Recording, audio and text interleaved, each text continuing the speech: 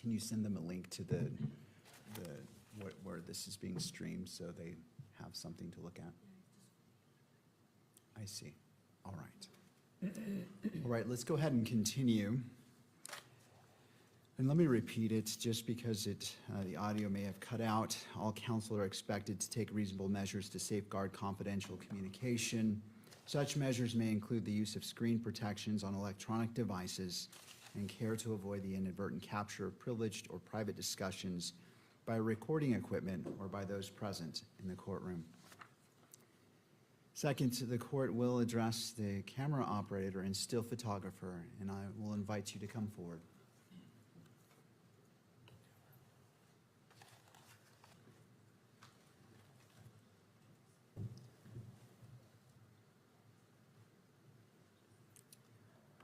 All right, the purpose of this is to ensure clarity regarding the expectations governing today's proceedings. Could you both state your name for the record? Yes, Trent Nelson with the Salt Lake Tribune as the pool still photographer. John Wilson from KSL Television, video photographer. Good morning to you both. Have you reviewed the court's standing decorum order? Yes, Your Honor. Yes. Do you understand the requirements set forth in that order as they apply to your activities today? Yes. Yes. Do you require additional time to review the order or to adjust equipment to ensure compliance? No. No. Do you anticipate any difficulty complying with the order or with the court's instructions? No. All right. Well, thank you. I appreciate your Thank you. cooperation today.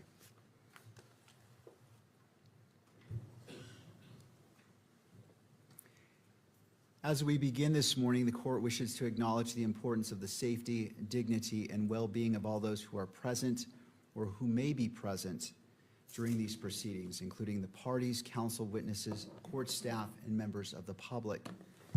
The court is also mindful of its solemn obligation to protect and uphold the constitutional rights of both Mr. Robinson and Ms. Kirk.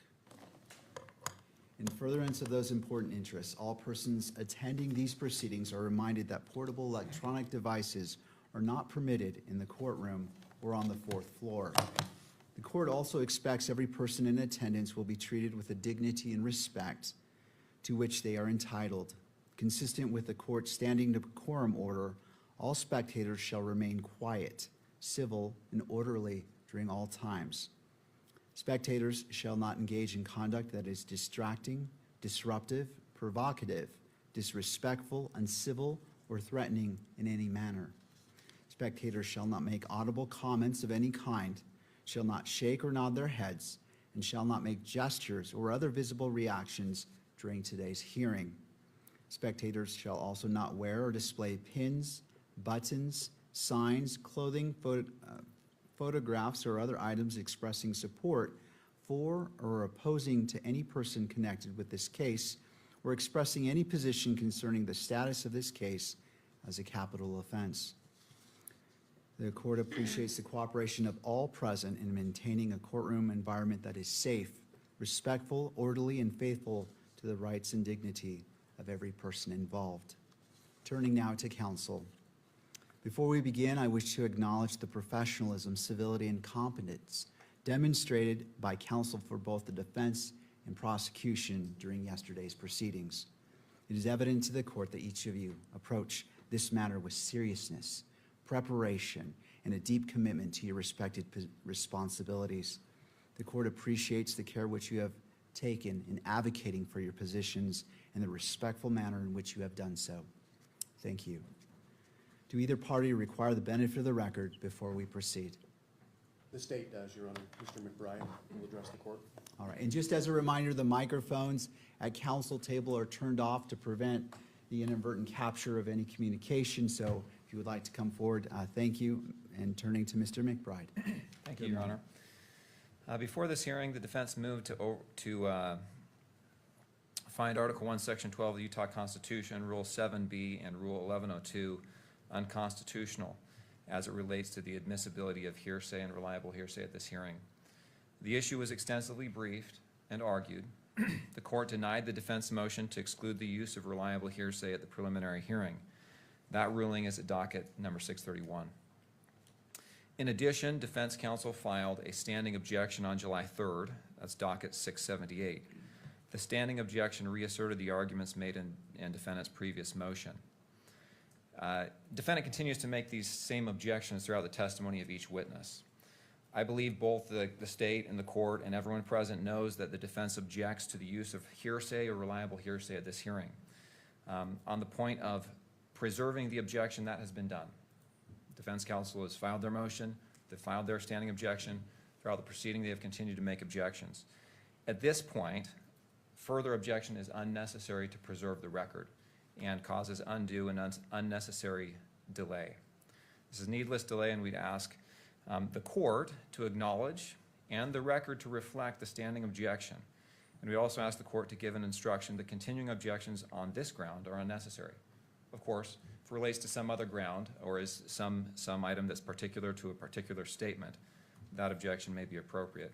But at this point, we feel that the repeated objections that have been made and already been ruled upon are unnecessary and cause undue delay. Thank you, Mr. McBride. To defense.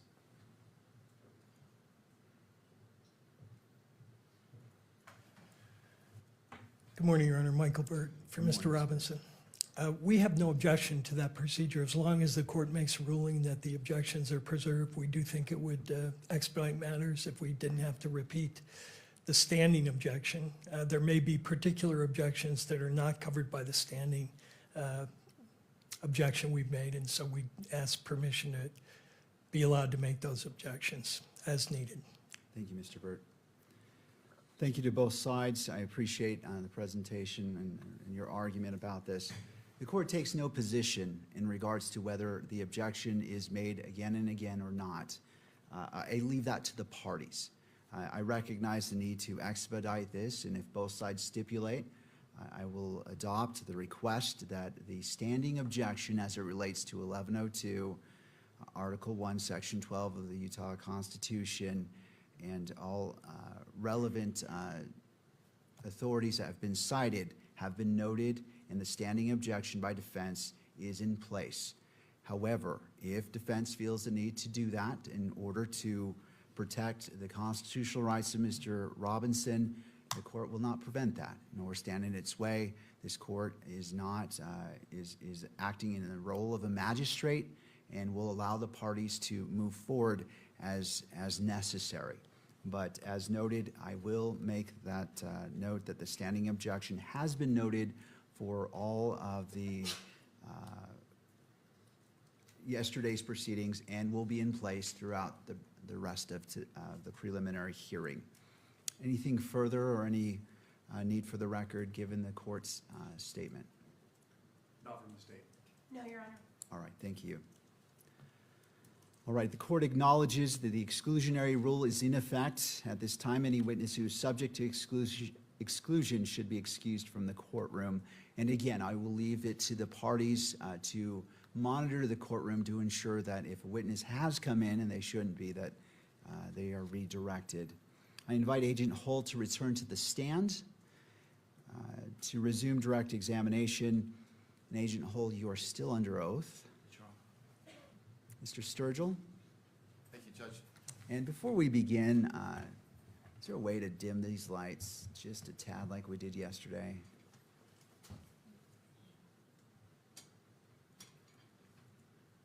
Perfect, thank you. All right, as of yesterday, there is also a water bottle to your left. And if you wouldn't mind just making sure that microphone is directly in front of you, we want to make sure that the record picks up your testimony today. Mr. Sturgill, you're a witness. Thank you, Judge. Agent Hull, we're going to return to what has been marked State's Exhibit 12.1. There was reference to it yesterday. And I'd like to ask you again, have you reviewed that exhibit? Yes. And if you wouldn't mind, just briefly remind us what that exhibit consists of. The exhibit is a compilation or a running of a summary of videos from UVU campus security footage contained. Okay? Your Honor, excuse me, we can't hear the witness. And that's what I hear. So let's go ahead and Yeah. stop. I'm not hearing it, so I'm going to have you repeat. Let's test it. Go ahead. Check. All right, I believe that. Thank you. Mr. Sturgill, if you wouldn't mind restarting. I can do that, Judge. Thank you. Maybe bring the mic from the base a little bit closer to you. I don't know if that will help. All right, let's go ahead and go back to what's been marked as State's Exhibit 12.1. I'd asked you a moment ago if you'd reviewed that exhibit. Yes, I have. Okay. And would you just remind us what that exhibit consists of? It's a compilation of videos that were part of the overall footage that was obtained from the Utah Valley University as part of the investigation. And does that compilation video, from your point of view, capture Mr. Robinson arriving to and visiting the UVU campus It does, yes. on September 10th through the 11th, 2025? Correct. Okay. And again, I asked you this question yesterday, but did you prepare that video compilation? I did not. Okay. Do you know who did? The Utah County Attorney's Office. Does that video, and I'm referring to 12.1 exhibit, State's Exhibit 12.1, does it include all of the footage collected by the SBI from UVU? It does not, no. Does that video, again, 12.1, include all of the footage you collected from UVU that captures who you believe is Mr. Robinson walking around campus? Not all of the footage, no. You reviewed this compilation with Mr. Olson, correct? Correct. Okay.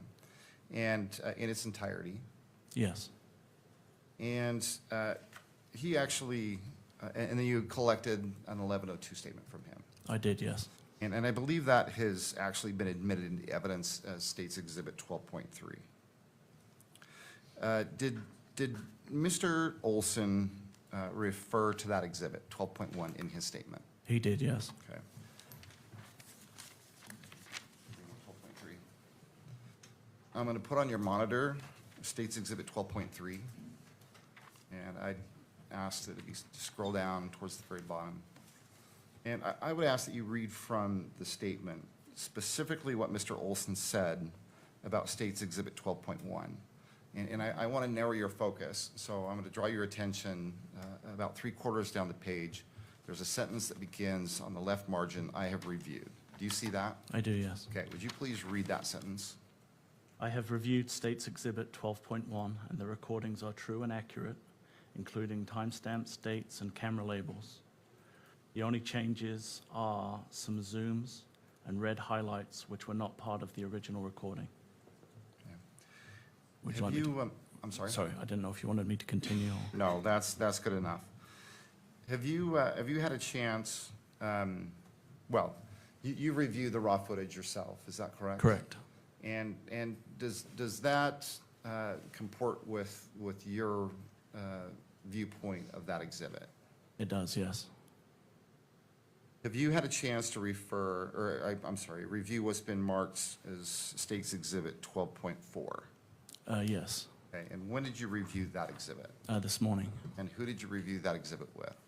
with Kimberly Durfler. Okay, was there any conversation about that exhibit? No, I was just shown the video. Okay. Nobody asked you questions or suggested anything to you? They did not know. Did you prepare that exhibit? I did not.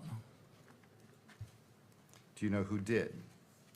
The Utah County Attorney's Office. All right. And I'm referring specifically to what's been marked State's Exhibit 12.4. What is depicted in that video? That video is, again, a compilation of videos from the overall footage that was obtained from Utah Valley University for September 11th and September 12th. And how does it compare to what's been marked as State's Exhibit 12.1? It appears to be the same footage. However, on this particular version, there were no circles or blurs that had been made to the video. How about zooming in and zooming out? No, there was no zooming or zooming out. Does it appear to be identical to the raw footage that you've seen that portrays this particular part of the UVU surveillance video? It does, yes. Judge, the state would move to admit what's been marked State's Exhibit 12.4. And Your Honor, we just object to the publication of this for all the reasons we argued yesterday. We think this video is going to play a big role in the trial, And to allow the public to see it now would seriously impact our ability to get a fair trial, and we're asking the court not to publish it. Thank you. And Mr. Sturgill, and to all counsel, as it will apply to all counsel, when you are moving a piece of evidence, it's the three parts, whether admissibility into the record, Right. to be published in the courtroom, to be published in the courtroom and captured by the media. So, Mr. Sturgill, as it's your request, what are you requesting? Judge, first of all, clearly I'd move to admit the exhibit. I'd ask, and Judge, the presumption is that this is a public record and should be published. And so the state's position is that it should be published here in the courtroom, and it should be published in such a way that the media can capture it on video. All right. Your Honor, can I be heard on that very briefly? You may, if you would approach the lectern, please, and state your name. I'm David Ryman. I represent the news media. I didn't make an appearance because the news media technically aren't parties, but as you know, they do have the right to be heard on issues like this, and I've tried to keep that to a minimum. But since this is the first one coming up today, I thought it might be helpful to just address it again. There is a presumption not just that it be published in the courtroom, as we talked about yesterday, because the participants or the spectators in the courtroom have a right to know what the court is viewing so that they can understand how you're making your decision. This seems like a very important piece of evidence. It doesn't seem like there is a basis to keep the people who are in the courtroom today from understanding why it's being introduced. It is not like the videos yesterday, my understanding at least is, and you can correct me if I'm wrong, but we didn't object to the videos that weren't published yesterday that were graphic. We didn't object to the non-publication of the autopsy report. The argument here that Ms. Nestor just made is this seems really relevant, and that is precisely why it needs to be public. With the last thing I'll address is just EMC. There is a presumption, it's a rule presumption, not a constitutional one, that EMC is allowed.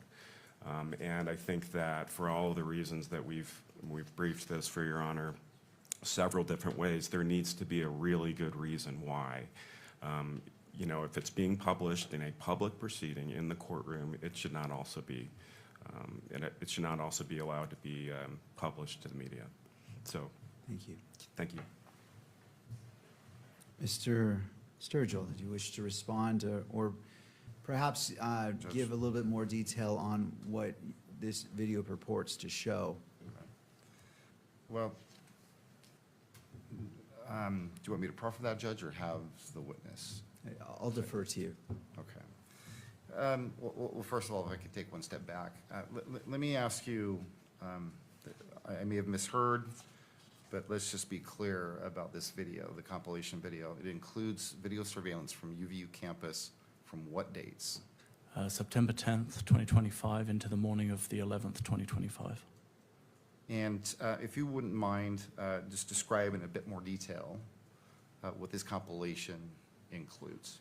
The compilation shows the movements of the individual believed to be Mr. Robinson on Utah Valley University campus, arriving and leaving in a vehicle, arriving and leaving on foot, and then returning and leaving, and then attempting to gain access again in a vehicle. And his movements throughout the day are included in the videos also. Is there any footage of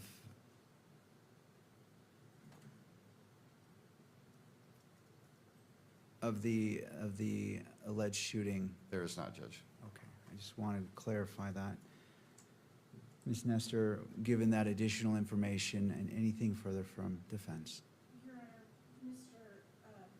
Mr. Burt's he's the one who's been litigating all of the First Amendment issues, if he could address Mr. Ryman's argument. Yes, Mr. Burt, if you wouldn't mind coming forward. Judge, I wanted to clarify one argument that was made by counsel for the media yesterday, and that was the rules, the Rule 4-202.02 does not apply to the situation we're in right now, and that is wrong. The rule says that this rule applies to the judicial branch, and 4-202.02J says the judge may regulate or deny access to exhibits to ensure a fair trial. So I think that rule does apply to our situation, and the Supreme Court in the Algier, ALLGIER case, 258 Pacific 3rd, 589, applied the rule in the context of an evidentiary exhibit. And I know the court has not mentioned, since counsel made that argument, this particular rule, but I think it does apply here. And also applicable is the Supreme Court's decision in the Kearns case, which we talked about when we argued the motion for denying access to the cameras. And that case, Kearns versus Tribune Corporation, 685 Pacific 2nd, 515, says that the standard the court ought to apply in determining whether an exhibit at a preliminary hearing should be sealed is one of a, quote, realistic likelihood of prejudice. And we rely on the evidentiary showing we've made in connection with our motion to exclude cameras, that there is a realistic likelihood of prejudice in this way. The court knows and has access to the media coverage up to the time when we litigated the motion concerning closing this hearing to the cameras. And the court knows that one feature of the media coverage has been a very pro-prosecution bias of every story that has been published on this account. The court also knows from that coverage that information is being widely disseminated, and you have found in connection with the shackling issue that the publicity in this case is likely to reach jurors who will be part of our jury pool.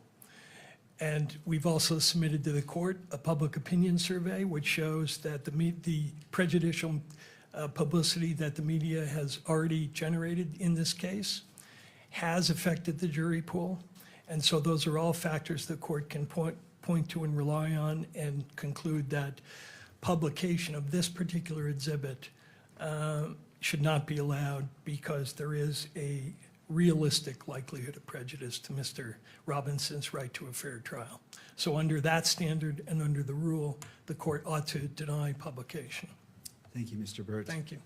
Any final argument from the parties before the court issues its ruling? Your Honor, can I be heard on that briefly? Yes, you may. Thank you, Your Honor. David Ryman. I just wanted to clarify. I don't know that Mr. Burt and I necessarily disagree about what he said about the rule. What we were talking about yesterday was something different. That is the portion of the rule that classifies records that are in the court file. You know, it's not the same as what happens in a public hearing. And Mr. Burt referenced the portion of the rule that essentially just tracks the constitutional standard, which of course, you know, controls here as to whether in this public proceeding it can be closed in any way, and non-publication of exhibits as a form of closure. So I don't necessarily disagree. I would just underscore a lot of what Mr. Burt just said has been briefed ad nauseum at this point. Their position that publicity is incompatible with a fair trial. The Algier case he mentioned, you know, I know that case. I litigated that case. It involved a confession that the court found public because you have so many other tools to seat a fair and impartial jury. And we have cited that case repeatedly, and so has Your Honor, I think, recognized it in your ruling, saying pretrial publicity can coexist with the defendant's right to a fair trial. So the last thing I'll say is just that the constitutional standard that I think we're all agreeing applies here is weighty and difficult to overcome. And it is never satisfied, as we've explained, by just generalized assertions that there's a lot of publicity out there. It's got to be something really specific, and they just haven't made that showing. And I certainly don't think that a video that apparently just shows the defendant walking around the UVU campus qualifies. Thank you. Anything further? Judge, from the state, no, but I think I'd like to be crystal clear. You asked if there's any portion of this video that captures, and I believe you asked of the actual shooting. There's no video of that. There is video, however, and you've heard testimony related to this, where the shooter goes to the top of the low-C building, goes out to the edge of the building, low crawls, and then leaves after what we assume is the shot being fired. That's as close as it gets. I don't know if that makes a difference, Judge. I just wanted to make the record clear, and I want to be crystal clear with Your Honor. Thank you, I appreciate that clarification as it is guiding for this court and making its ruling. I turn to Utah, well, let me pull this up.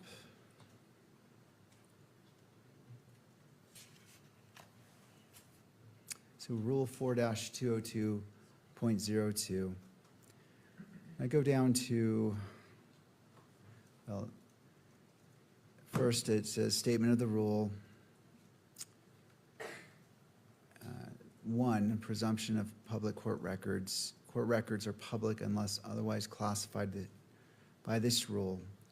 2, public court records include but are not limited to, and I'm going to go down to 2J, exhibits, but the judge may regulate or deny access to ensure the integrity of the exhibit, a fair trial, or interests favoring closure.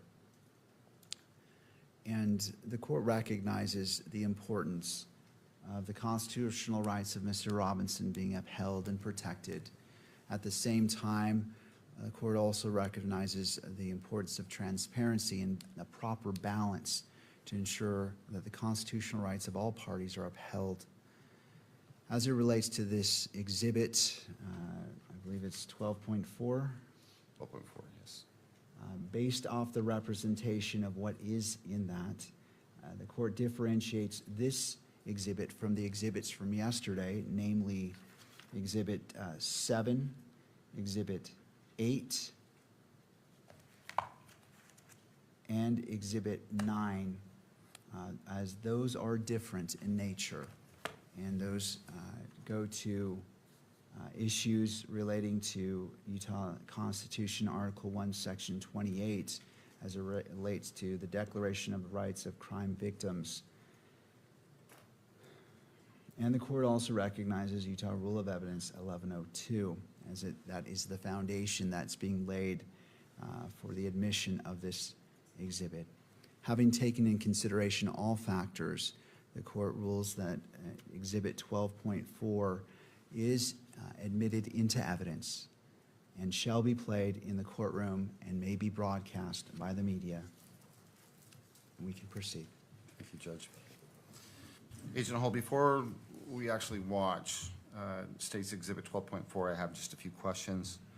Yesterday, you testified at the very beginning of your investigation that you focused on the video that captured the shooter on the top of the low-C building. Is that correct? Yes.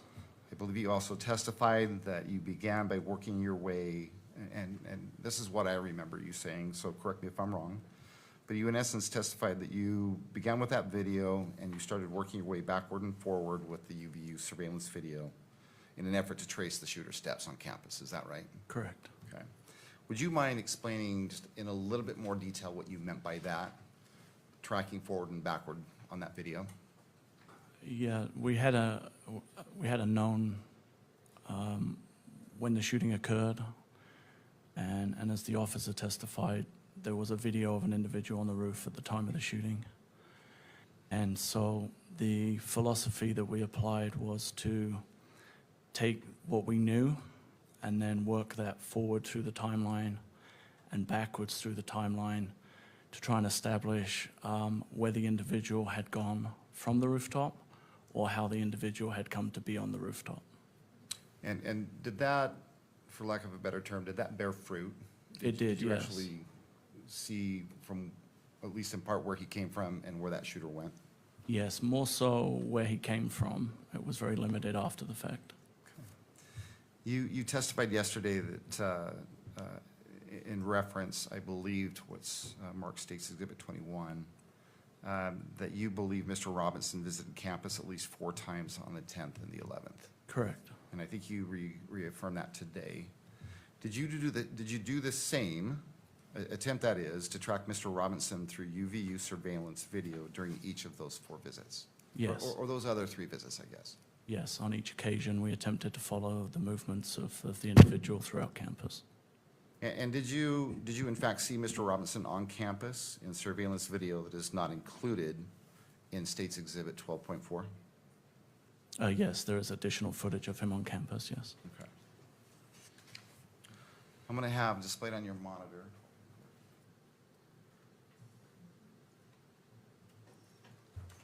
What you're going to see is a paused or a still image. And I'm going to ask if you recognize what, you see that now, Agent Hull? I do, yes. Okay. Do you recognize what's displayed on your monitor? Yes, it's footage from the university that was provided to us, particularly of the parking structure. Okay. Does it appear to be State's Exhibit 12.4? It does, yes. So I'm going to go ahead and I'm going to have this video run. And then if you don't mind, as it's running, I'm probably going to be asking you some questions.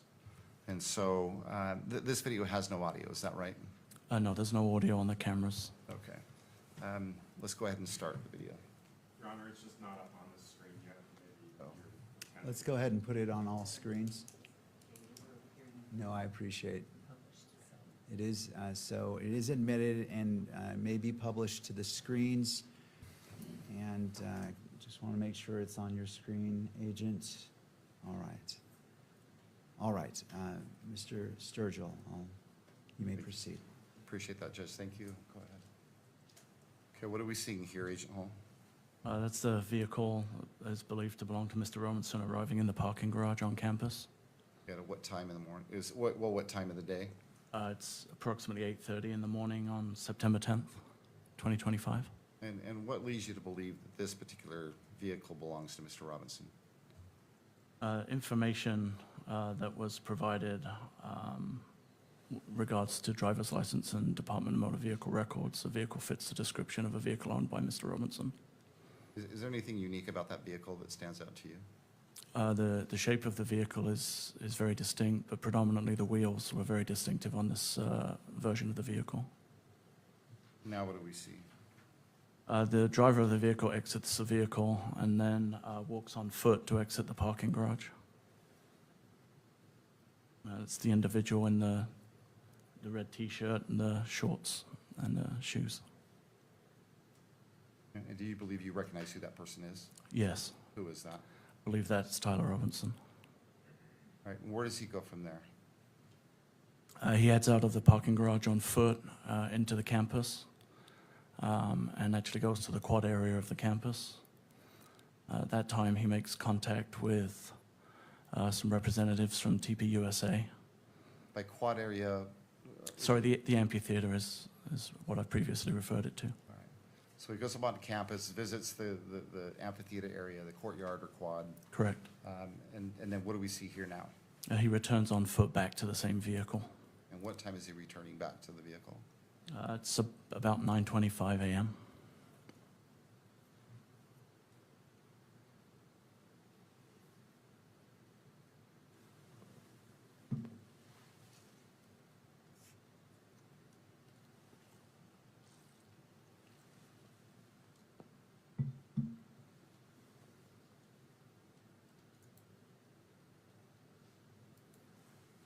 And where is this parking structure located on campus? It's just off of Campus Drive. It's a short walk from the amphitheater. What do we see now? That's the vehicle exiting with Mr. Robinson driving the vehicle.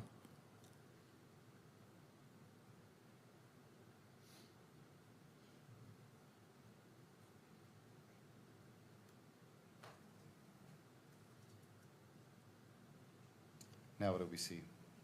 This is Mr. Robinson returning to the campus on foot from the neighborhood to the northeast. You can see he's wearing the same clothing as in the previous video. And he's carrying a blue backpack. Describe the clothing. It's a maroon colored t-shirt with gray or olive colored shorts and then Converse shoes. And what time did he return to campus? Just after 10 a.m. And does he leave the parking structure eventually? He does, yes. Okay. And during this visit, do you know where he goes after he leaves the parking structure? Yes, we were able to track his movements on campus. He went to Chick-fil-A in the Sorensen building, purchased some food, sat and ate the food. Then, And I'm sorry, Where did he purchase the food from? Chick-fil-A in the Sorensen Center. And where is that in relation to the amphitheater or the courtyard? It's kind of on the northeast side of the amphitheater. It would be on the upper back edge of the amphitheater, furthest away from where the tent was that Mr. Kirk was in. And from there, where does he go? From there, he moves across campus, out across Campus Drive into a wooded area on what would be kind of the northeast side of Campus Drive. Then returns back onto campus. We noticed at this point that he's no longer carrying the backpack that he was originally wearing. He moves through the Gunther building and the computer science building. And goes where? then, I'm sorry? And then goes where? Then goes across to the railing that gives access to the roof of the Losi building. And from there? From there, he comes back down the stairs and walks off campus from that point. And about what time was that he left campus that second time? Do you know? I believe it was approximately 11 a.m. or just after, if I recall. I could verify from my notes if you need an exact time. Yeah, if you don't mind. That'll help you remember, refer to it. Don't read it out loud. Just let me know when you've had a chance to look at that, would you?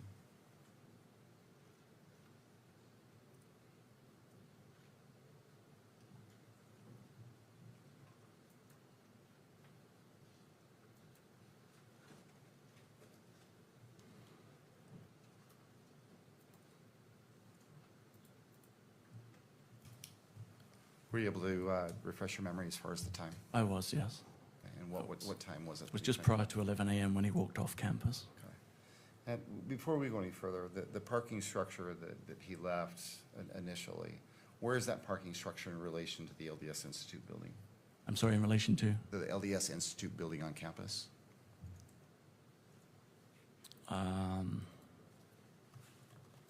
I think it would be just to the north of the LDS Institute building, if I recall. Do you recall whether it was adjacent to the LDS Institute? Yes, it is. Okay. All right. What do we see displayed here now? Go ahead. This is a video of Mr. Robinson returning back to campus the same way that he did previously on foot. And this takes just a moment.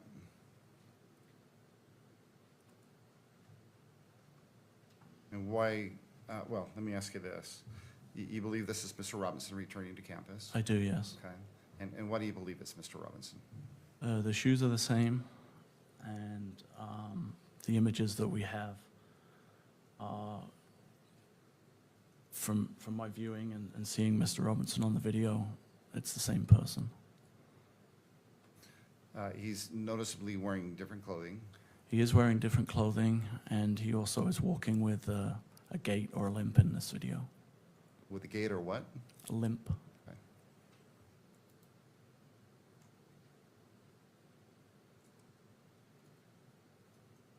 Now what do we see? This is Mr. Robinson coming up the stairs of the parking structure. Again, he seems to be having issues walking.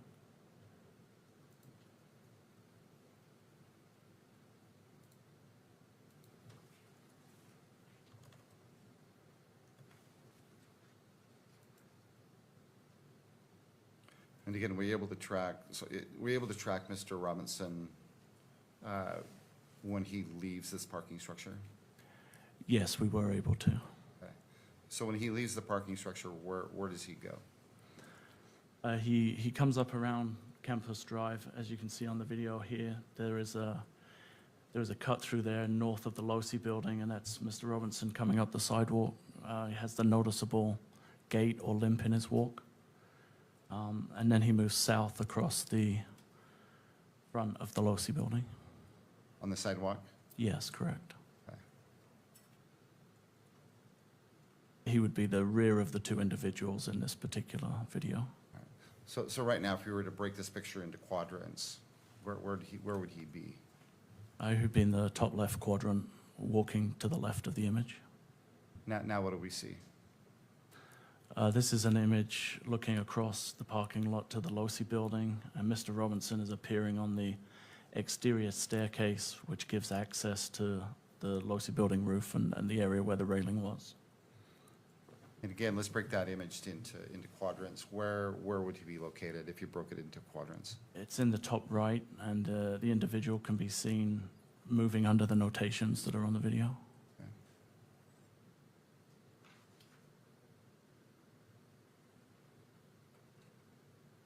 And what time is this? It's just afternoon, about 12:15 On what day? on September 10th, 2025. What just happened, or what did we just see happen? The individual actually kind of rolls over the railing onto the roof of the Losi building. All right? Go ahead, sir. And again, in the top left corner, the individual is now seen running across the rooftop of the Losi building to what would be the southwest corner of the building, crouching down and then crawling to the corner of the building. And this is at what time? Around 12:23. I think the timestamp on the video is 12:22.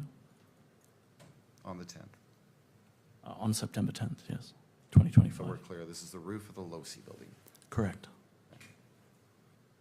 Can you still see that individual? Yes, you can, laying prone.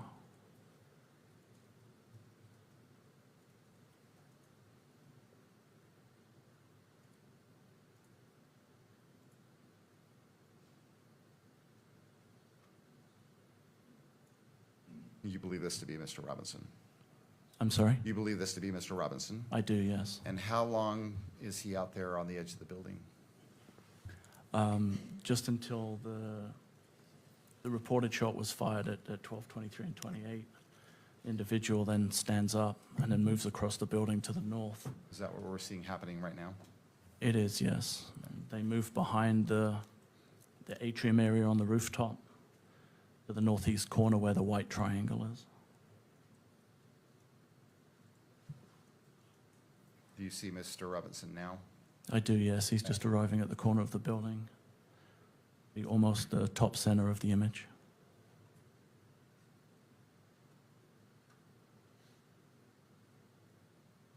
What are we seeing now?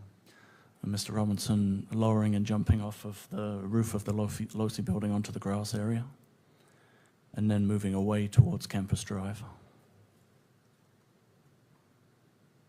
And he appears to be carrying some kind of an object in his hand at this time.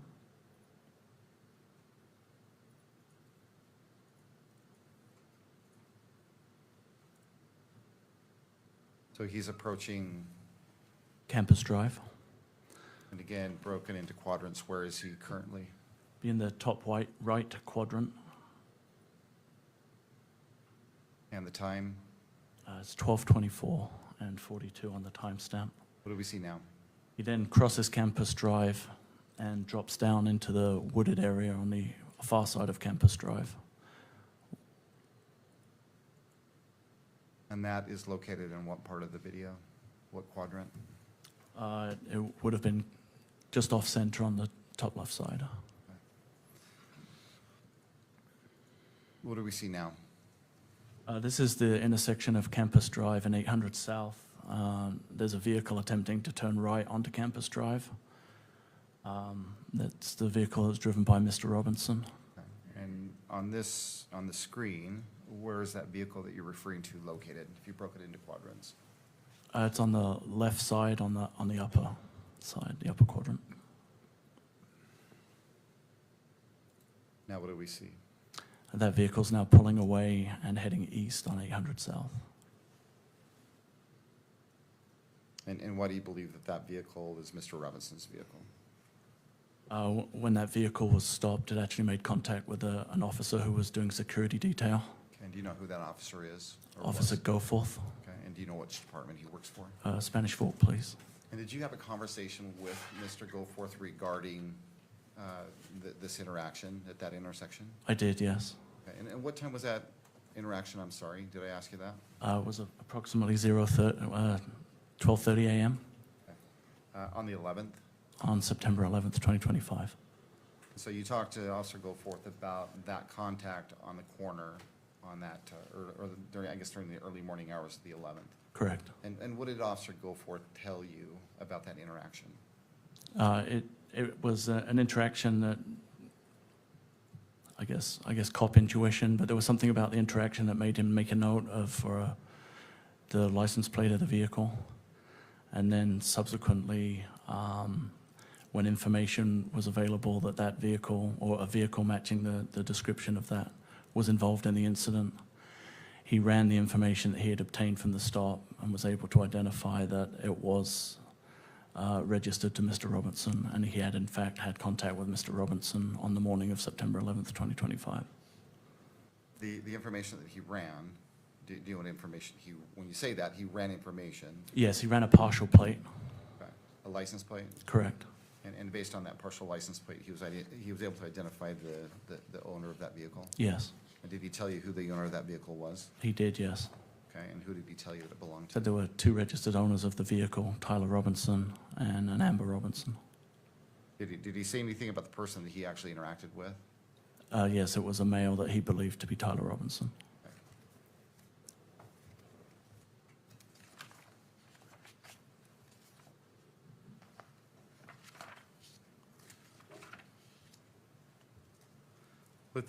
Let's return again to what's been marked State's Exhibit 12.1.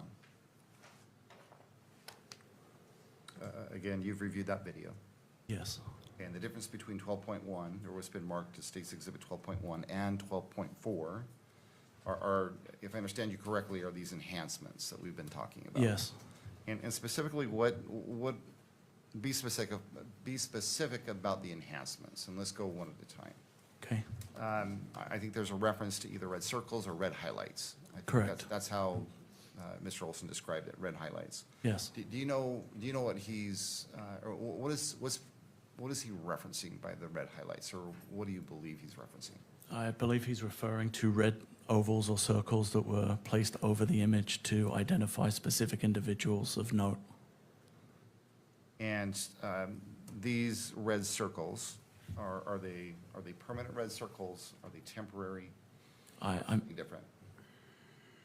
I would assume they are temporary. I'm not very technological, but I believe they would be overlaid over the image. And that is a bad question. What I mean by that is do they appear and disappear quickly, or do they linger or last for a period of time? They're there for a notable period, but I believe they come off the video. But All right.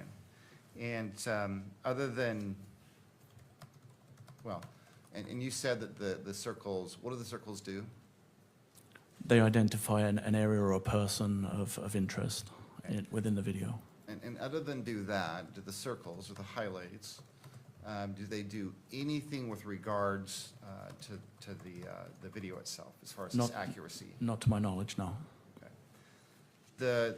I think the next enhancement that has been mentioned, that we've talked about, is there's some blurring. Yes. Do you know what that, tell us what that is. What blurring do you see in what's been marked as State's Exhibit 12.1 that you now don't see in 12.4? If I recall, there were some individuals in the parking garage footage, and their faces were blurred. Excuse me. Is anything other than faces being blurred? Not that I recall, no. And how often do you see the blurring throughout the video? I believe it's just in the original sequence in the parking garage. The other than the blurring,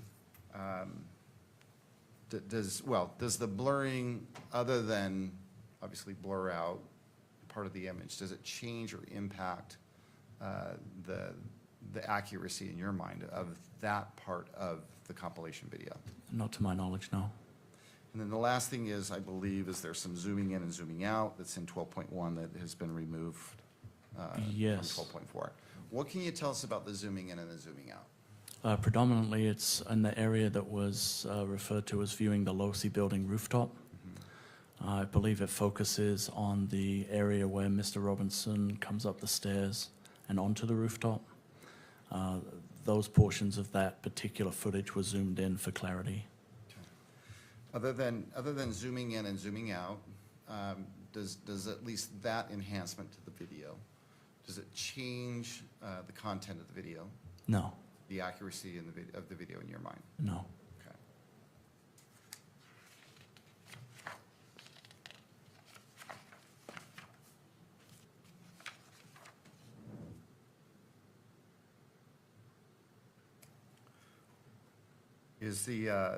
Are the enhancements in State's Exhibit, well, it's been marked as State's Exhibit 12.1, are they helpful in any way, or what do they add or take away from that video?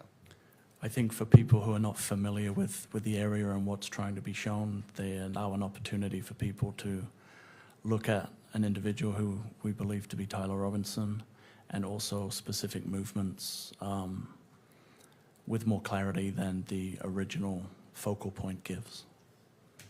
So let's talk about the zooming in and the zooming out. It sounds like it's specific to the low-C rooftop, if I understand you correctly. Yes, Okay. And I think we've all watched that exhibit. correct. 12.4. And although you can see Mr. Robinson and his movements, is it fair to say that it's difficult to really see what's going on? That would be fair, yes. Okay. And the version that's in 12.1, does it facilitate at least that part of the video, seeing Mr. Robinson and tracking, I guess, his steps? I believe so, yes. Okay. Judge, at this point, I think in combination with yesterday, the foundation that was laid yesterday, including the written statement from Mr. Olson, which has been admitted into evidence and is, well, it's already been admitted into evidence. We believe there's enough foundation that at this point we'd also ask the court to admit what's been marked State's Exhibit 12.1. We think it would be well, beneficial for Your Honor to view it. Ms. Nestor. Thank you, Your Honor. We renew our authenticity objection, and we also object to for admission purposes. And then we also object to the publication for the same reasons, the fair trial issues that we raised with the unaltered version that was just submitted. And Judge, sorry, I neglected to mention the other two. Again, Judge, we believe that the presumption is that this is a public record, that it should be not only admitted, but it should be published here in the courtroom, and it should be published in such a way that the media can have access to it. All right, I do have a question in just directing your attention to the Utah Rule of Evidence 403, to the last phrase, the last 4 words in that. Do you wish to address that? Judge, I'm going to have to look at 403 specifically for those last 4 Well, words, I unless can you read, want to share that I with can me. read that, or Okay, go ahead and needlessly read that. presenting cumulative evidence. So the court may, let me just read the whole rule for completeness. The court may exclude relevant evidence if its probative value is substantially outweighed by a danger of one or more of the following: unfair prejudice, confusing the issue, misleading the jury, undue delay, wasting time, or needlessly presenting cumulative evidence. I'm not looking at anything else other than that last portion. I recognize there is no jury. I am the magistrate. I am the fact finder, but just addressing that last point of Rule 403. Right. Judge, well, I don't believe that the evidence is cumulative. I think that each of the 2 videos, although they portray basically the same footage, there's characteristics of the one that has been enhanced that I think makes it easier for Your Honor to truly see what's going on, and for the public to see what's going on. I mean, we've displayed 12.4 on the video, and unless you have very, very, very good vision, or you've zoomed in on that monitor, you really can't see what Agent Hull has just described. The character of 12.1 is it simply, it enhances that at least important parts of that exhibit, and it just makes it easier to see, not only by Your Honor, but also by the public. and specifically as it relates to the zooming in and the zooming out. Okay. Anything further from the parties as it relates to 12.1? All right, well, I will admit 12.1 into evidence, but as it relates to playing it in the courtroom or on the television, well, for the media, I find that it is, well, as the fact finder, I will look at the evidence and weigh it as a magistrate is required to do, but I do not find it is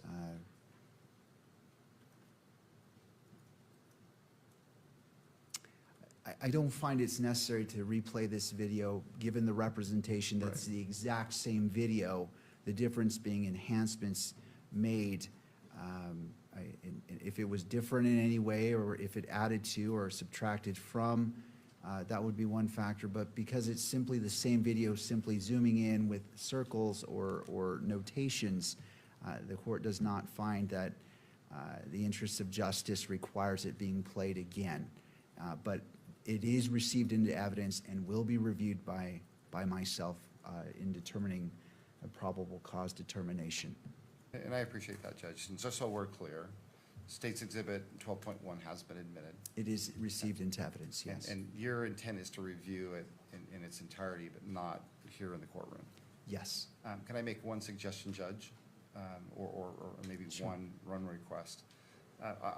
I believe the most important part of the most helpful part of this video is the zooming in and the zooming out. And that is a portion that, if you want, we could isolate that and only play that portion of the video, if you'd be willing to publish that portion of the video.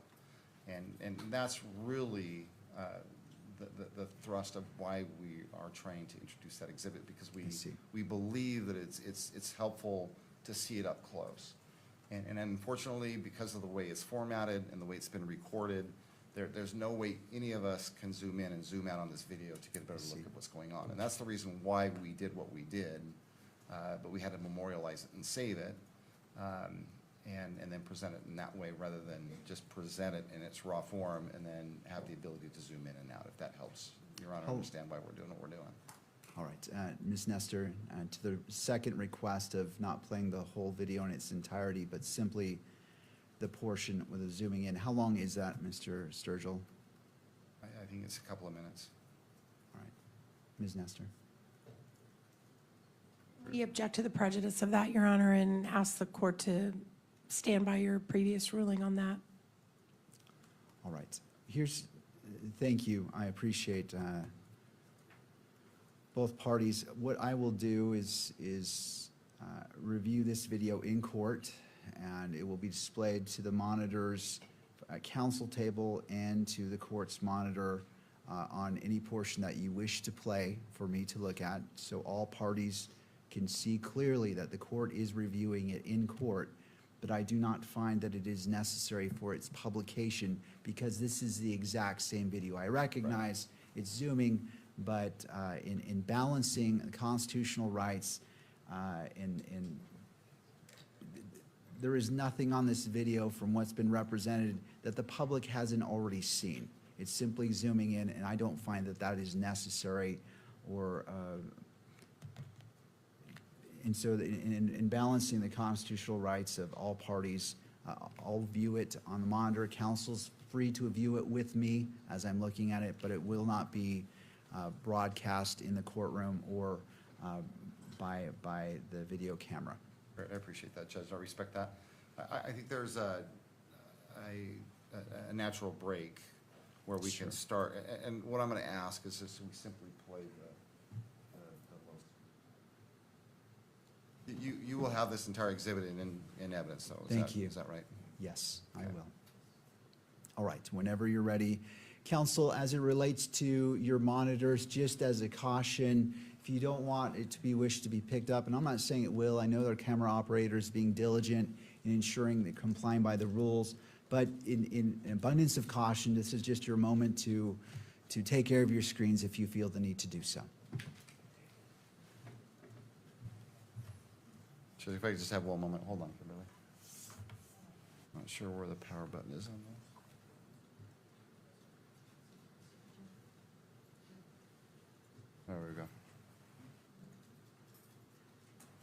All right, counsel for defense, are we prepared? And for the state? Yes, Judge. All right, thank you. Having heard from both counsel, I'll go ahead and review it on my screens. It is not being displayed in the monitor in the courtroom. And you may present 12.1, the portion you wish for me to view.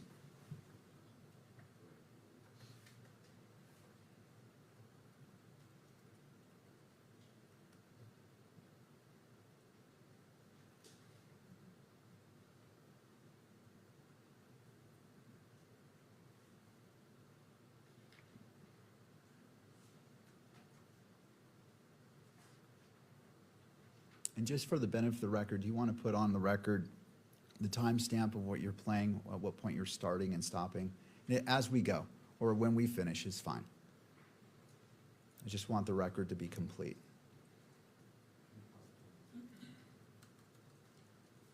There's a difficulty in doing that is because we've zoomed in, it's removed the timestamp on it. And so- Well, you can just give me the count The on the count video? on the bottom. There's a timer at the bottom of the total length of the video, so that's fine. I'm just trying to create a record of what exactly I'm looking at.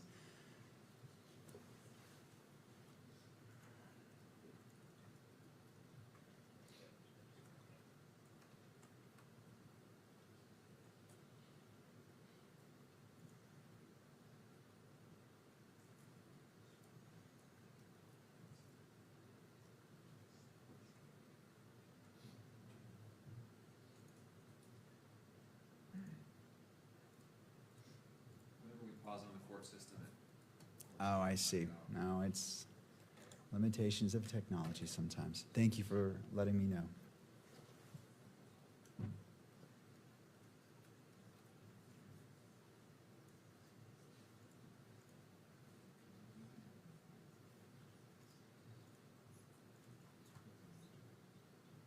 So the count on the video is just before 6-minute mark, Judge.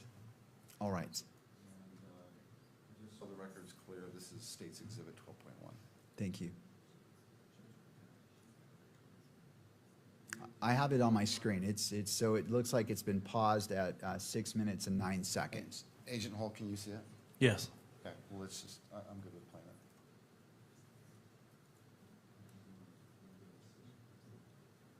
And we'll play it. Go ahead, Kimberly. It's playing.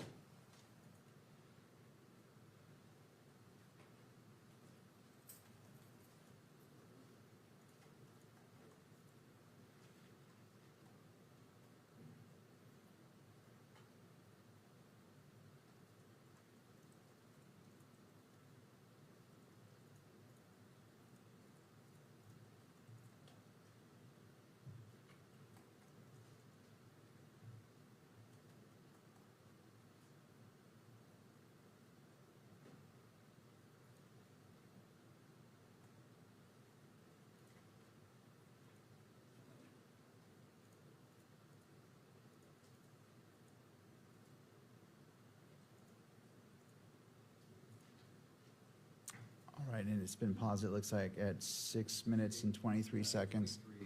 I'm sorry. Judge, at 8:23, we stopped the video. Oh, 8:23, okay. 8:23. See That's the this count one. on the video itself. Thank you. Okay. All right. Thank you, Mr. Sturgill. Agent Hull, you were able to watch that zoomed-in version, is that Yes, sir. right? Okay, and was there anything that stood out watching that zoomed version? For me, on the zoomed version, it's apparent that Mr. Robinson, the individual jumping off the roof, is carrying an item. Okay. And you can see clear the clothing that he's wearing? Strike that. Mr. Sturgill, do you want to respond to the objection? Judge, it is leading. I'll go ahead and sustain the objection and that you may move forward. Is it easier to see? Well, strike that, Judge. I'll let the video speak for itself. Judge, I have nothing further with Agent Hull. All right. Ms. Nestor, One moment, Your Honor, Of if I may have course. the court's indulgence.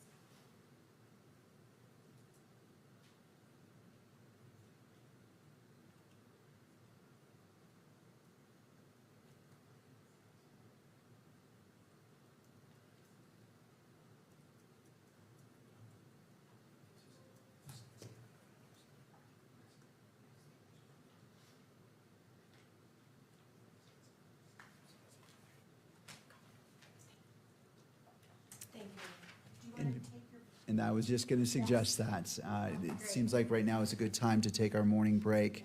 It is 10:15. Let's come back at 10:30, and we'll resume with cross-examination of Agent Hull. Court is now in recess.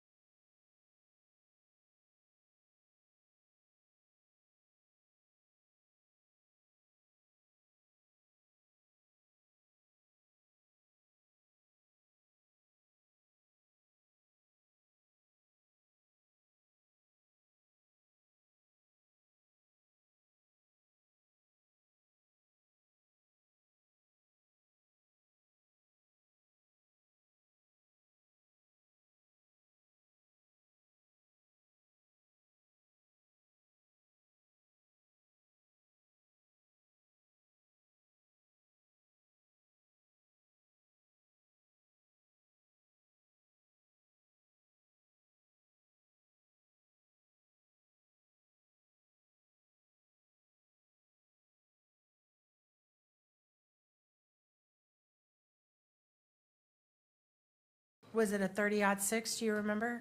I don't. Okay. Do you know where that bullet is now? I don't. Okay. So you had the amphitheater area that had to be preserved. And how far out did that stretch? The entire amphitheater or just the area around the tent or what? My understanding was the entire amphitheater area was cordoned off, and there were attempts to secure the campus itself with a perimeter of officers who were monitoring or preventing people coming and going. When you arrived on the scene, were you aware that an individual had been taken into custody? I had heard that, yes. Did you ever have any interaction with that individual? I did not. And were you advised at any point that that person was no longer a person of interest? Information was passed down that the individual was not considered to be a suspect in the shooting. And when was that, time-wise? I don't recall specifically, but I know I was on campus when I had heard. So whoever arrested him as a potential suspect got that wrong. He wasn't the actual suspect, right? Sorry, got what wrong? That he was the shooter. The person I believe to be the shooter was not the individual who was taken into custody, correct? And then was there anybody else taken into custody as a person of interest? There were several people who were detained for questioning and who were interviewed throughout the investigation. And none of those people were ultimately, they were all ultimately cleared by you or somebody connected with you? Correct. And were there any other guns confiscated on the scene that day? There were other firearms that were located on the scene, yes. How many guns were confiscated that day? I don't know specifically confiscated, but I know that there was a firearm found in a backpack that was accounted for during the day. What type of firearm was that? It was a handgun, Any other guns that were found on the scene? not that I recall.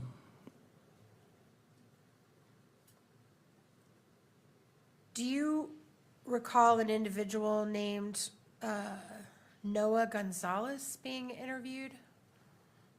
I don't recall that name specifically. Let me see if it refreshes your memory that he was an off-duty, I think maybe trooper that was on the scene that day and that was involved in recovering the holster? Does that refresh your I memory? know that a trooper was interviewed having been on scene. I don't recall if it was Gonzalez. I don't recall the name, but I do know there was a trooper that was interviewed, yes. Okay, and just a moment, Your Honor. And do you recall the trooper that was interviewed saying that there was actually a gun found in that holster? I do not. You do not? No. Okay. Can we pull up?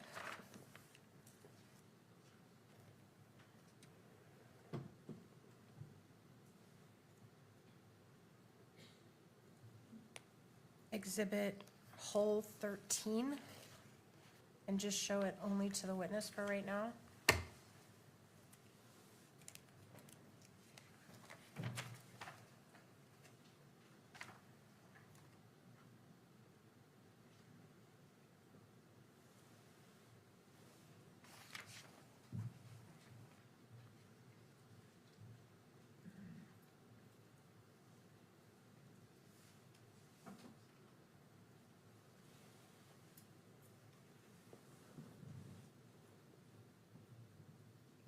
All right, can we go to page 2 of that report? Do you recognize this report? Have you reviewed it as part of your investigation duties? I do recognize the report now, yes.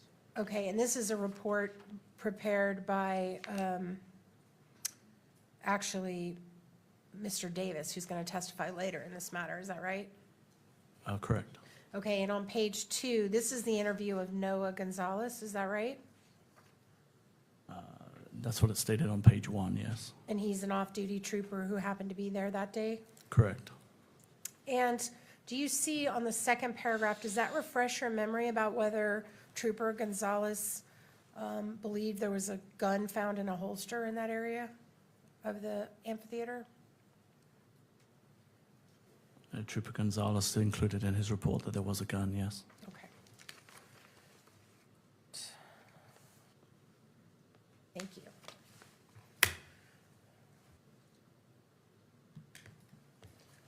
Okay. When did you first personally go up to the roof of the Losi building? Do you remember the time of that? I don't recall. I know it was dark when I went up to the roof, so it would have been later that evening. And at the time you went up there, there was already crime scene tape that had been placed around it? There was an officer standing security. Right. And to your knowledge, as the head of the investigation, did they ever find any bullets or casings anywhere on the Losi roof? Not to my knowledge, no. Did they ever find any bullets or casings anywhere around the Losi building? When you say around the Losi building, you mean how close? Like immediately around the Losi building? Correct. Not to my knowledge, no. Okay. And then you've been talking a lot about a timeline here that seemed, you talked about it when you were watching the video, but you also talked about the fact that you developed a timeline, is that right? Correct? And can you pull up hole 1, please?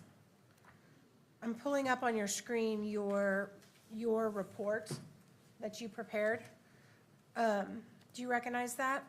I do, yes. And what's the date that you drafted that report?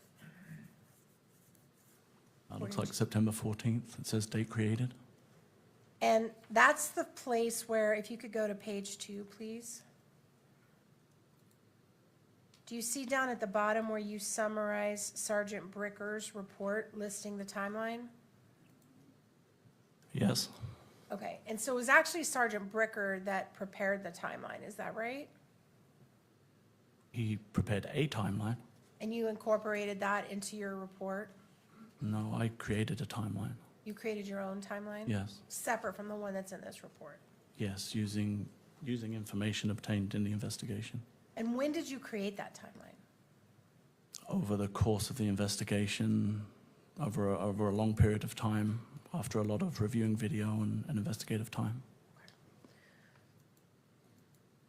So, as of September 14th, Tyler Robinson had already turned himself in to the authorities, is that right? Yes, I believe he turned himself in on September 11th. So, prior to the time that Tyler Robinson turned himself in, had you all prepared a timeline? A documented written timeline? Yes. Not to my knowledge. I don't know when Sergeant Bricker produced his specifically. And isn't it fair to say that as of the moment that Tyler Robinson voluntarily surrendered to authorities in Washington County, as of that moment, you all did not know who the shooter was, is that right? We had identified a person of interest, but we did not specifically know who the shooter was at that time. Okay. And you became aware that Mr. Robinson was voluntarily surrendering how? How did you become aware of that? That information came originally, I believe, from the Washington County Sheriff to the administration at the control center at the university on the evening of the investigation, Okay. or the second evening of the investigation. All right, we're going to get back to that in a minute, but I just wanted to get the timeline down. All right, now I want to go back to the videos that we've seen and the question that I just asked before, which is it fair to say that nothing about the video of the individual on the roof revealed to you, you couldn't see facial features, you couldn't see what they were wearing, correct? Of the individual on the roof? Correct. I know that there was a meeting to discuss perhaps a pattern on the front of the shirt that was observed when the individual was jumping off of the roof. Okay, that's fair. But at that time, as of the 11th, before Mr. Robinson turned himself in, you all had not been able to determine that, is that right? Excuse me. Determine who he was, or No, determine distinguishing features? Determine distinguishing features of the video Yeah. of the person on the roof. Yes, we had a person of interest, and those images were released to the press. You're talking about the ones in the stairwell from the? Correct, From the parking garage. correct. But the video on the roof was not distinguishable, fair? That video as a standalone Yes, was not, no. okay. And in fact, the video on the roof, well, strike that. Is it true that you had some spectators that you interviewed that had gotten a photograph a few seconds before the shooting of someone on the roof? So I'm not sure I understand the question. Did you, at some point in your investigation, collect from two young men who were present at the event a video that they had taken of someone on the roof about 10 seconds before the shooting? Yes, a video, yes, not photographs. A video was collected from an individual who had a video. And ultimately, some screenshots were taken out of that video, is that right? By, By you? not by me, no. Okay. That's fine. It could have been someone else. Okay. But did you see the video that those young men took? If you're referring to the video that is looking north and shows an individual dressed in dark clothing on the corner of the roof, Yes. if that is the video, I have seen that video, yes. Did you review the interview of those young men? I did not. Do you know how they described the person on the roof? I don't know if I read it or if I heard it, but my understanding was they believed it was Overwatch or some kind of a police Overwatch for the event, Okay. if that's my recollection. And do you remember anything specific about the person's build that they discussed when they described the person on the roof? I do not know. Okay.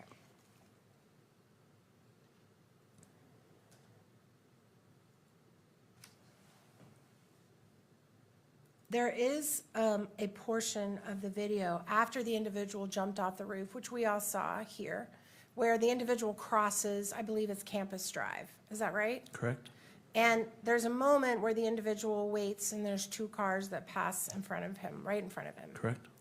And is this the moment where you are submitting that he was holding a gun in his hand? As he crossed the road? Yes. From my observations, would show that he's carrying an object in his hand that's concealed or in a bag, and it is long and has the appearance, based on my training and experience, it could be a firearm. But do you see a gun anywhere? The actual gun? In the video? Yeah, No. all right. And did anybody that was driving by on Campus Drive that day report to you or any other investigative entity, hey, we just drove by a guy with a gun who was leaving campus and he was standing right by my car? We did not receive any reports to that effect, no. Okay. Also, when you were revealing the timeline, exactly how long was there between when the person was prone on the roof and when the shot was taken? Do you recall? If you would like to replay the video, I can time it for you, but I don't recall. It was, my guess, I would estimate between 15 and 30 seconds. So between 15 and 30 seconds to lay flat, take a shot, and get up and run off, right? I think you asked how long he was prone. I Right. think it took longer for him to crawl into position Okay, and then establish a position Oh. and then take the shot. He appeared to be in prone for approximately 15 to 30 seconds, but the video would verify that. okay, thank you.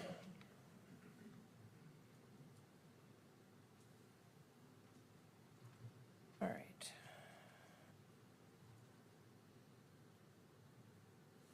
I want to talk to you for just a minute about the video that was taken. And I'm not going to get into I'm not going to show it, just so that in case anybody's concerned about leaving the courtroom, I'm not going to show it. But there was a video that was taken by Mr. Ty Phillips from behind the individual that was speaking to Mr. Kirk. Correct? And it showed like a dead-on view of Mr. Kirk and parts of his security team, is that right? And then you also have video that you described that shows the back of the tent at the moment the shot happened, is that right? Behind Mr. Kirk? You're referring to the UVU video in the breezeway? Yes, We have that video, yes. okay. And can we pull up the last video, the last clip, 49? I want to show you, just you, this clip. That is a little clip from that video under the breezeway that's behind the tent, right? Correct. And just to be clear, this area behind the tent would not have been visible to anybody that was on the Losi building. Is that fair? I can't answer that question. Yeah, sure.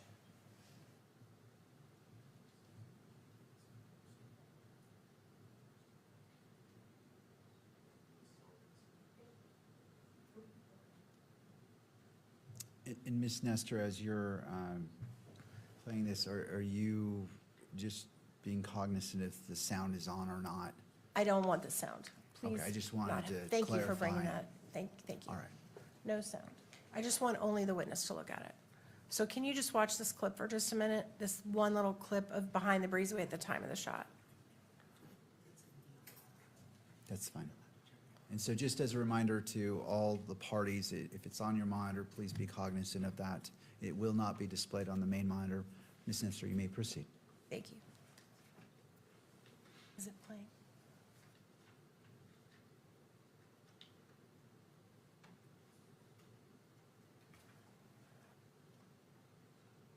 Okay. Do you remember that? Does that refresh your memory of what's in that clip? Yes. And having reviewed that, at the time the shot was fired, there was no one standing directly behind the tent. Is that correct? You'd have to show me it again. I wasn't specifically looking for that. Okay, But I can answer that question if I can view the video again. okay. And just before you do that, I think you testified before that Mr. Kirk would have been dead center behind that banner. Is that right? Approximately. Okay, so what I'm asking is if anyone behind that banner, dead center behind Mr. Kirk, if there was any people standing there? Go ahead.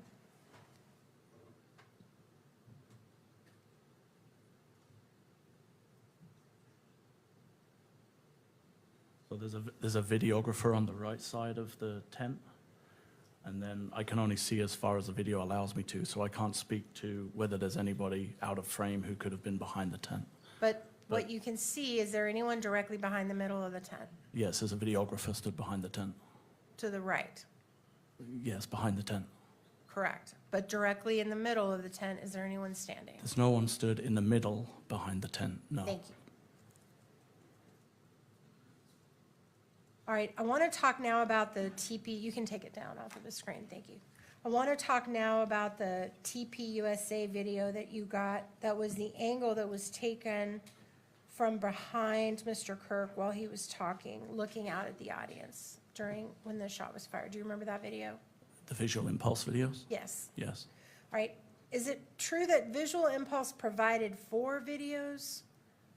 Yeah, I believe there were 4 total videos that encompassed everything that they provided to us, yes. But the one that you showed, that's only one of the 4 that they provided to you? That one that was shown had a Bates number. It was an item that was provided by Utah County Attorney's Office. Okay, but were there more that you haven't seen in this courtroom, in this prelim, that you got from? There's the original footage. Okay.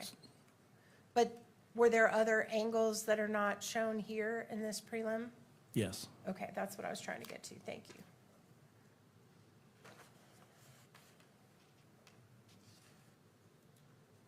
All right.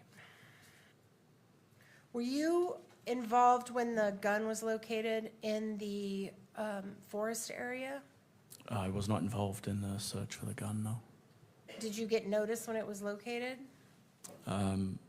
From the footage that we reviewed, we identified an area that we believed could be potentially of evidentiary value, and then it was secured, and then I was notified that as a result of that search, a gun had been located, yes. Were you involved in the processing of that gun? In other words, I was not. boxing it, shipping it, sending it wherever it was going to go to be I analyzed? was not, no. Okay, thank you. All right, now I want to shift to the autopsy for just a moment. You were not present at the autopsy, is that right? I was not. Okay. So anything you know about the autopsy was not from personal observation? No, other than from my meeting with the medical examiner and his report, no, I was not present. Did you meet with the medical examiner after he had conducted the autopsy? I did, yes. And when you met with him, did you provide him information about what you all had learned in your investigation so far? We didn't have any reason to provide any investigative information to him. The purpose of the meeting was to establish what information he could provide to us.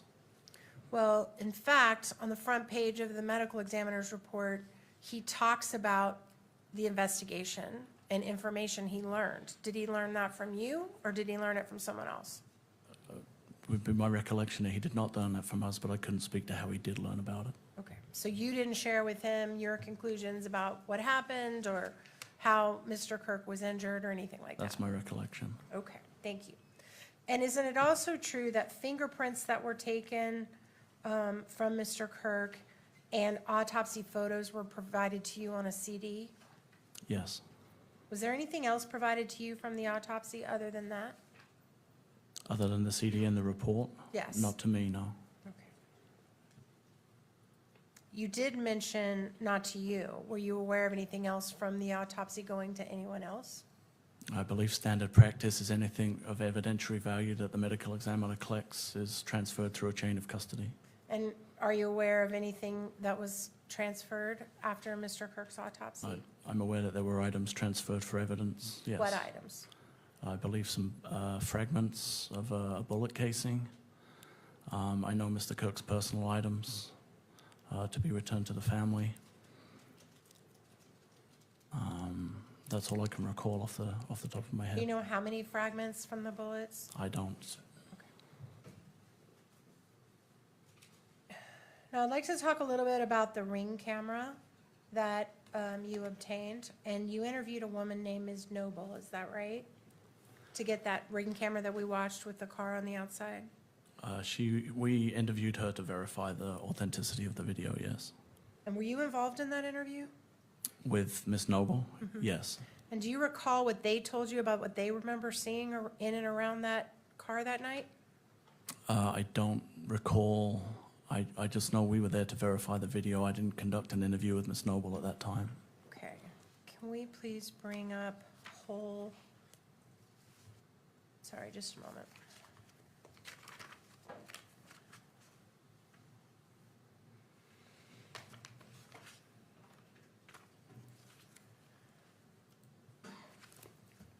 Let's see.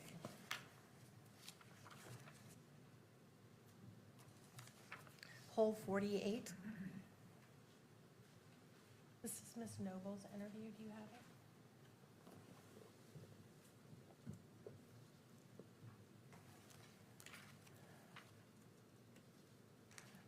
All right, do you remember that? Looking at that interview, does that refresh your recollection? I remember reading the report at some point, yes. And do you remember that the Nobles told you that the driver of the vehicle was bald? I do remember that being in the report, yes. And you didn't mention that today when you were talking about that Ring camera, did you? I did not. And did they also tell you there were 3 other people in the car? Yes, I believe they thought that was the case. Okay.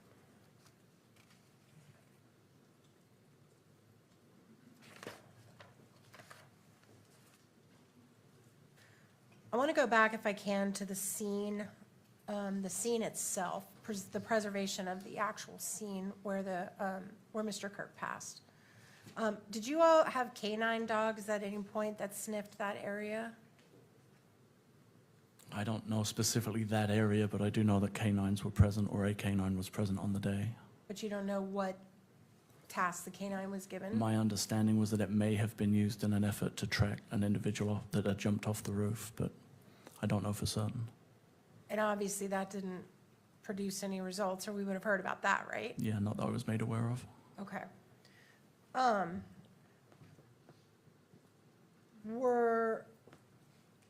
Do you know when the tent and the stuff was actually removed from the scene? I don't. I would imagine it had been at least a couple of days, if not longer than that, before anything was removed from the scene. You didn't have to give permission to remove the tent? Me, personally? Right. No. So you're not sure when it was removed? No. And were you involved in the decision to pave over the dirt that was under the tent? At UVU? Uh-huh. No. Did you know that happened? Only because it was in the news. All right. But you don't know when or who ordered that? Nope.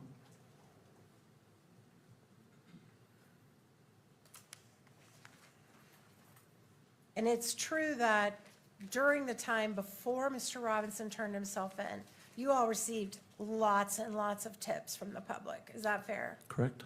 You received tips of death threats that Mr. Kirk had received before, the day before the shooting? Is that right? I'm sorry, did we receive threats that Mr. Kirk had received before the event, or? Let me clarify. That Thank was a you. confusing question. As you were going through tips that the public was giving you, did you receive tips about online death threats that had been made against Mr. Kirk prior to his death? There was a huge variety of tips and information and suggestions that were being provided by the public. Okay, and a lot of those, some of those filtered through you, right? Some of them filtered their way down to us, but predominantly that was being handled by our State Information and Analysis Center that had been set up.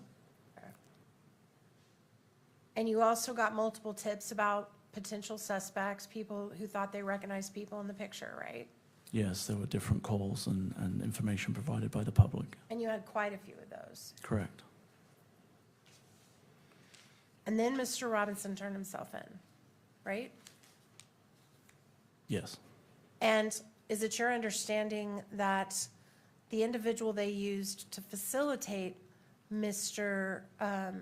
Robinson turning himself in was someone known to Mr. Robinson personally that had been connected to law enforcement? I know he was known to the family. I don't know his connection specifically with Mr. Robinson, but I am aware that someone was used to facilitate Mr. Robinson turning himself in. And were you aware that he was one of his Boy Scout leaders? Did you know that? I think I had heard that at some point. There was a connection. I didn't recall specifically what it was. And Mr. Robinson, in fact, no police went to go arrest him. He drove himself, or he was driven with his parents to the Washington County Sheriff's Department, correct? That's my understanding, yes. And he voluntarily walked in. That's also my understanding, yes. And that was the first moment you ever knew his name connected with this case. Yeah, aside from the image that we had, that was the first time that we had a name of an individual who had taken responsibility, yes. And did you personally ever meet with Mr. Robinson? I did not.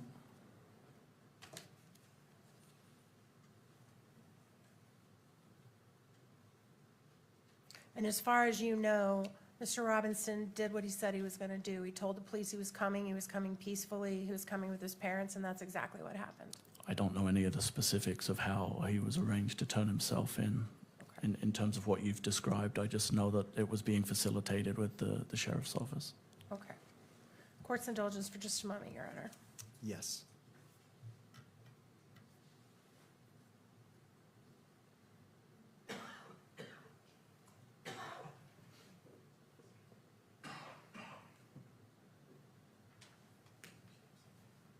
Thank you, Agent Hall. I tender the witness, Your Honor. Thank you. Redirect by the state.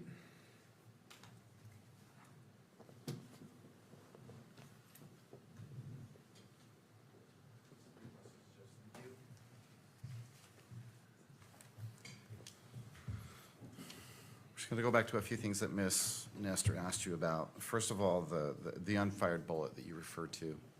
It's your understanding that that bullet was accounted for? That's my recollection, yes. Okay, and it possibly belonged to an officer that could have maybe been clearing his weapon.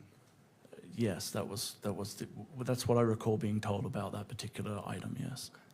Are you aware of, if on the 10th, there were police officers present that were actually securing buildings and securing rooms there at UVU? I know prior to my arrival, it was a dynamic and active scene that I believe was originally being treated that there was an active shooter on campus. Mm-hmm. So there was a large, rapid response of law enforcement who were actively trying to clear, secure, and ensure that the campus was safe, if that answers the question. The entire campus? Yes, correct. Okay. And what types of officers were there clearing the campus? Originally, there would have been probably local units who would have responded, but subsequently, specialty teams would have been deployed to do a more methodical search of the campus and what we would call a clearing of the campus. And those specialty teams and any other officers, how were they equipped? Like what type of equipment were they I carrying? believe most officers carry a sidearm, a handgun, Mm-hmm. and most officers in this day and age are equipped with a rifle platform as well. When you said that it was possible that that round was from an officer clearing his weapon, what exactly do you mean by that?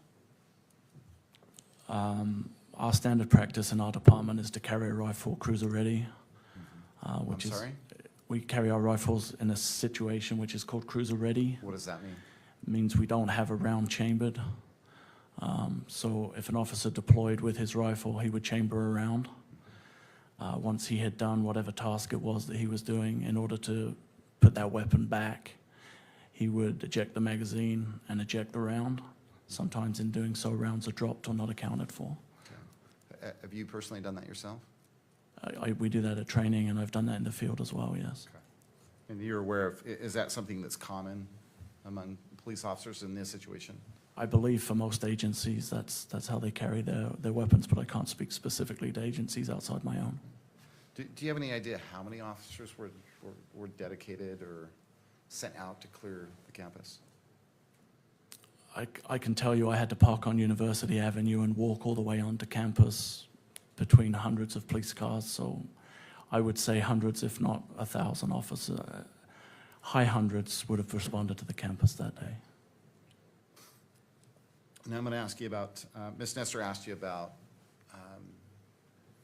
your observation of seeing Mr. Robinson with something in his hand. And I think she was asking you about Mr. Robinson just prior to crossing Campus Drive, following the shooting. Do you remember that question? Yes, I think I was asked whether he had a gun in, or I had seen a gun in his hand in the video. And you said that you did see something in his hand? Correct. Okay, I want you to go back as far as you can remember. At what point, after Mr. Robinson stood up on top of the Losi building and ran across, I believe to the northeast corner, when did you first notice in that video something in his hand? The first time you can clearly notice he has something in his hand, without a doubt, is when he's on the white triangular portion on the northeast corner of the Losi building preparing to jump. It is very apparent he has an item in his hand. Okay, and that's based on your observation of the videos? Correct. Okay. And is it easier to see in that enhanced video? The zoomed version of the video makes it a lot clearer to see, yes. And then after he drops down off of the roof of the Losi building, is there any time between that point in time and making his way to Campus Drive that you believe you see, again, something in his hand? As Mr. Robinson lands on the grass, it's almost like he either drops it or goes into a crouched position, and then when he returns up from that, it is again clear that there is some kind of an item in his hand, yes. Okay. Can you be more specific or describe in more detail It what appears, that item it might be? appears to be black, and it appears to be longer. Okay, anything else about that item? No. Okay.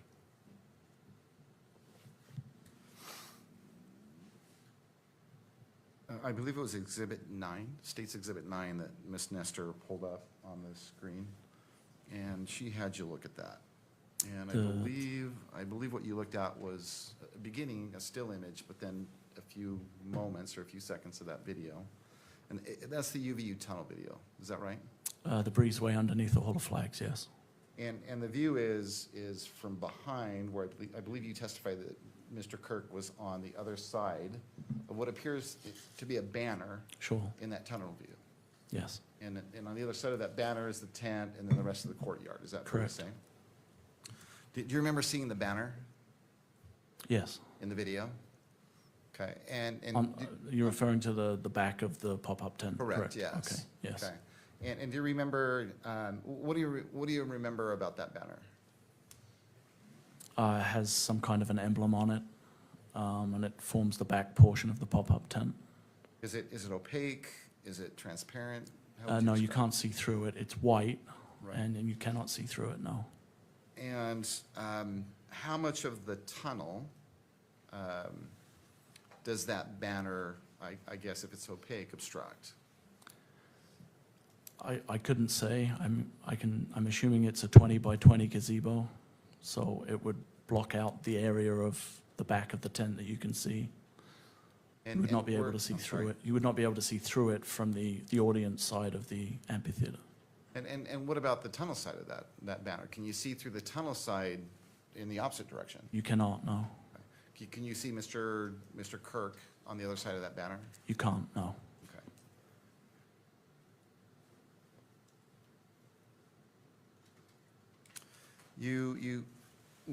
Well, we exhibited, or Ms. Nestor had you watch just, I believe, just a brief few seconds of that video. That exhibit is actually much longer than what we just looked at, or what Ms. Nestor had you look at, is that right? Correct. And leading up, and again, I'm referring to that view, that tunnel view of that surveillance camera, leading up to the shot, what's going on behind that banner? There are representatives, I believe, of TPUSA, but there are representatives of TPUSA, there are law enforcement representatives. I don't know if there's any student body, but essentially people are moving to and fro behind that area. A couple of individuals are retrieving items from a vehicle, but there's consistent movement behind and in that area. Okay. Directly behind the banner? Correct. Ms. Nestor asked you about the wooded area that Mr. Robinson entered. Well, Ms. Nestor brought that up, and I believe your testimony has been, between today and yesterday, that you witnessed Mr. Robinson enter a wooded area on at least 2 occasions. Is that fair to say? Yes, on his second visit to the campus and on the visit where the incident took place. At least on those 2 occasions, did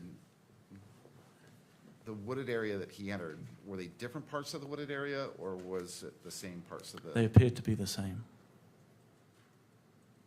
You're aware that a rifle was eventually discovered? Yes, And was it your understanding that that rifle was discovered in a wooded area? it was in the wooded area where we believe Mr. Robinson entered the wooded area, yes.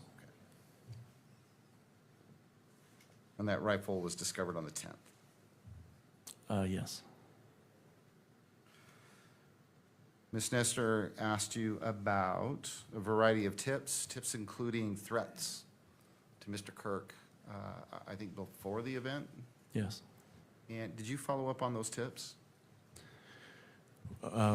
After tips have been put through a process and been analyzed and screened, anything that appeared to have relevance to either the investigation or a credible threat was managed by the various entities involved, yes. Okay. So managed by law enforcement, so. Correct. Did you personally follow up on any of the tips? I don't think I personally did, but I worked closely with people who did. The point is, I guess, is that those tips were followed up on. Is that fair to say? To the best of our ability, yes. Okay. And then Ms. Nestor also asked you about tips, I believe, of people reporting to police that they felt like they knew who the shooter was. Yes, Okay, so identities of possible shooters. correct. Did law enforcement follow up on those tips as well? They did.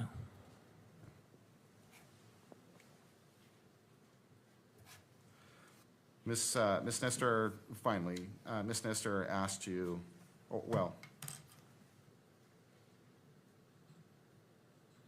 she asked you whether Mr. Robinson voluntarily went to the sheriff's office down in southern Utah. Is that right? Yes, Okay. And that was the Washington County Sheriff's Office. yes, Okay. You understood that he turned him, well, he showed up there voluntarily. Is that right? correct. What was your understanding as to why he was showing up there voluntarily? He had informed, I believe, his immediate family that he had been involved in the shooting and that he wanted to turn himself in. Nothing further.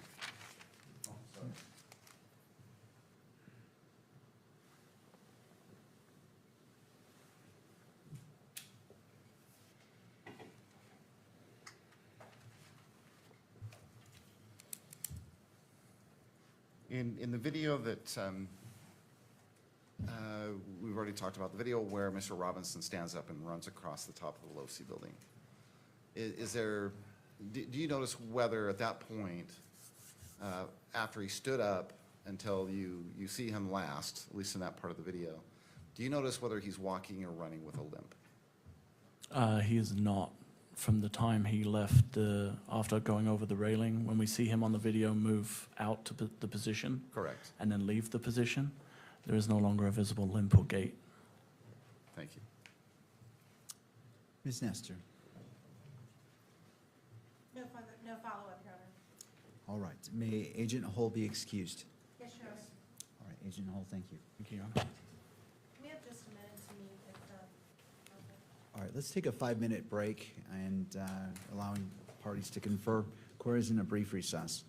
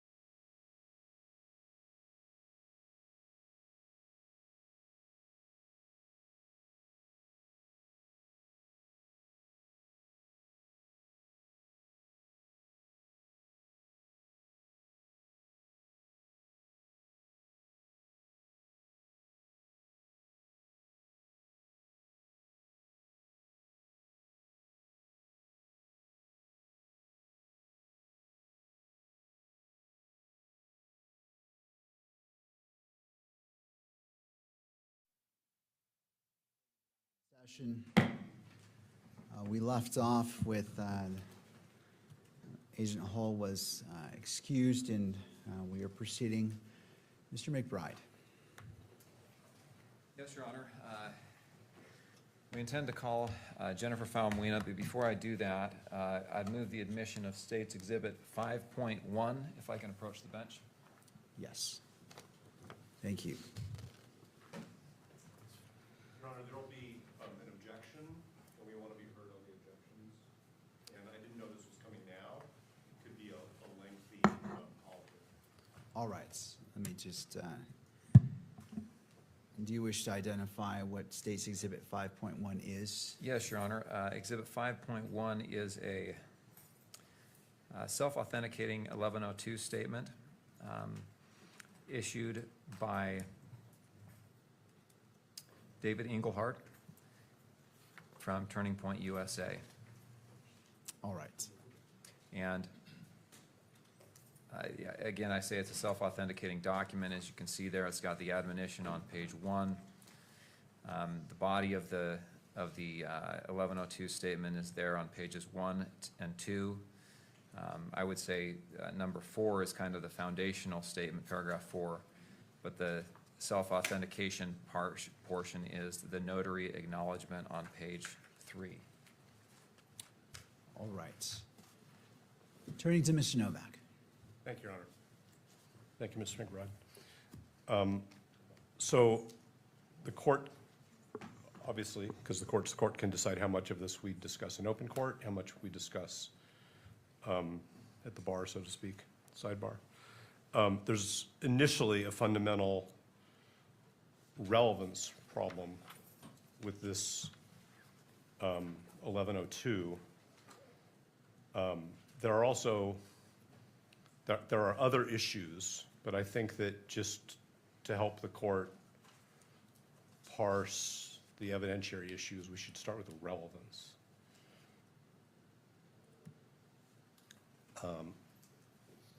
There are sub-issues. There's also a problem under 1102, because if the court looks at the last paragraph of this, Mr. Engelhardt, who is the purported author, refers to himself in the third person, so it's not clear to me who actually wrote this report.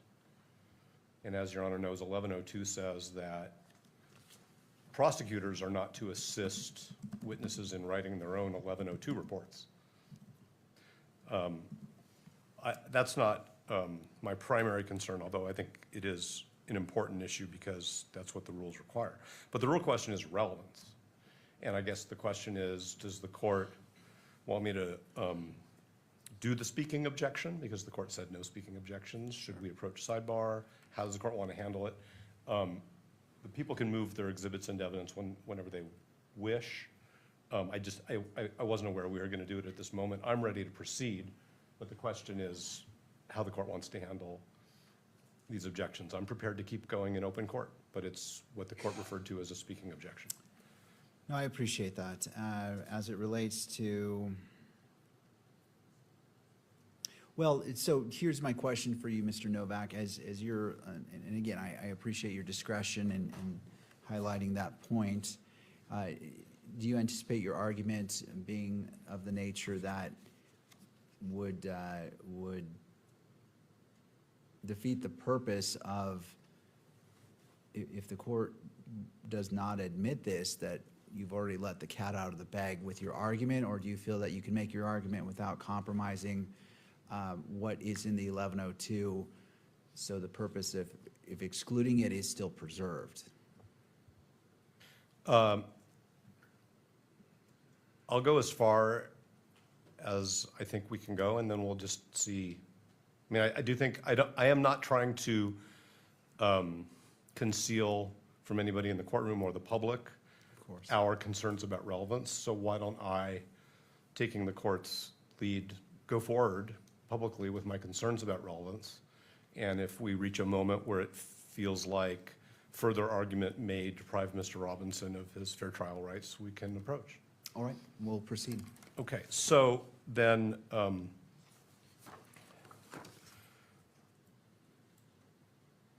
what I'm going to do is I'm going to point out that this proposed exhibit, which is the 1102 statement of Mr. Engelhardt, is basically 4 paragraphs. The 4th paragraph identifies Mr. Engelhardt, although I say in the 3rd person, as a pastor and as an attorney who was a friend and a counselor to Mr. Kirk and was involved in leadership of Turning Point USA. So that identifies who the author is. Beyond that, it's not really relevant to any of the issues before this court. Paragraphs 1, 2, and 3, paragraph 1 talks about Turning Point USA's status with the Internal Revenue Service, the purposes of Turning Point USA, within the context of the Internal Revenue Code, and sort of what I'll just refer to generically as the goals and objectives of Turning Point USA. And it also then talks in the 2nd paragraph about Mr. Kirk's relationship with TPUSA. None of this is unknown information, that he was a founder, that he was the chief executive officer, or that he was the president of the board until his death. So I'm still not sure what the relevance is, and I guess actually what I should say is I don't believe there is any relevance of any of this information. Paragraphs 2 and 3 are, and actually I'm going to preface this. My discussion of this is within the context of the rules of evidence, and there's nothing that I'm going to say here that is meant to derogate, criticize, question Mr. Engelhardt's beliefs, what he says were Mr. Kirk's beliefs, what Mr. Engelhardt says he believes are tenets of Christianity. That's not what we're talking about. What we're talking about is whether this document is admissible in this proceeding under the rules of evidence. Okay. So paragraphs 2 and 3 include not only Mr. Engelhardt's opinions, and now I'm going from relevance to opinion evidence. It's not clear to me whether it's lay opinion evidence, whether it's expert opinion evidence, but it's Mr. Engelhardt's opinions about a branch of Christianity, his opinions about a portion of the Bible. He quotes the Bible, and he talks about Mr. Kirk's religious beliefs. And I could go into more detail, but the court has the exhibit in front of it itself. So none of this is relevant. If the court looks at the information, that is the document which lays out the allegations against Mr. Robinson, when I use the word information, I'm talking about the court document. There are, with respect to certain counts, what Utah Code refers to as a victim targeting enhancement. That is alleged with respect to count 1. It is alleged with respect to count 2. It is alleged with respect to count 7. And may I step away just to get my laptop? You may.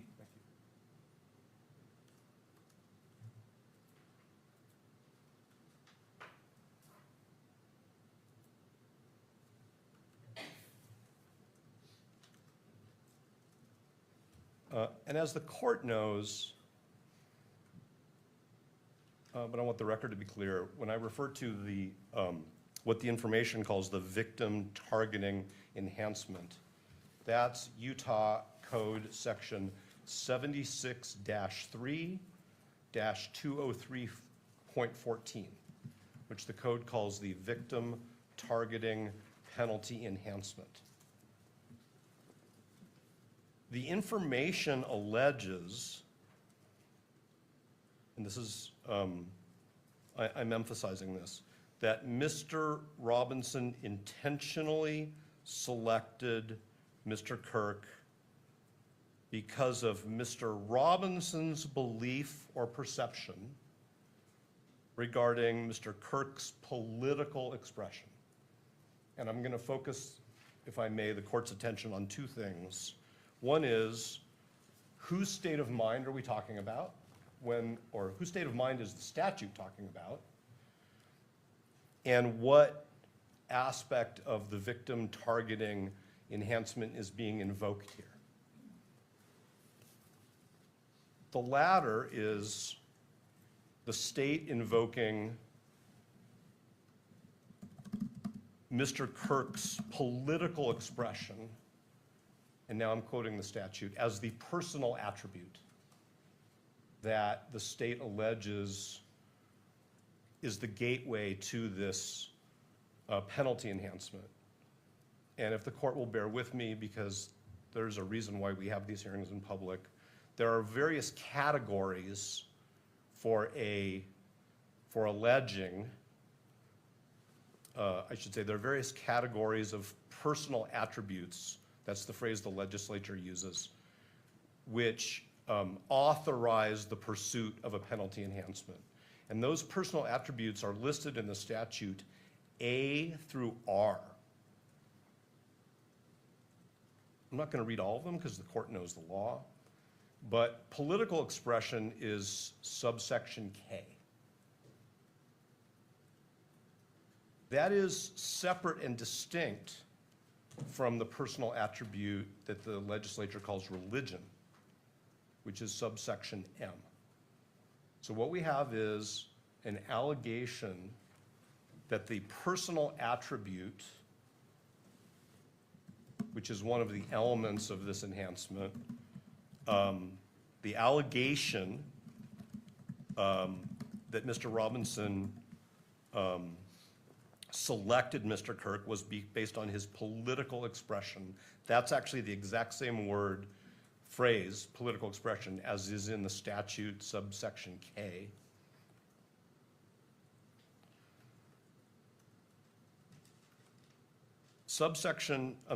The 1102 statement is predominantly about what Mr. Engelhardt describes as traditional Orthodox Christian values that he believes in, that he believes Mr. Kirk believed in. And I understand in today's world that there is a crossover between religion and politics. I think we can all acknowledge that. But the legislature and the information here are focused on political expression. So I'm concerned that the 1102 statement of Mr. Engelhardt goes far beyond the scope of what would be admissible if the state has it to prove that Mr. Robinson targeted Mr. Kirk because of Mr. Robinson's belief or perception concerning Mr. Kirk's political expression. The second element of this is that the victim targeting enhancement focuses on the allegation of what is in Mr. Robinson's state of mind, not what is in Mr. Kirk's views or deeply held beliefs, sincere religious beliefs. And so the evidence that the state needs to present is not what Mr. Kirk believed or said or what TPUSA stood for. It's what was in Mr. Robinson's head, if anything, about selecting Mr. Kirk because of Mr. Kirk's political expression, because that's the information. So why TPUSA exists, what its founding beliefs are, what its leaders' beliefs are, what Mr. Engelhardt believes Christianity is or is not relevant. And that's why we think it should not be received into evidence.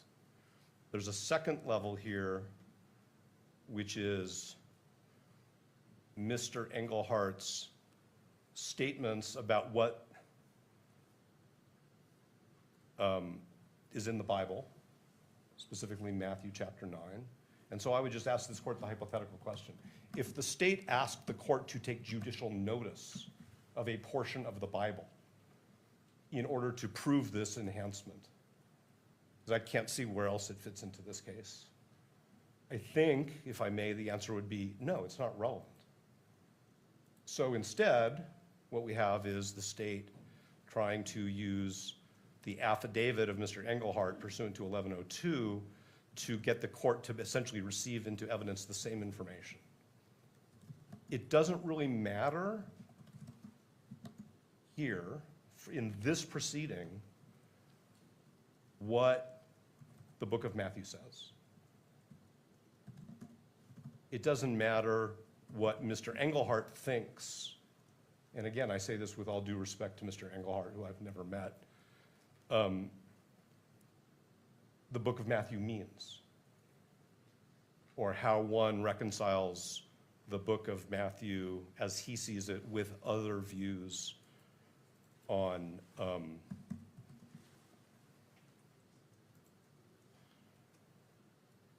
the topics that are there. I mean, I want to be careful and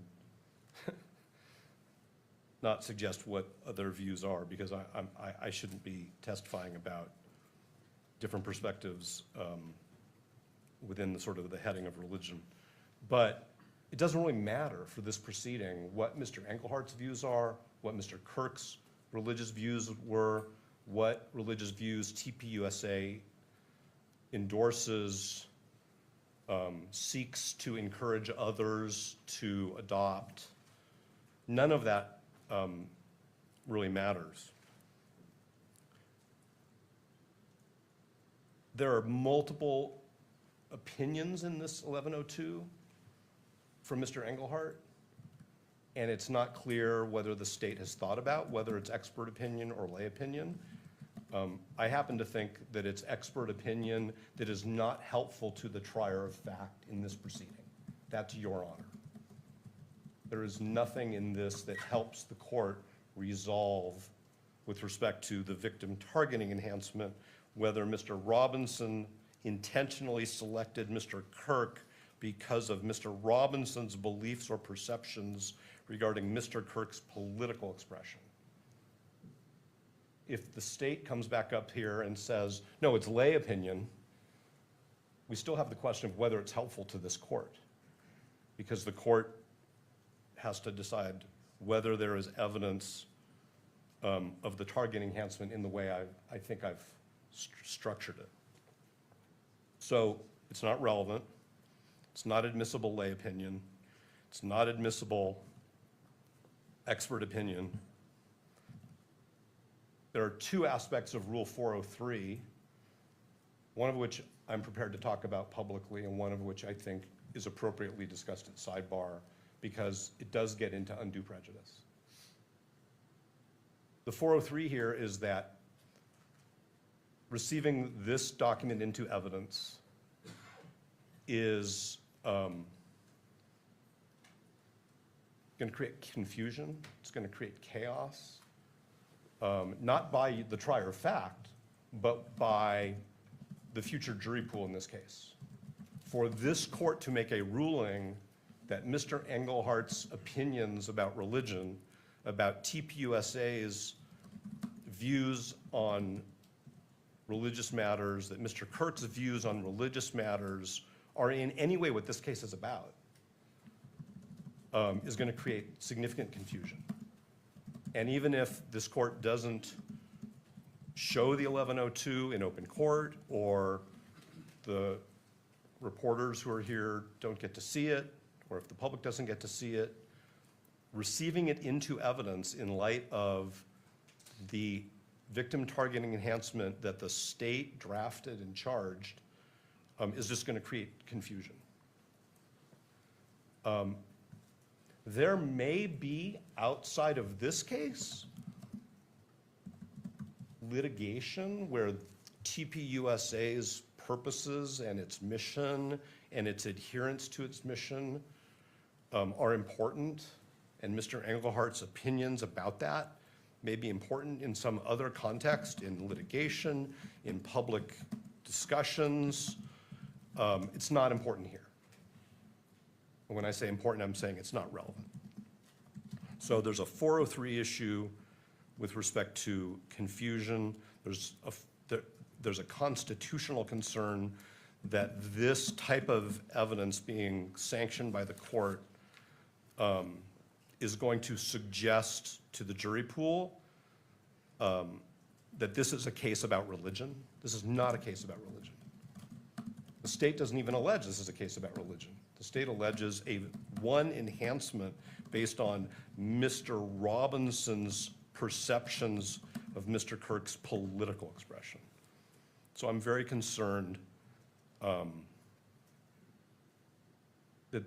that this document, even being sanctioned by the court as admissible for any purpose in this proceeding, is going to interfere with Mr. Robinson's constitutional right to a fair trial, which I think is sort of an umbrella over parts of Rule 403. If at the time, if there is a trial, if Mr. Robinson is bound over, and if there is a trial, and if the state wants to proffer Mr. Engelhardt for some specific evidentiary purpose that I'm missing, then we can engage in that. But it seems to me that it's, again, a mixture of lay and expert opinion, which at this stage is more prejudicial than probative. The other part of the 403 issue we can discuss at sidebar whenever the court's ready. Thank you, Mr. Novak. Turning to the state. And so just to give an overview, what I'm intending to do is address what Mr. Novak has presented, the state respond. I may have some questions limited to what's been presented now. Of course, that doesn't preclude addressing the second portion of that in whatever means is necessary to protect constitutional rights. But we're just focused on this portion right now. Understood. Thank you. Mr. McBride.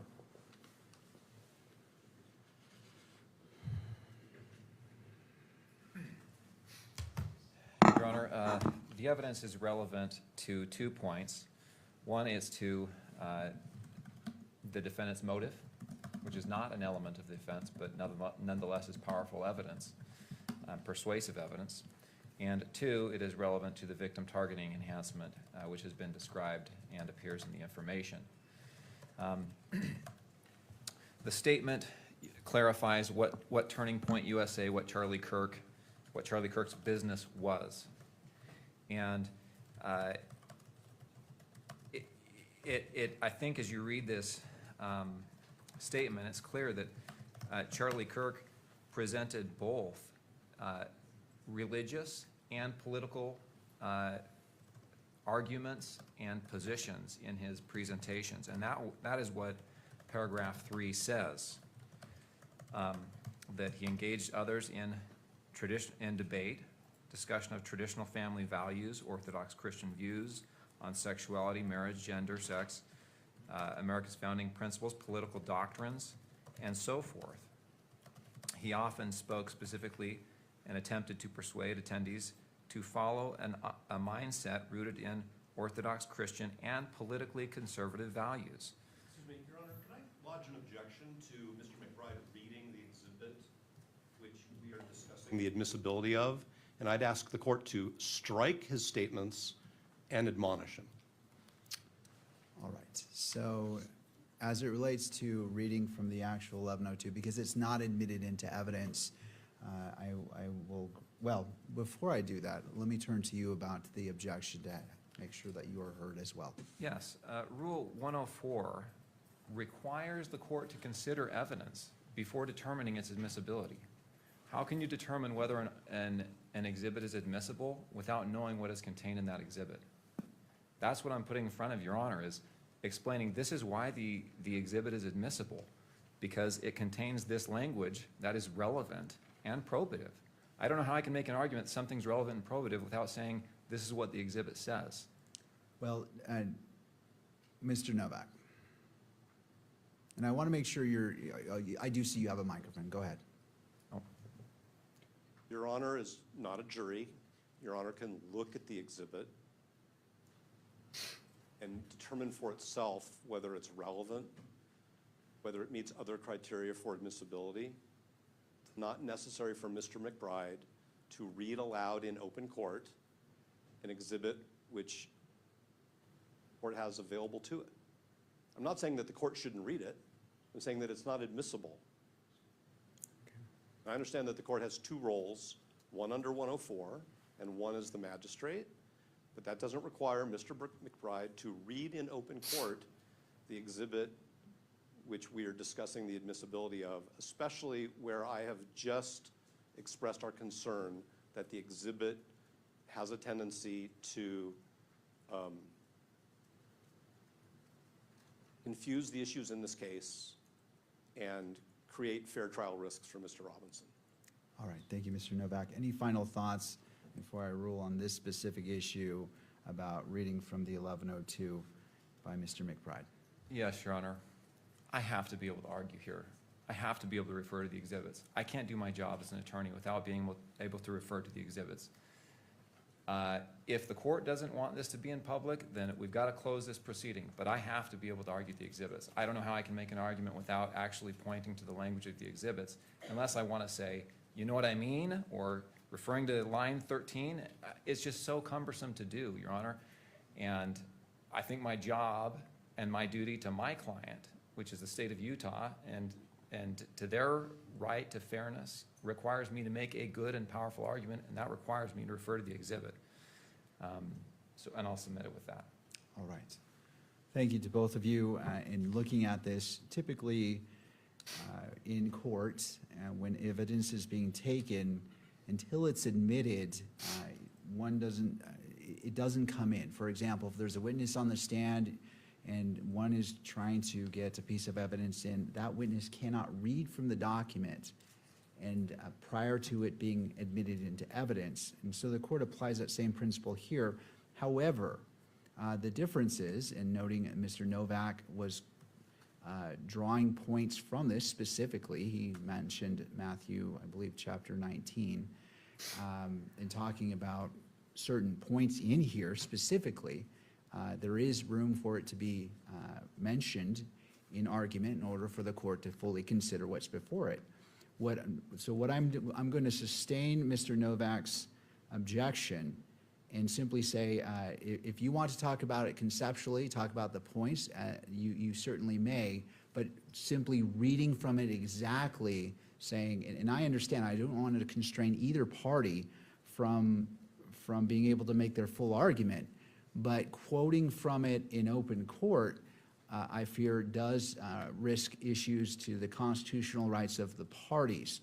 If the parties prefer to go into a closed evidentiary hearing on this issue in order to be unrestrained, and it appears Mr. Novak has requested that for a second portion of his argument, we certainly can do so, because I do not want to put out evidence that is not admitted in open court until the appropriate time, until the court has gone through its decision-making process on whether it should be admitted or not.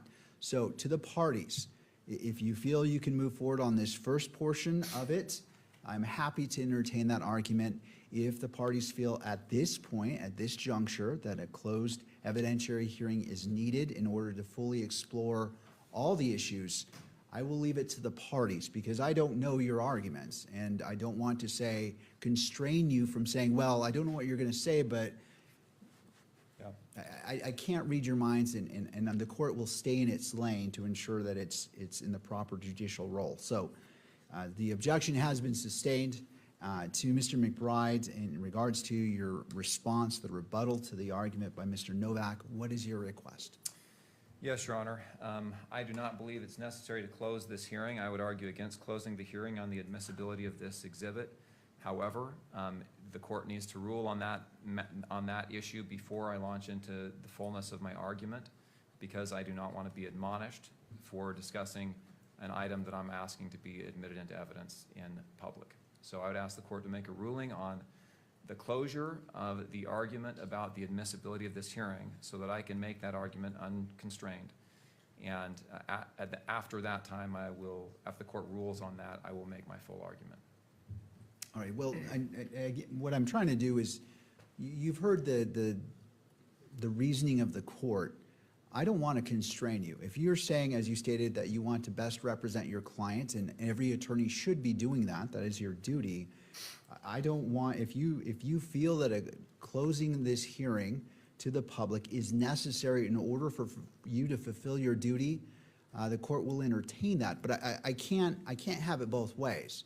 If you want me to close the hearing in order for you to be fully, be able to argue freely as you feel you need to, I will entertain that. But I don't want to say, well, I'm not going to close the hearing, and then suddenly the issue is, well, I wasn't able to make a full argument. And so do you need a closed hearing to make a full argument to best represent your client? I think defense counsel is asking to close the hearing so that the argument can be made without the public seeing it. I do not want to close the hearing. I do not believe it's necessary to close the hearing. That's not my motion. I do, however, want to make a full argument that requires me to rely on the evidence and quote the evidence as I have done. That's my position. If I am not permitted to quote the evidence in my argument, then we need to decide whether or not this hearing should be closed. I would oppose closing it, but I do think it's necessary for me to quote the evidence. All right. Are you able to make your full argument to the best of your ability to best represent your client by simply referring to the paragraphs and to the lines so it is clear to the court what you're talking about? There's no ambiguity without quoting it verbatim in open court.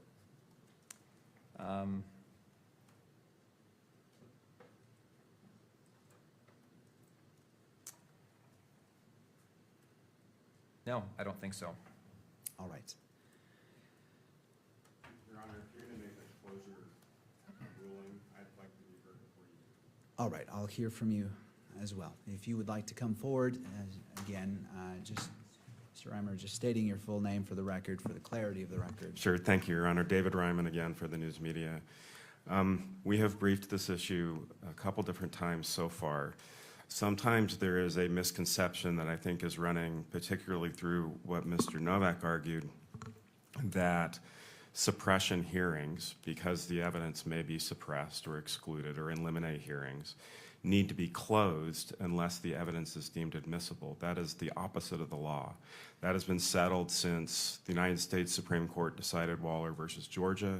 You can see it in Kearns Tribune, which dealt with a preliminary hearing and access to a preliminary hearing where, as you know, and as we've heard repeatedly today, all kinds of evidence is presented at the preliminary hearing that may not be admissible at trial. And so the universe of the public's right of access to proceedings is not limited just to what eventually gets admitted at trial, which, you know, if there even is a trial. And we've cited the court to, you know, numerous cases on this, and I don't have the brief in front of me, and the docket is huge, and I can find it for you if you'd like. But I just wanted to correct the misimpression that the public is not entitled to hear argument and to see evidence just because it may not be admissible. Otherwise, we would never have admissibility arguments in public. And I do want to I'll just make one other point. Kearns Tribune also speaks to this. And that is that if you do decide that there's and so let me just make two quick points. To the 403 point, just because evidence isn't admissible is not a basis to close the hearing. There may be a 403 argument. I haven't seen this document. I don't know what's in it. Maybe there is something incredibly prejudicial.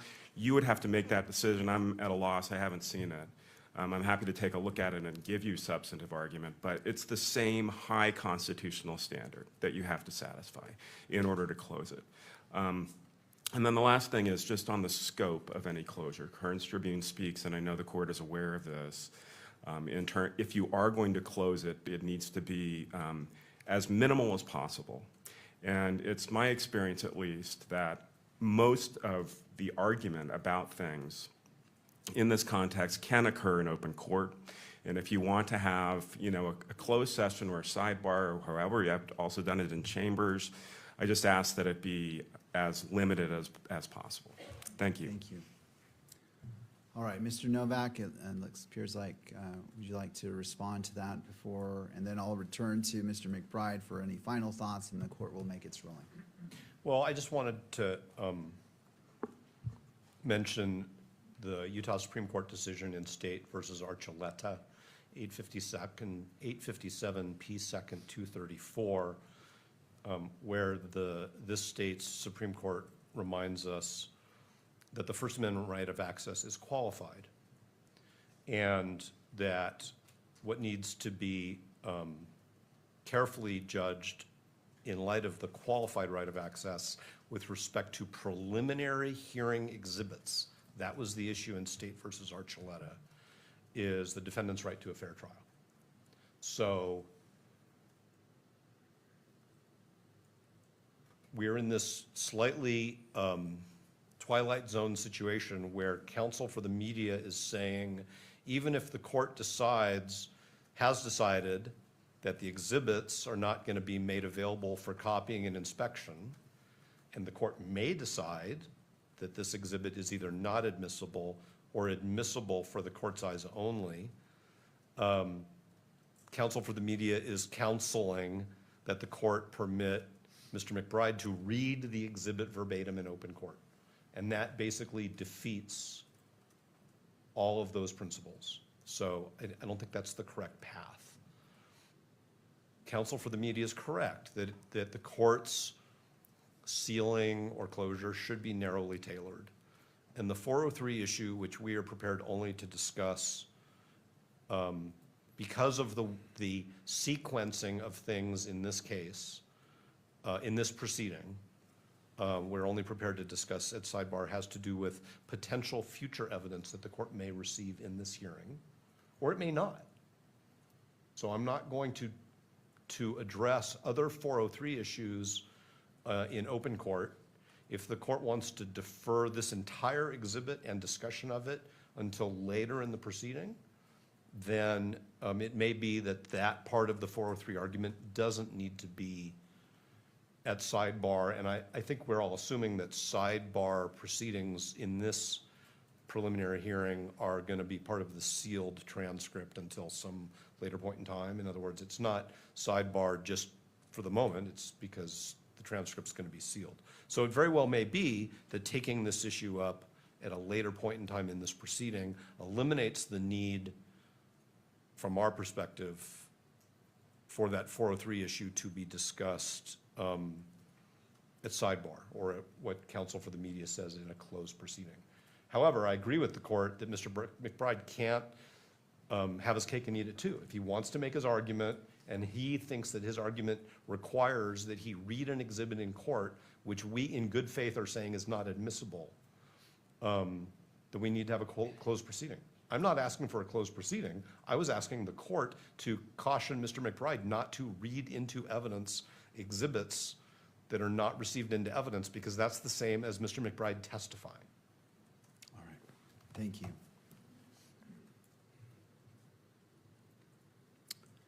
Anything further, Mr. McBride? Just to note, I have not made my full argument on admissibility, that's all. All right. All right, I appreciate the arguments by the parties. This is clearly something that's very important to you all and is important for this case, as is every piece of potential evidence. I note that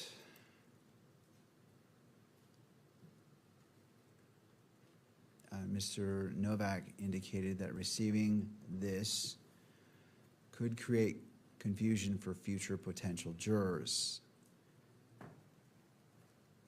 And that he mentioned that it could suggest to a potential jury pool that this case is about religion. However, what is happening at a preliminary hearing is far different than what happens at a jury trial. The magistrate, myself, is the fact finder. And whether something becomes admissible at trial is far different than what is admissible at a preliminary hearing. The purposes are different, the standards are different, and different steps need to be followed. Something could become admissible at a jury trial, but given the nature of a jury trial, more steps are necessary. Under Rule 1102, one of the major differences is that reliable hearsay is allowed in a preliminary hearing under the Utah Constitution and under the Rules of Evidence 1102. That is far different than what would happen at a jury trial. Taking this into consideration, I look to the information, going to the very beginning, whether this is relevant. And as noted by counsel, looking to count 1, which is squarely before the court, to determine probable cause at the end of this proceeding. And the court is not weighing in whether it will reach that or not. It's not predetermining anything. But what is before this court under count 1, aggravated murder, which is a capital offense, victim targeting enhancement in violation of Utah Code Annotated 76-3-203.14 sub 2, Tyler James Robinson intentionally selected Charlie Kirk because of Tyler James Robinson's belief or perception regarding Charlie Kirk's political expression. And so, if that was not here, this enhancement, and it also goes to count 2, felony discharge of a firearm causing serious bodily injury.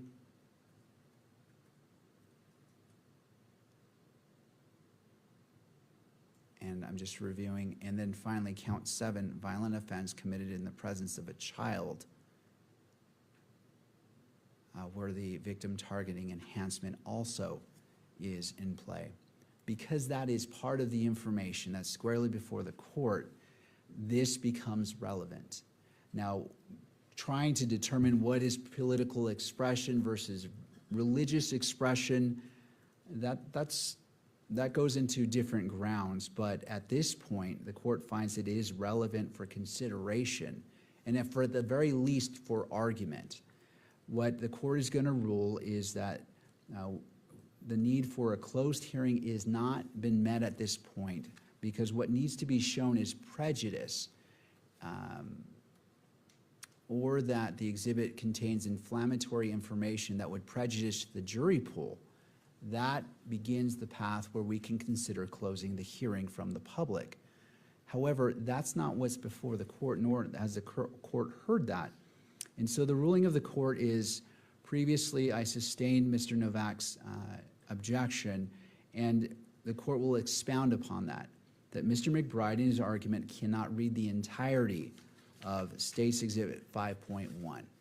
Can he reference points of it and specifically quote certain points? The court rules that he can, just as Mr. Novak pulled from this, and it was broad, but he quoted Matthew chapter 19. He stated that this came from the Bible. He talked about going from paragraph 1 where he quoted, or at least drew from, about the Internal Revenue Service and the type of business. And so there is grounds for that to occur in order for the court to consider the argument fully and making the determination whether it is relevant and should be admissible. Therefore, the court rules that Mr. McBride can continue in his arguments in order that the court can make its determination whether State's Exhibit 5.1 is admissible or not.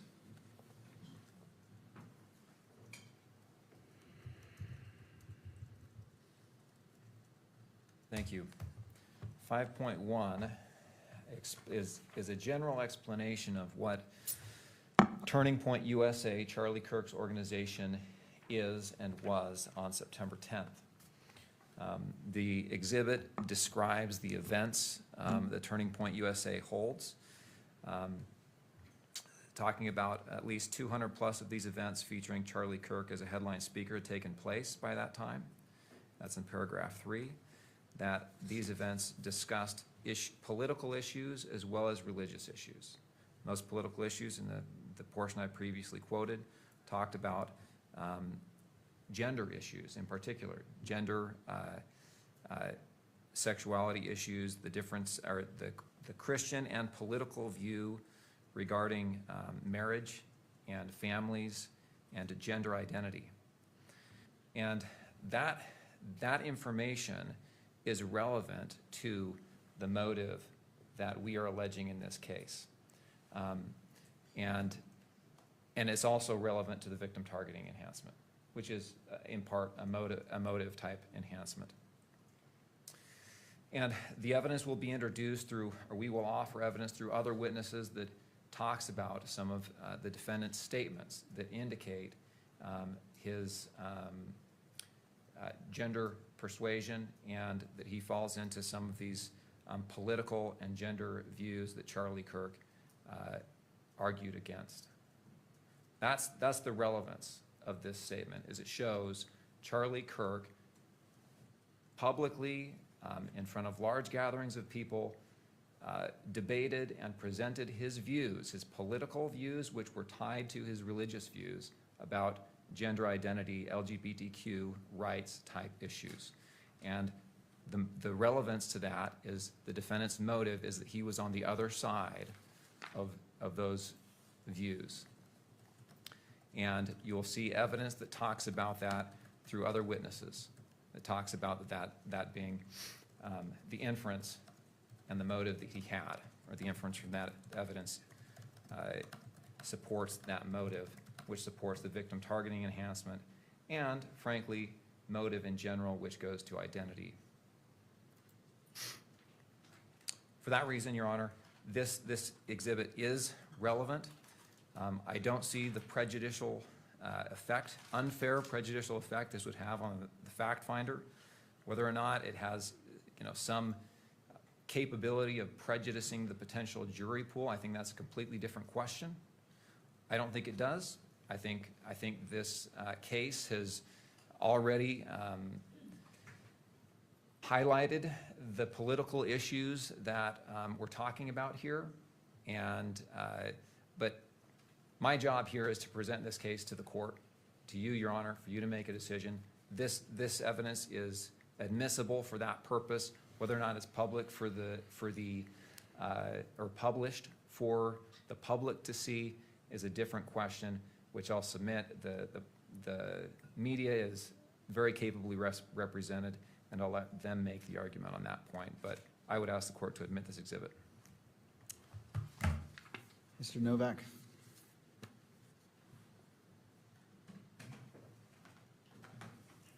Thank you, Your Honor.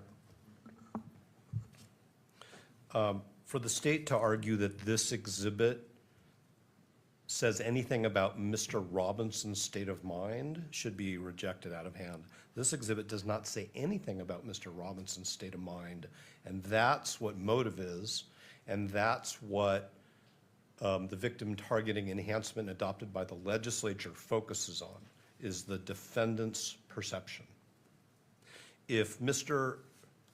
McBride wants to propose significant redactions to this exhibit so that Your Honor, acting as a magistrate, can consider things that are narrowly tailored to what the information alleges, which is the allegation is that Mr. Robinson perceived that Mr. Kirk had certain political views, that's one thing. But this document talks, and now Mr. McBride, not to be colloquial, has sort of thrown down the gauntlet. This document talks about foreign affairs, political doctrines, America's founding principles, cultural trends, and what Mr. Engelhardt refers to as Orthodox Christian views on sexuality, marriage, and gender/sex. So this document goes way beyond what the state just flagged for the entire world is their view of Mr. Robinson's motive, which has something to do with gender identity, gender ideology, and sexuality. That's what Mr. McBride has just said this case is all about. This document goes way beyond that, and that's why it's not admissible. There may, as I said, be other evidence which Mr. McBride and the state want to rely upon, which they haven't presented yet, and Mr. McBride hinted at that. So I think that it's not admissible at this point in time. I don't think it's relevant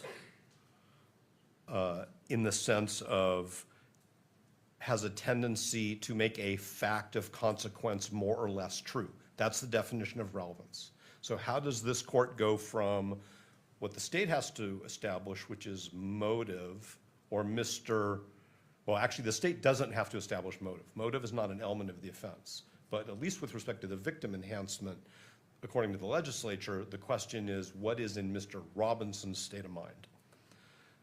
The other thing I want to say is that Mr. McBride did not address the admissibility of these opinions. Now, the court talked about 1102, but 1102 doesn't resolve all of the other rules of evidence. It's just a gateway for an affidavit.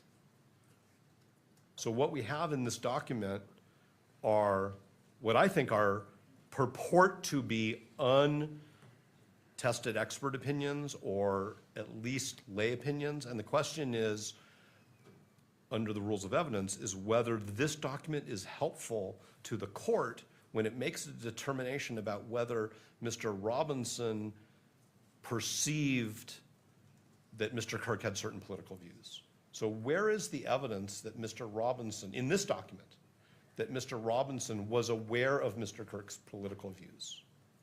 Where is the evidence in this document that Mr. Robinson had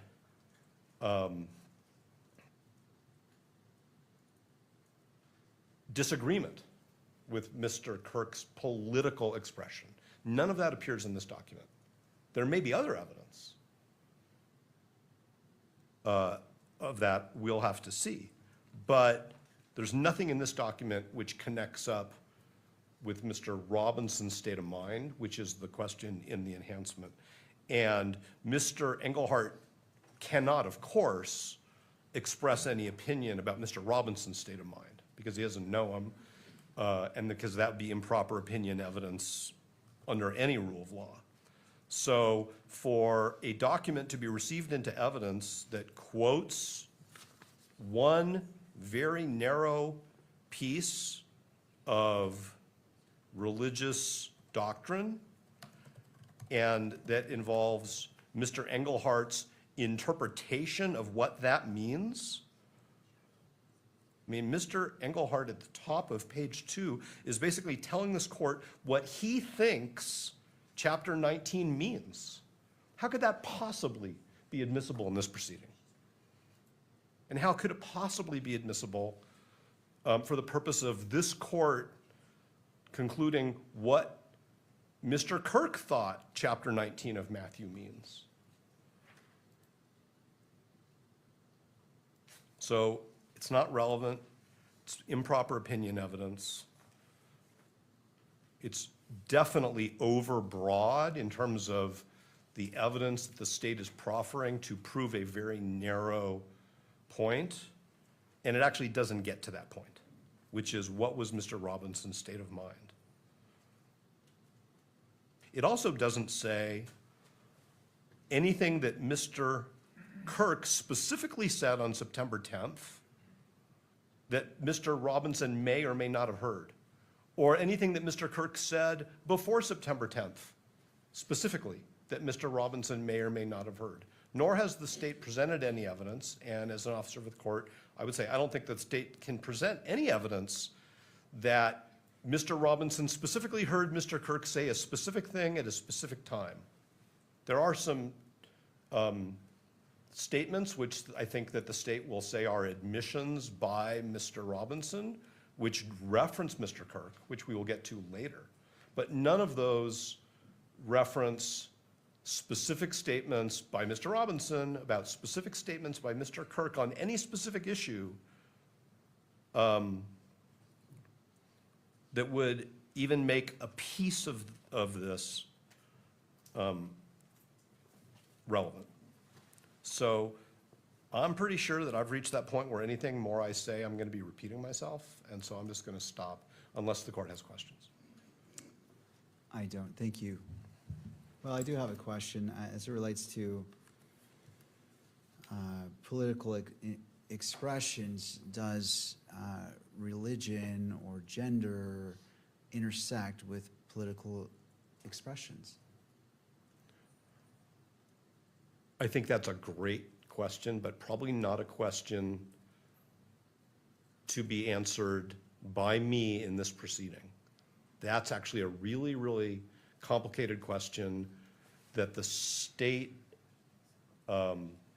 wants the court to say is a simple yes. All right. Because I don't want to be the expert. I mean, the court's basically asking me to testify. I'm not trying to be flippant.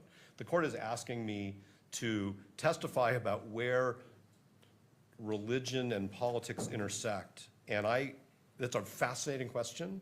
The question here is whether this document, the way it's presented, the way it was written, is admissible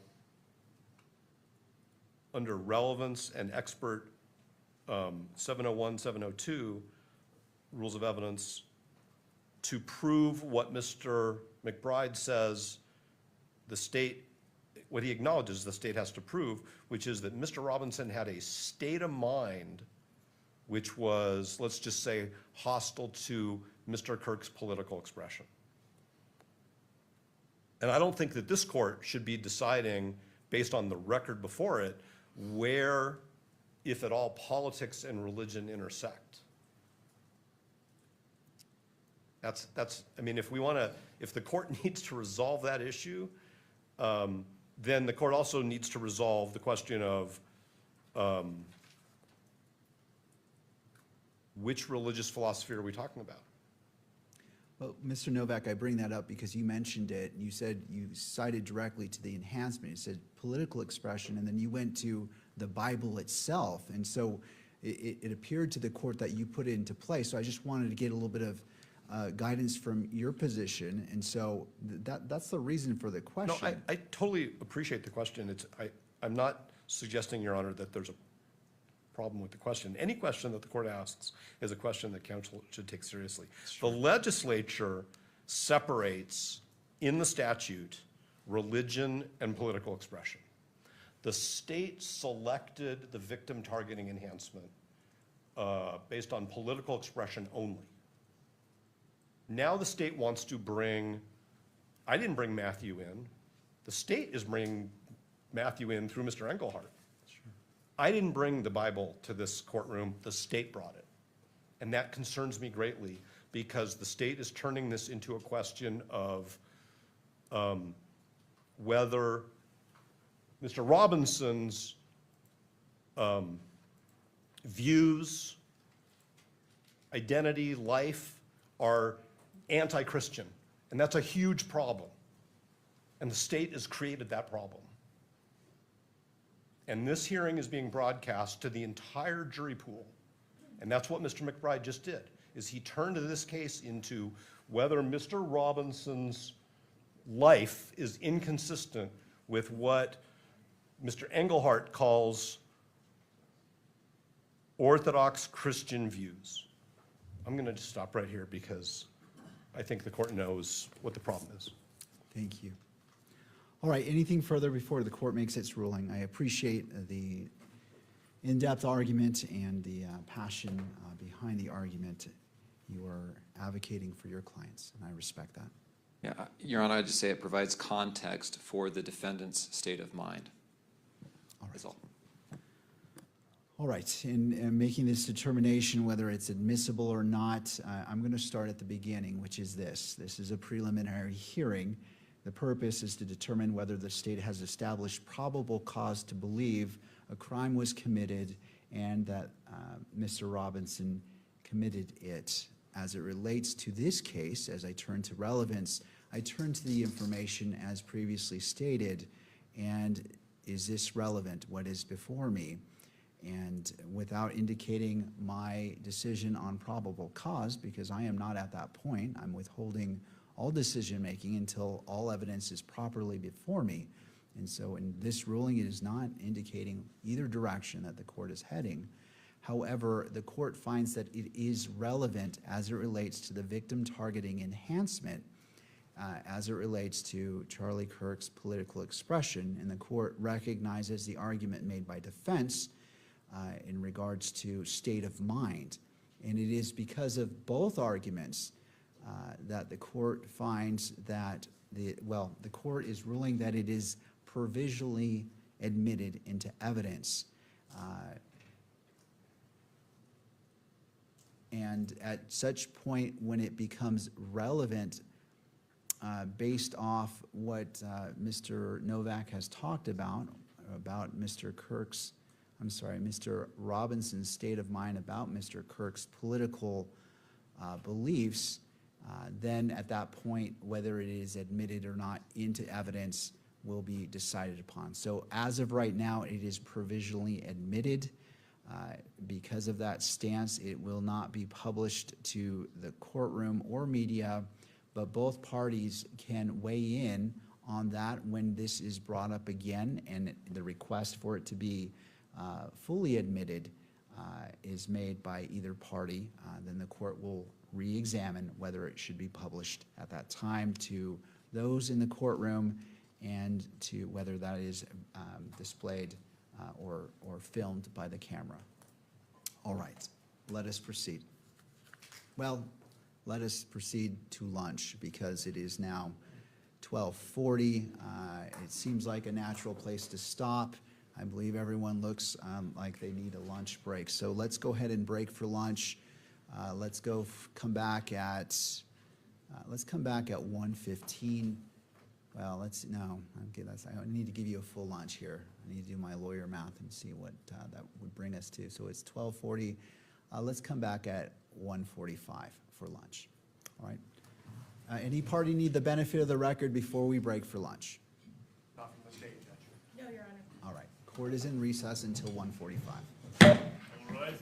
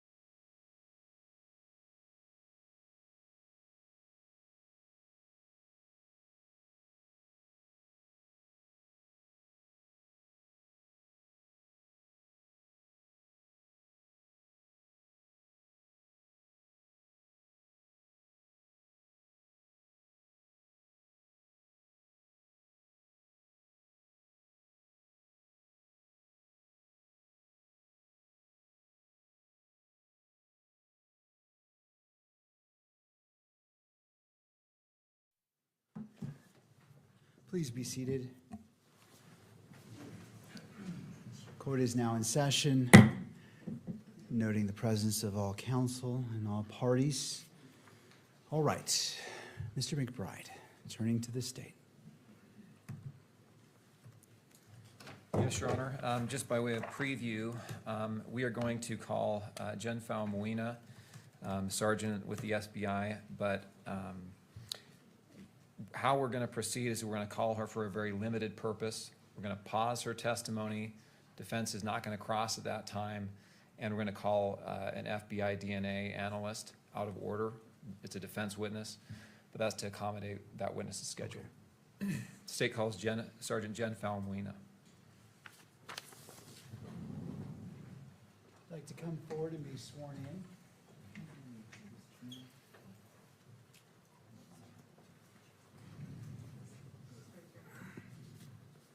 you solemnly swear that the testimony you are about to give now before the court will be the truth and the whole truth and nothing but the truth, so help you God? Yes.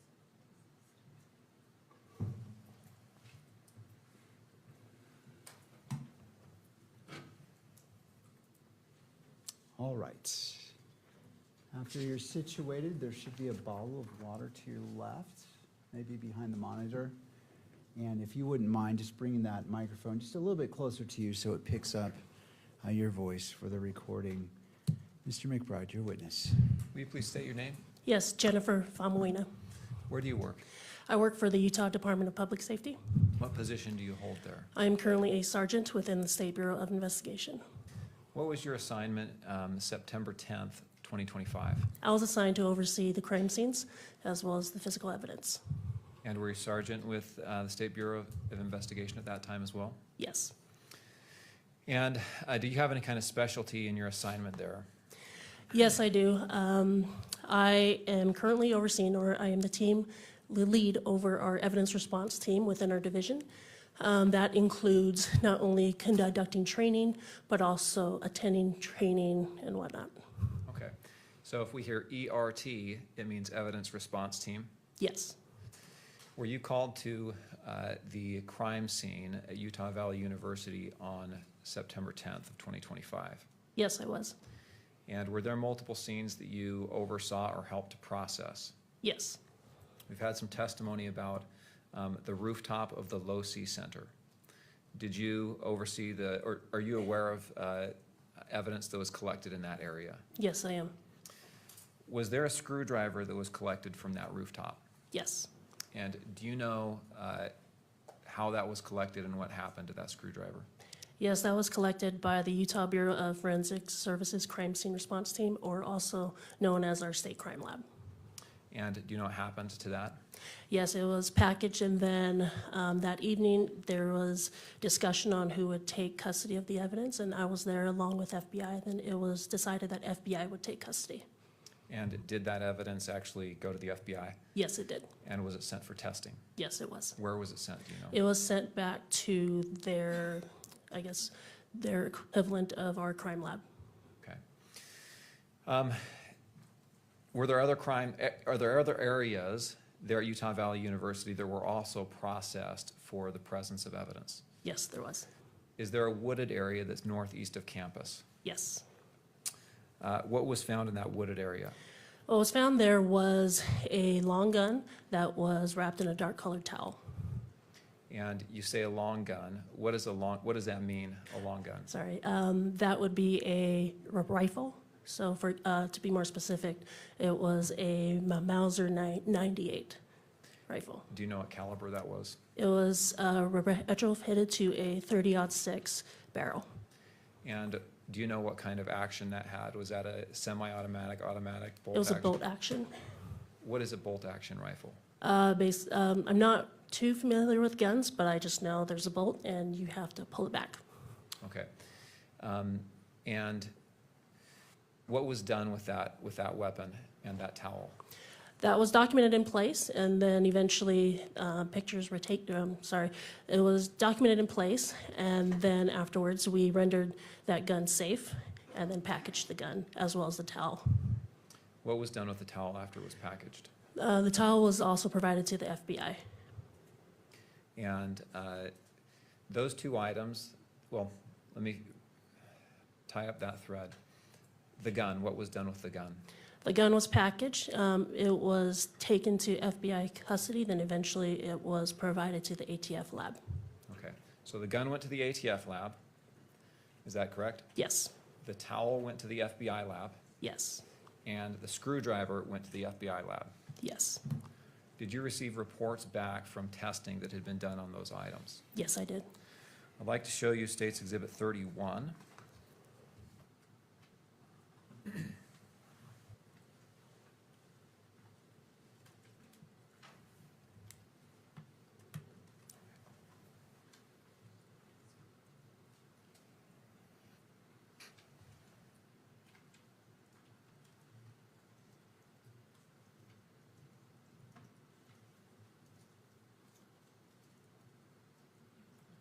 I think that's connected to the defense computer right now. Is there any way to switch it?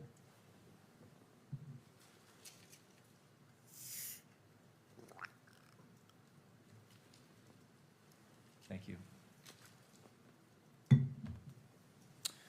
Okay, I'm showing you here on the screen, State's Exhibit 31. Do you recognize that? Yes, I do. What is that? This is the FBI report that was provided to me by the FBI that documents DNA testing.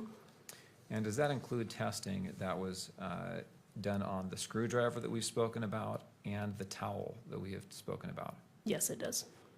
Okay, what I'd like you to do, Kimberly, if you'd please just scroll down so that Sergeant Falmuina can observe this exhibit.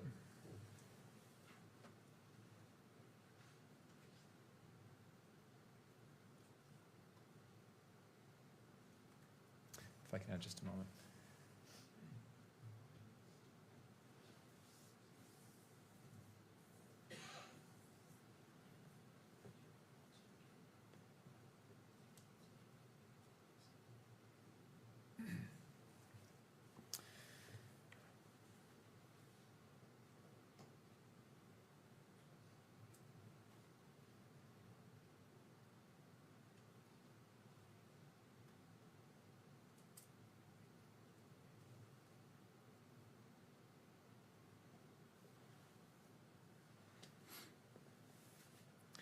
And can you see who that report is signed by? Yes. Who's that? Amanda Baker, I'm assuming is how you pronounce your last name. Is that, in fact, the report that you received documenting the testing results on these items and some other items from the Yes. FBI? Sorry, yes, And does it appear to be in an accurate condition as to how you received it? yes. I'd move the admission of State's Exhibit 31. Defense?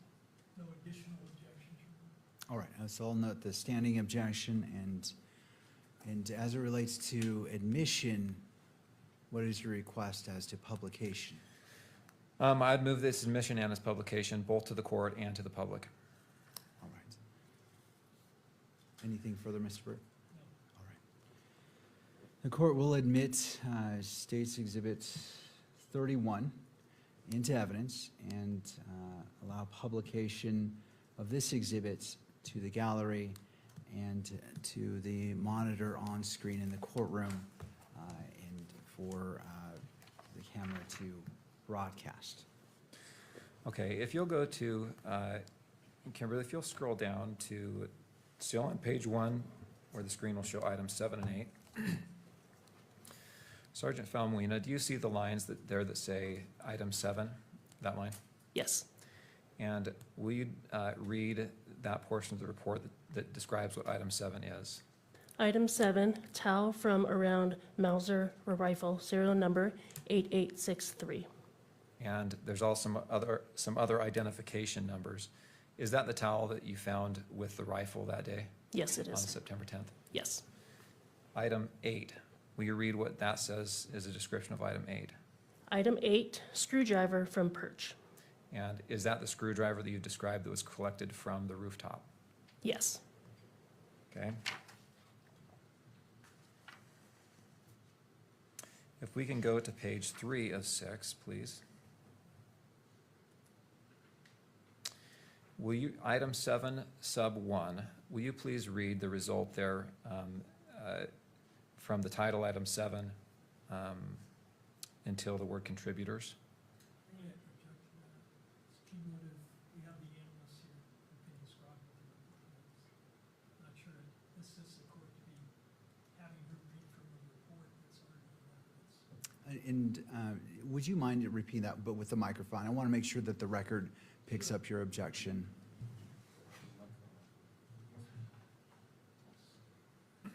All right.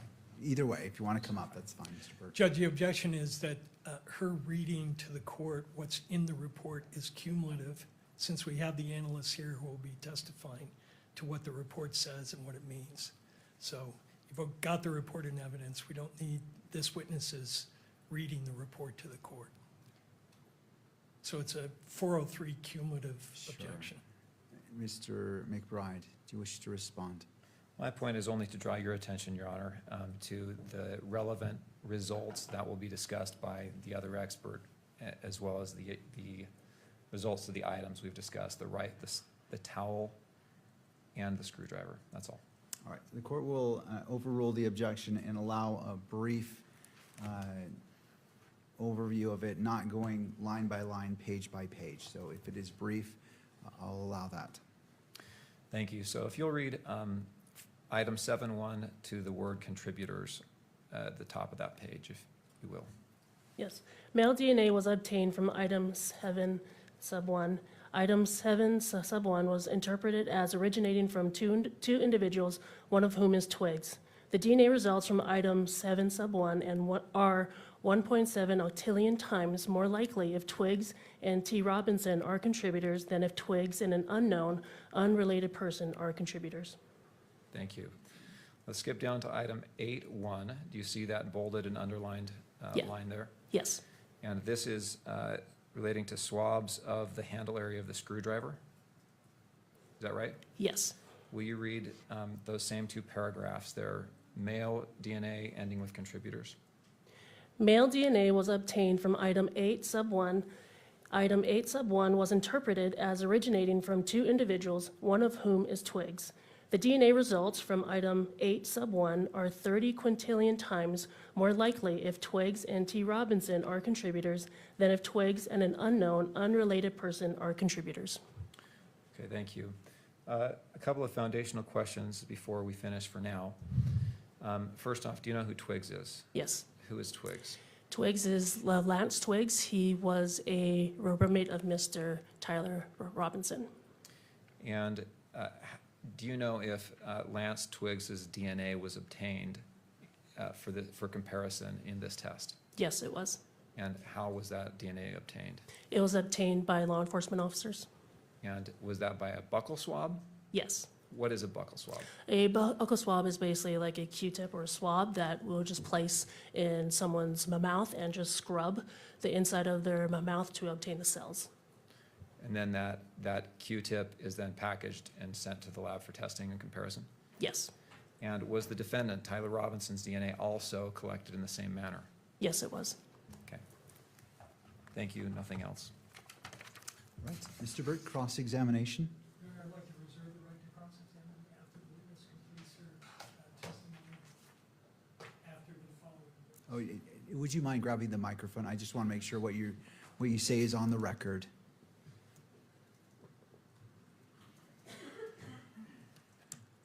With the court's permission, I'd like to reserve the right to cross-examine on the area she testified about until she's completed her testimony.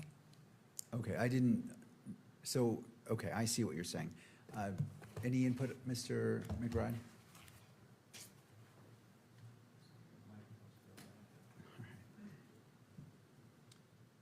Your Honor, that's what we expected to happen. We discussed this beforehand. We stipulate. All right, that's fine. And so should I have the sergeant step down, or? Yes. Okay. Sergeant, if you'd like to step down, you're still under oath, and so please don't discuss your testimony with anyone. And is she being asked to exit the courtroom, or what's the request of the parties? Yes, to exit the courtroom at this Okay. time. All right, Agent, if you wouldn't mind exiting the courtroom, and then we'll come get you when we're ready for you. All right? Thank you. All right, Mr. Burt, turning to you. Your Honor, out of order, the defense would be calling Amanda Baker. All right, Ms. Baker,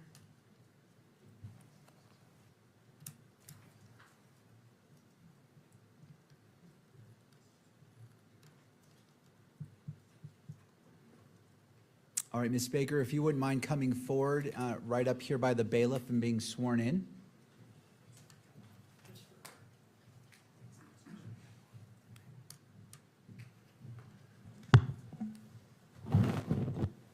You do solemnly swear that the testimony you shall give in the case now pending before the court will be the truth, the whole truth, and nothing but the truth, so help you God. Yes, I do. All right, Ms. Baker, if you wouldn't mind being seated at the witness stand. Once you're situated, there should be a water bottle for you if you'd like behind the monitor. And after you're seated, if you wouldn't mind just pulling that microphone close to you so it picks up your voice, okay? Okay. Mr. Burt, your witness. Your Honor, we're going to need the monitor switched over to our side if we could. Okay. While we're doing that, good afternoon. Good afternoon. Tell us your name, please. Hi, good afternoon. My name is Amanda Baker. My last name is spelled Bakker. And Ms. Baker, what do you do for a living? I am a forensic examiner in the DNA casework unit of the FBI laboratory located in Quantico, Virginia.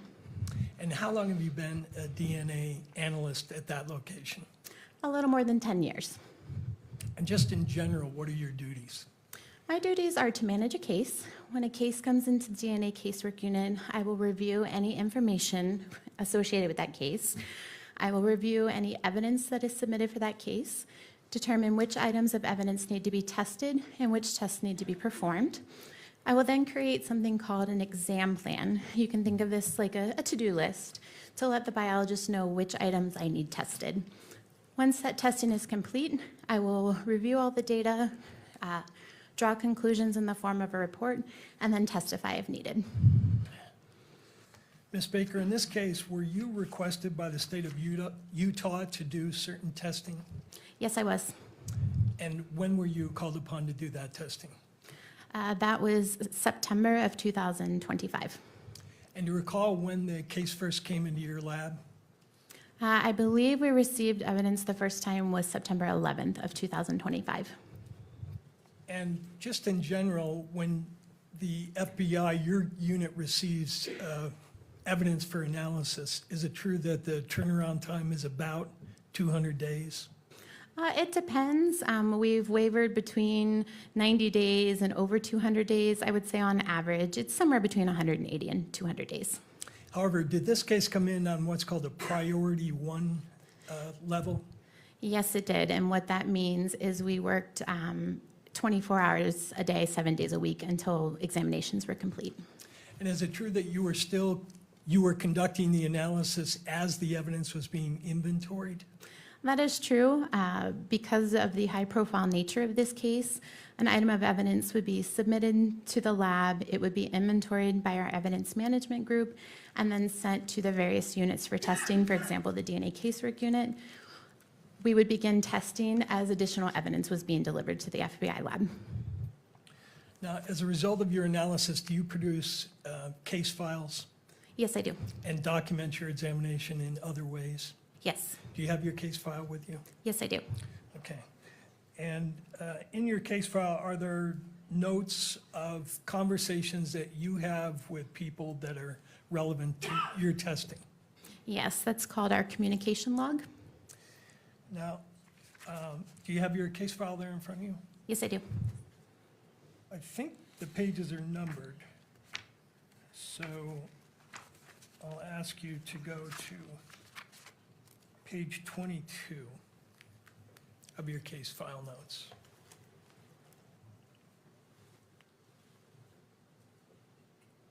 Okay. And if I could direct your attention to the bottom of that page, there is a communication log entry dated September 13th. Do you see what I'm referring to? Yes, I do. And would you read to the court what your entry is for that date? Yes. This is my communication communication entry on September 13th, 2025. All. Spoke with FBI Special Agent Folger and Utah SBI SA Dave Hull. Gave technically reviewed results that Robinson was included as a possible contributor to the DNA from the towel and the screwdriver. We discussed the additional examinations conducted by DCU, and they both agreed that no additional immediate comparisons are needed at this time. All remaining comparisons will be in the laboratory report. Is that an accurate reflection of what you told the agents at that time? Yes, it is.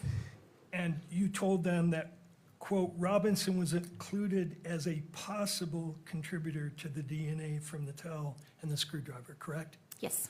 Was the language that you used in conformity with requirements that you have for reporting out test results? Yes. All right, I'd now like to direct your attention, if I could, to exhibit number,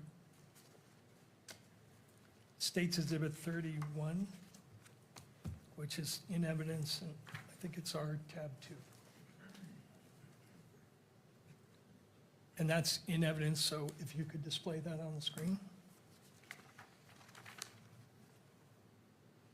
Mr. Burt, are you requesting it to be displayed to just your screens or to all screens? No, since it's in evidence, Your Honor, I'd like it displayed to the public.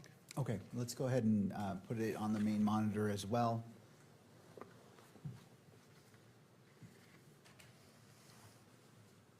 Okay, could you go to page 6, please?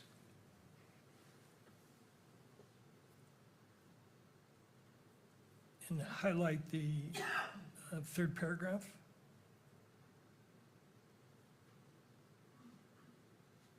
This is your report dated September 15th, 2025, correct? Yes, that is correct. So this is 2 days after you had the conversation with the agents as to what your results were. That is correct, yes. And in your report that you wrote 2 days later, you included this language that's highlighted there, correct? That is correct. This report conforms to the Department of Justice uniform language for testimony and reports for forensic DNA examinations. Correct? Yes. Okay. Now, I'd like you, if you could, to take a look at that standard that you referenced. And then I believe is that, and this will be just to the witness, not to the public. Okay. Calling up tab 7. Do you see that on your screen? Yes, I do. Do you recognize this document? Yes, I do. And tell the court what this is. This document is the approved standards for scientific testimony and reports for autosomal DNA testing. And is this the document that you were referencing in your report? One of them, yes. And is it a true and accurate statement of what the policy of the FBI is in regard to reporting DNA in a case of this type? Yes. I move that document into evidence, Your Honor. So is it just this page or all the pages? Because it says 1 of 6. Yes, so this would be the entire document. Mr. McBride? I don't see the relevance of this document. I object on relevance grounds. Mr. Burt? Your Honor, the document is referenced in your report, and it defines the parameters of what her opinion means. So I think it's very important for the court to understand the limitations of the opinions being expressed. And just for my understanding, when you say in her report, are you referring to State's Exhibit 31? That's correct. All right, Mr. McBride, any further thoughts? No, I'll submit it. All right, so State's Exhibit, well, I'm sorry, how am I labeling this exhibit for the defense? Your Honor, we have our exhibits organized by witness, and we Okay. would be submitting to the court electronic copies of these under named witnesses. So this would be Baker 7. All right, Defense Exhibit Baker 7 is admitted into evidence, and as it relates to publication, what is your request, Mr. Burt? Your Honor, I would ask that this be published since the report is published, and this is important to understanding the limitations of the report. And so published in the courtroom and on the monitor for the media? Yes, Okay. correct. Any thoughts, Mr. McBride? No objection. All right, it will be admitted and published both in the courtroom and on the monitor for the video camera.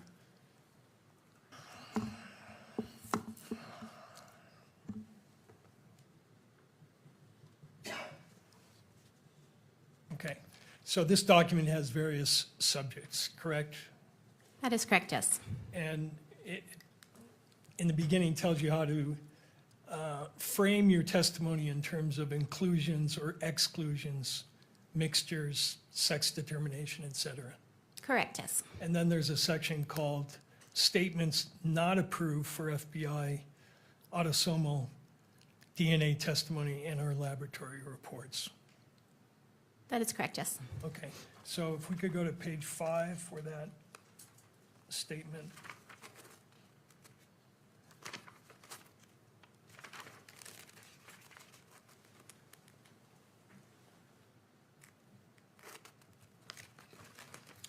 Okay. Under the topic absolute identification, is it the policy of the FBI when you're reporting out results that an examiner may not state or imply that a match provides an absolute identification of the individual from whom the biological material originated? That is correct. And you were following that policy in this case when you told the investigators that this was a possible match, correct? That is correct, yes. You never said it was an absolute identification of Mr. Robinson, did you? Correct, no, I did not. Now, the second guidance under that policy is an examiner shall not use the expressions reasonable degree of scientific certainty, reasonable scientific certainty, or similar assertions of reasonable certainty in either reports or testimony unless required to do so by a judge or applicable law. You're not, in your report, did not use any language that suggested you were giving an opinion to a reasonable degree of scientific certainty, That is correct, it was not. okay? And then the next one, not that one more down. Not going to talk about race, ethnicity. That doesn't apply to this case, right? But 5.4 says, an examiner may not state or imply that forensic autosomal DNA examinations have a 0 error rate or are infallible. That is correct. And you followed that policy in this case, correct? Yes, I did. You're not in your report stating to the court that your testing has a 0 error rate, correct? Correct. You're not saying that the test is infallible. I am not, no. What is the source of error rates in DNA testing? You I'm can sorry. take that down.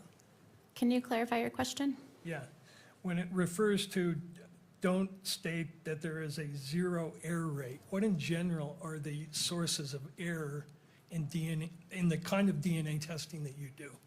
Human error could be an error. Anything else? Not that I can think of off the top of my head. One of the big things is potential human error. I guess you could also associate the DNA testing itself and how items are collected or how those items are tested. Now, to your knowledge, that policy statement that we just read in Exhibit 7, Baker 7, was based on a more general Department of Justice policy, correct? Correct, yes. And that policy is called the Department of Justice Uniform Language for Testimony and Reports for Forensic Autosomal DNA Examinations using probabilistic genotyping systems, correct? That is correct, yes. And could you display 8 for us, please, to the witness?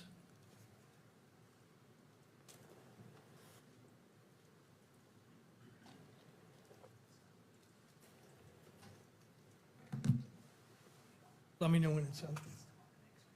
No, not on the big screen.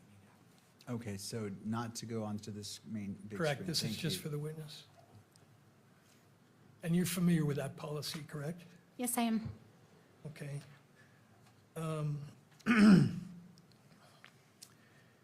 And does it contain a statement that support for inclusion is an examiner's conclusion that there is evidentiary support for the inclusion of a known individual as a possible contributor to the DNA typing results obtained from an evidentiary sample? I believe it does, yes. And did you follow that procedure in this case? Yes, I did. All right. Does this same policy state at page 4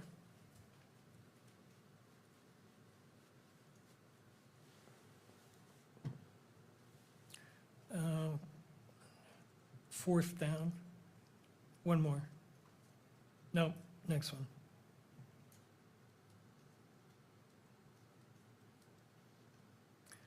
An examiner, does a policy state, an examiner shall not assert that a likelihood ratio of any magnitude provides an absolute identification or source attribution of an individual to an evidentiary sample. That is correct, yes, it does state that. And you followed that procedure in this case, did you not? Yes, I did. You're not implying that those numbers that a previous witness quoted and are stated in your report provides an absolute identification of Mr. Robinson or Mr. Twiggs? No, I'm not. Okay. Thank you. You can take that down.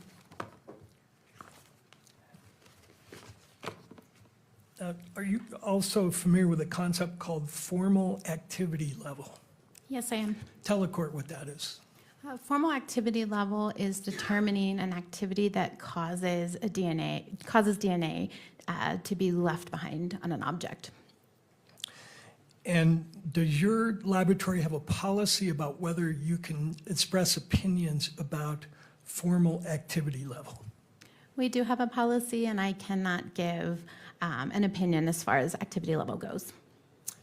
And why is that? That is because DNA can be left behind on an object for numerous different reasons. So just because DNA is on an item doesn't necessarily mean that an individual touched it or utilized that item. So because of that, we do not opine on what activity may have occurred. And consistent with that policy, you cannot tell, if you interpret a piece of DNA as being present on an item, you can't tell when that DNA was deposited, correct? I can't give an exact time, but there are some situations, if a piece of evidence has been buried for a long time or is in a river for a long time, it would be my expectation, based on my experience, that I probably won't get DNA off of an item that's been buried for 10 years, for example. However, I cannot give exact timing as to when DNA was deposited on an item. And I was talking more about a situation where you actually find DNA on an object, be it a gun or anything else. You can't say when that DNA was deposited, correct? Sure, that's correct. And how long, in general, does the DNA persist on an item? Once you've made contact, how does DNA get deposited on an item in general? In general, DNA can be deposited a few different ways, via body fluids such as saliva or blood, or skin cells. So touching an item or wearing an item, DNA could be deposited. Once DNA is on an item, if it's subjected to ideal conditions, it's out of heat and high UV, it's not subjected to any kind of cleaning or chemicals, it can persist on an item rather indefinitely. It can degrade slowly over time, but we've certainly worked items of evidence that are 40 and 50 years old, and we've been able to recover DNA. Now, could you explain to the court the concept of degradation of DNA samples, what that means and what it suggests with your testing? Sure. So degradation of DNA is breaking up the DNA.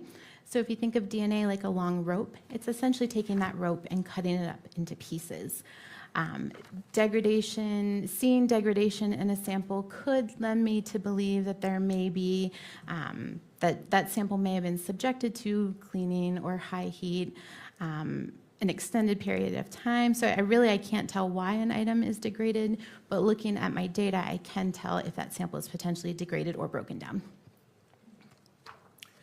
And two of the items that you examined were referred to as items 7 and 8, correct? That is correct, yes. One was a towel and one was a screwdriver. That is correct, yes. Were both those samples degraded to a certain extent? May I refer to my Certainly. data?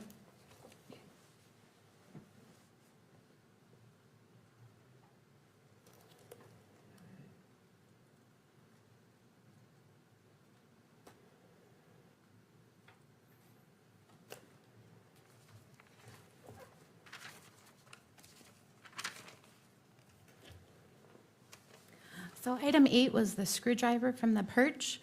I would say that there was some degradation. As I look at the DNA peaks or the DNA data, in an ideal world, if there's no degradation, I would expect all the peaks to be at the same height. Here I see a ski slope type effect, meaning that the data on the left is a little bit taller than the data on the right. As far as item 7,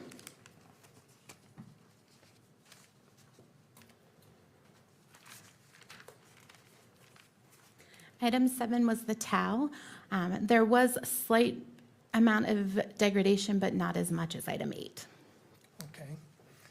And what is the effect of degradation on production of the allele? First of all, what's an allele? An allele is an individual's DNA type. So we inherit half of our DNA from our mom and half of our DNA from our dad. We're looking at something called short tandem repeats, or STRs. These are small segments of DNA that repeat themselves over and over again.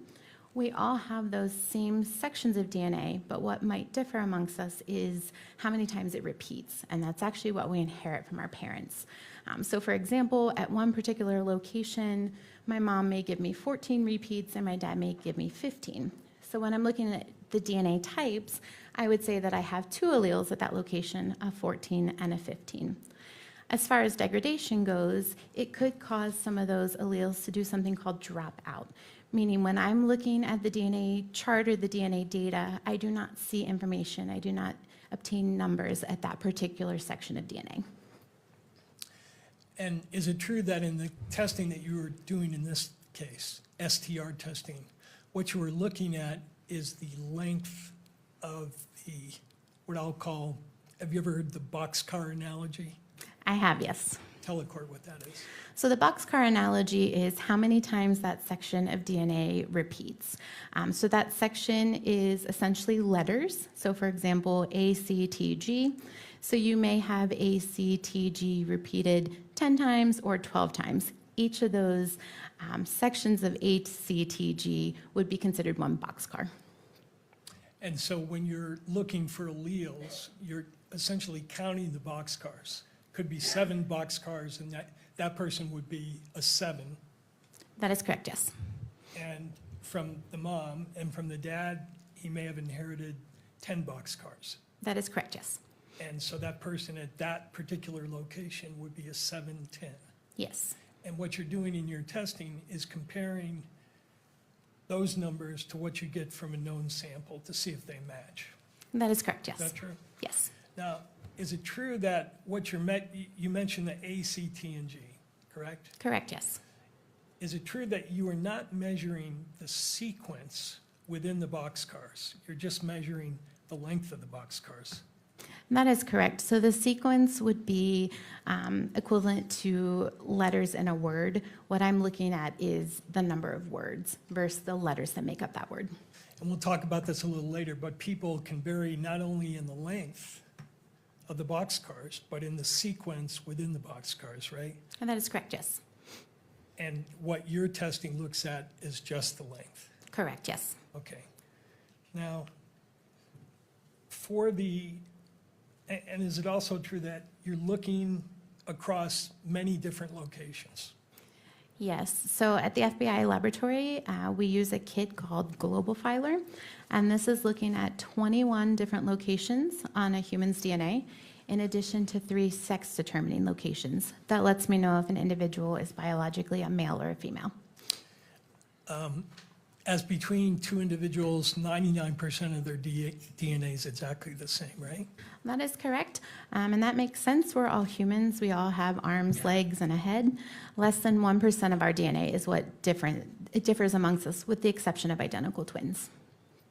But with the within that 1%, you're looking at these length differences, correct? Correct, yes. And you're looking at what you called short tandem repeats. Yes. How many, you said you looked at 25 locations? We're looking at 21 and 3 sex type determining, so 24 total. What are the sex determining, they're called the locus, correct?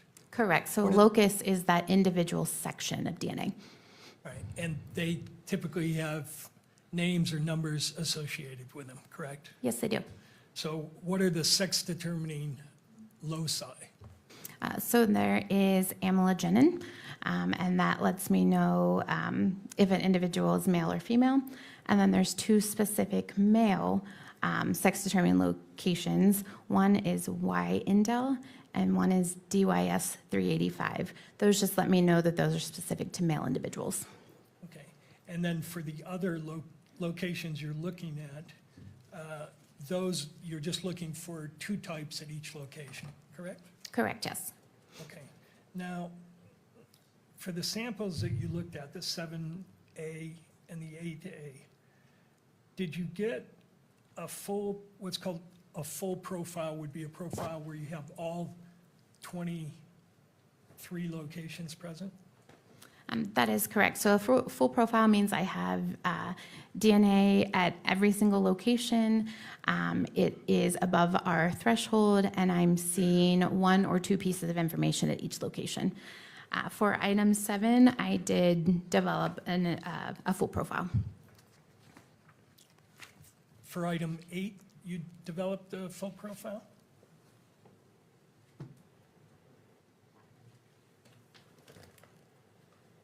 Item 8 was a partial profile, so I did not develop DNA at every single location.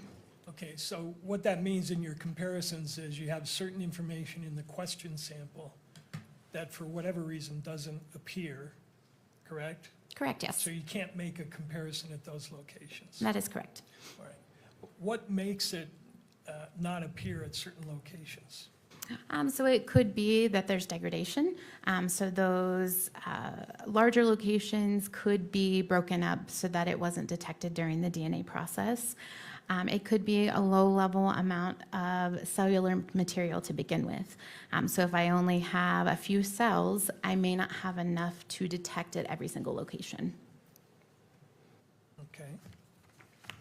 And for the 8-1 sample, did you measure Mr. Robinson and Mr. Twiggs's DNA at the 23 locations? For item 8, I did not have a full profile, so I did not have data at all 23 locations to compare to either Mr. Robinson or Mr. Twiggs.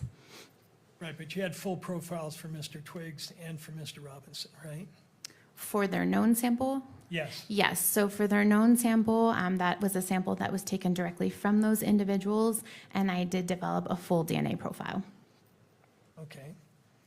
And just to illustrate how this works, is one of the loci that you looked at called the DYS 391 loci? Yes, it is. And what type was Mr. Robinson at that loci?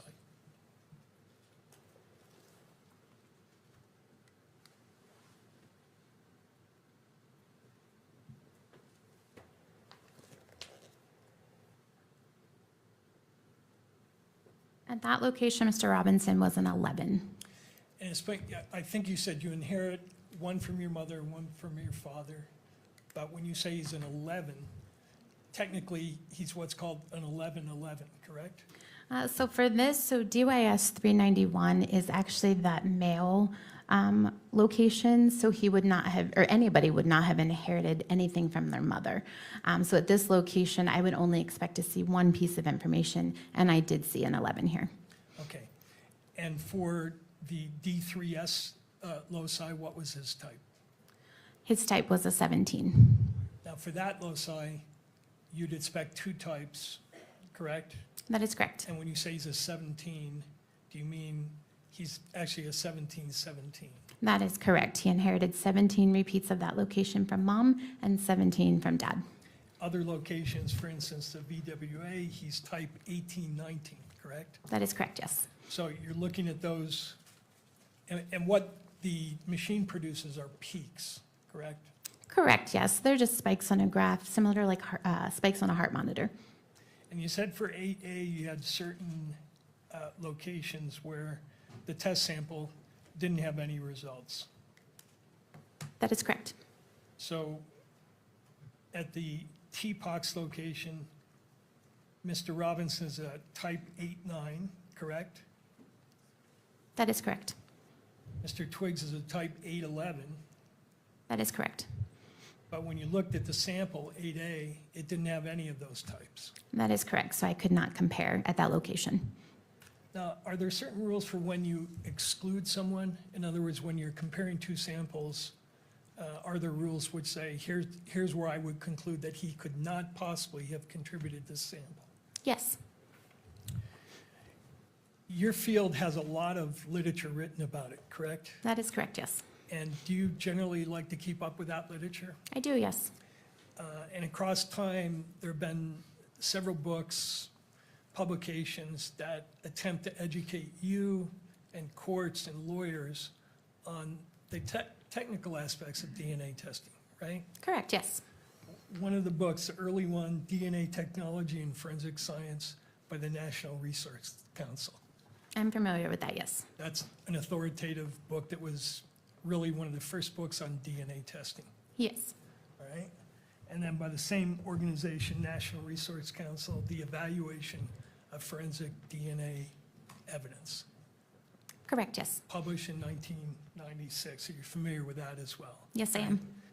And then there's an author, I believe, who did his research work at the FBI, named Dr. John Butler.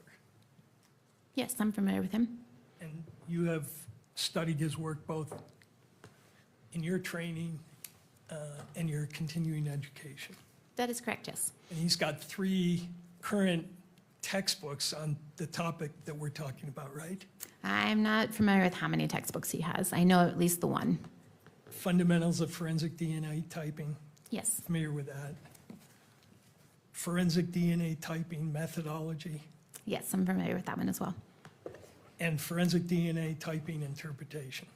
Yes, Everybody in your field relies on these publications and use them as teaching tools. yes, I would agree with that. And then, in addition to those books, there have been studies that have been done on particular topics, correct? Yes, This case, we're dealing with mixtures, correct? yes, And mixtures present certain challenges that are not present when the samples are not mixed, correct? not necessarily. So first, to define a mixture, that simply means DNA from more than one individual in a sample. So if I were to take a sip from a coffee cup and my husband were to also take a sip, if I were to swab that coffee cup, I would get a mixture, his DNA and my DNA together. As far as it being difficult, you can have some mixtures where there's one contributor that donates a lot of DNA and the second contributor donates a little bit. For DNA interpretation, that is not challenging for me. Where it can become challenging is if you have 4 or 5 individuals within that sample all donating roughly around the same amount, it may be challenging for me to determine if a person is included or not. And would you also agree that that challenge exists in situations where you have what are called low quantities of DNA?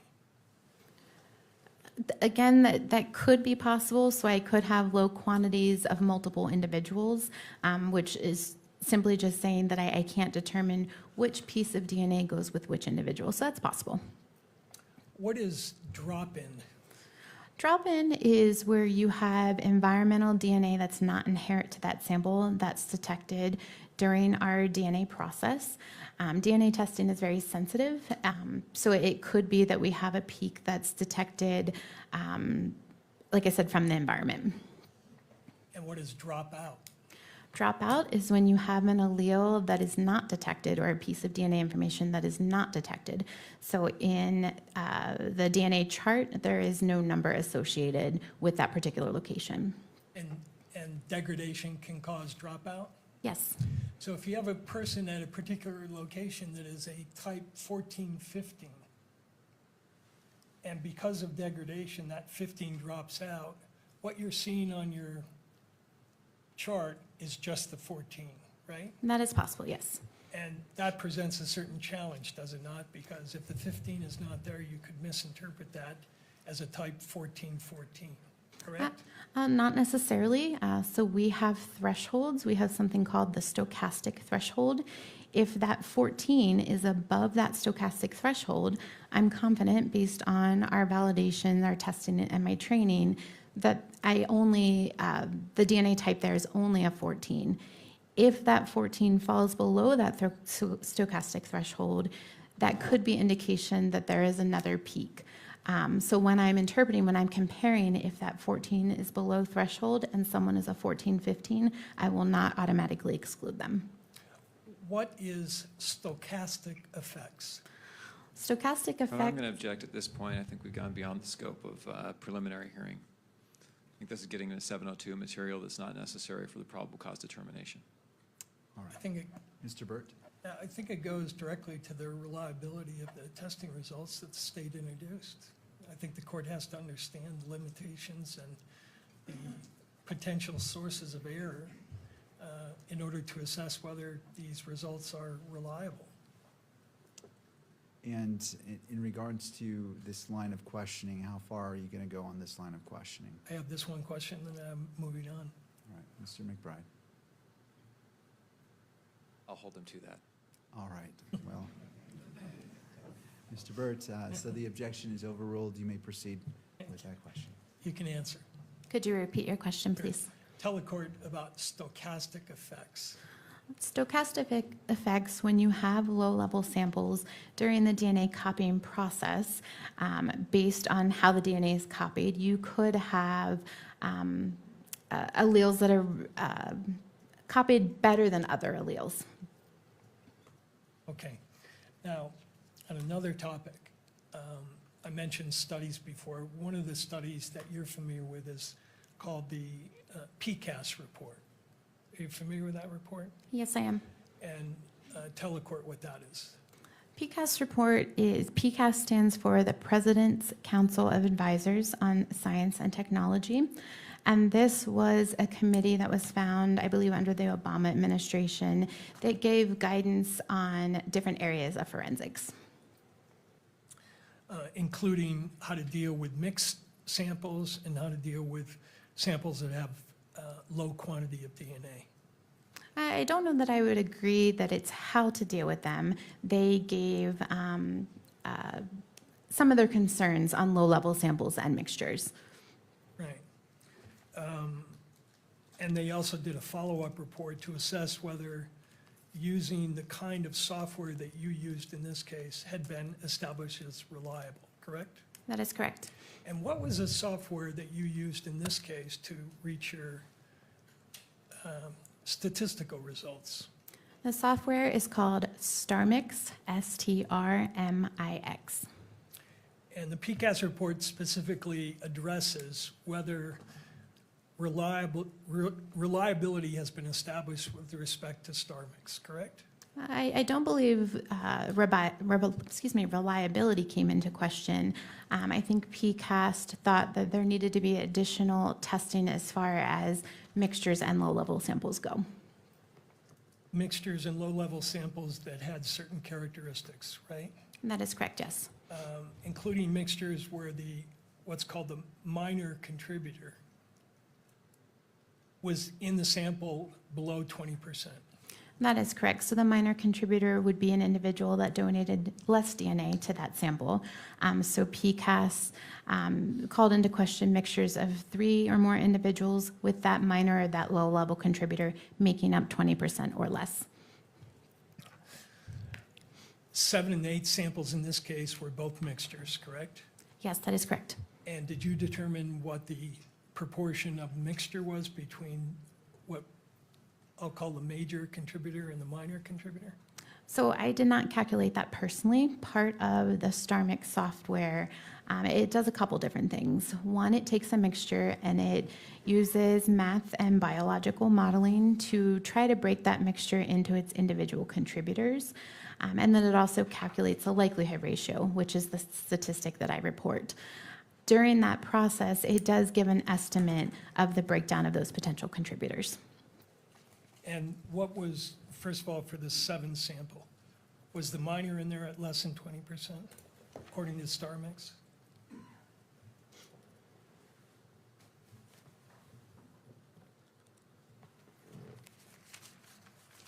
Yes, it was. For one of the runs, when I compared to Mr. Robinson conditioning on Mr. Twiggs, it was a 5% to 95%. And how about for the other sample?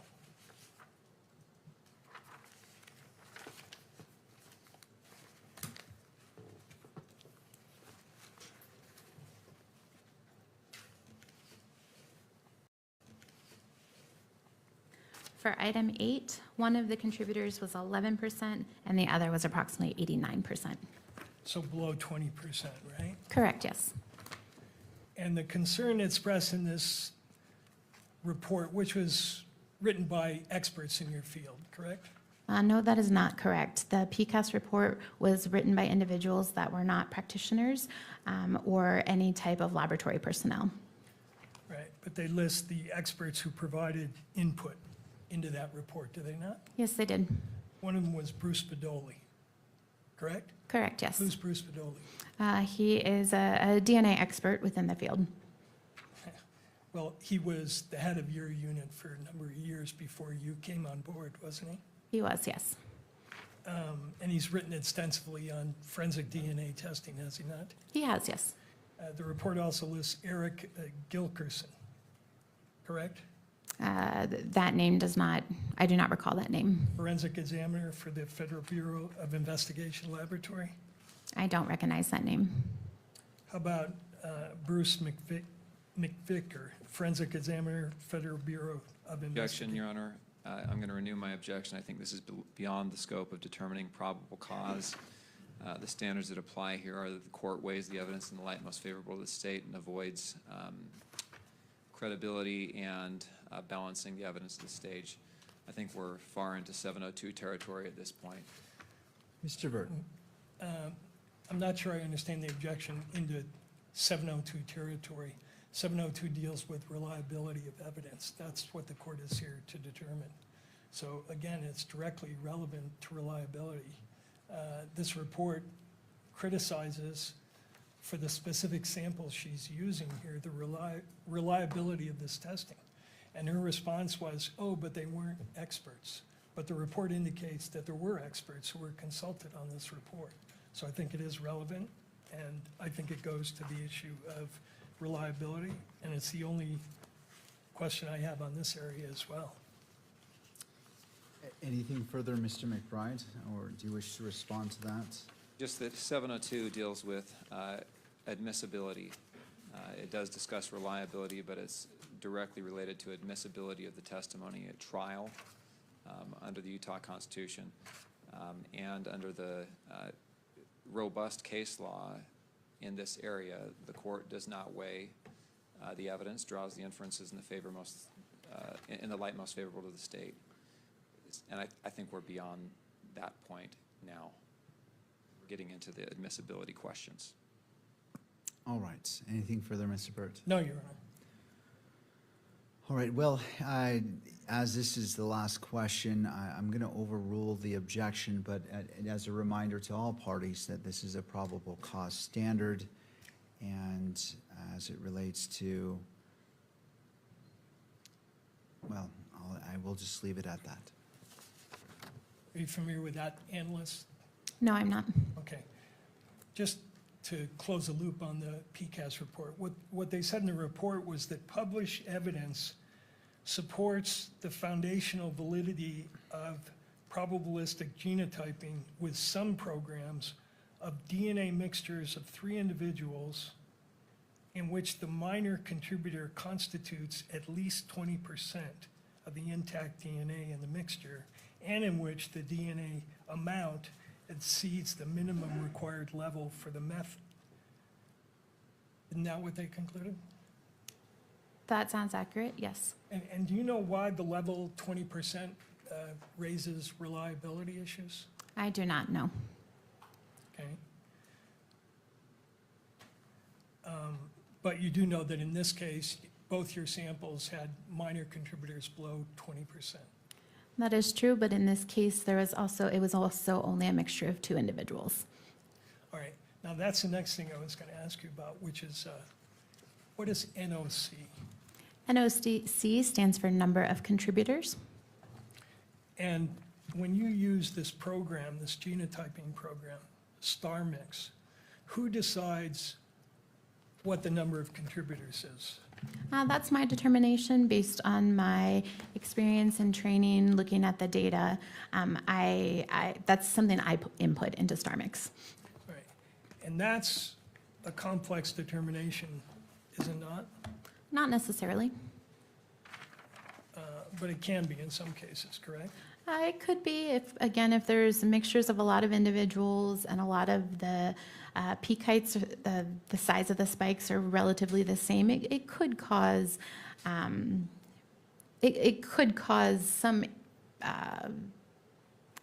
trouble for me as an examiner. All right. One of the groups that studies your field is the National Institute of Standards and Technology, correct? That is correct, yes. They're in the Department of Commerce, I believe so, yes. federal agency. Yes. And they published a report in 2024 called Forensic DNA Interpretation and Human Factors, Improving Practice Through a Systems Approach. You're familiar with that publication, right? I am, yes. And was that publication written by scientists? I don't recall exactly who the authors of that publication were. Okay. Just make sure.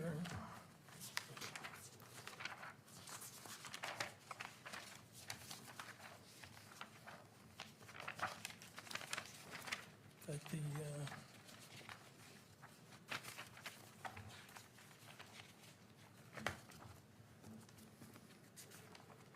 it's a long report, right?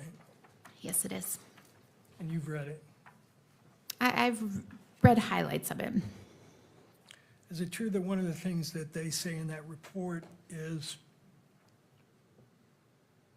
they have a section on the complexity of number of contributor estimations? Objection. Are you, Same objection, Your Honor.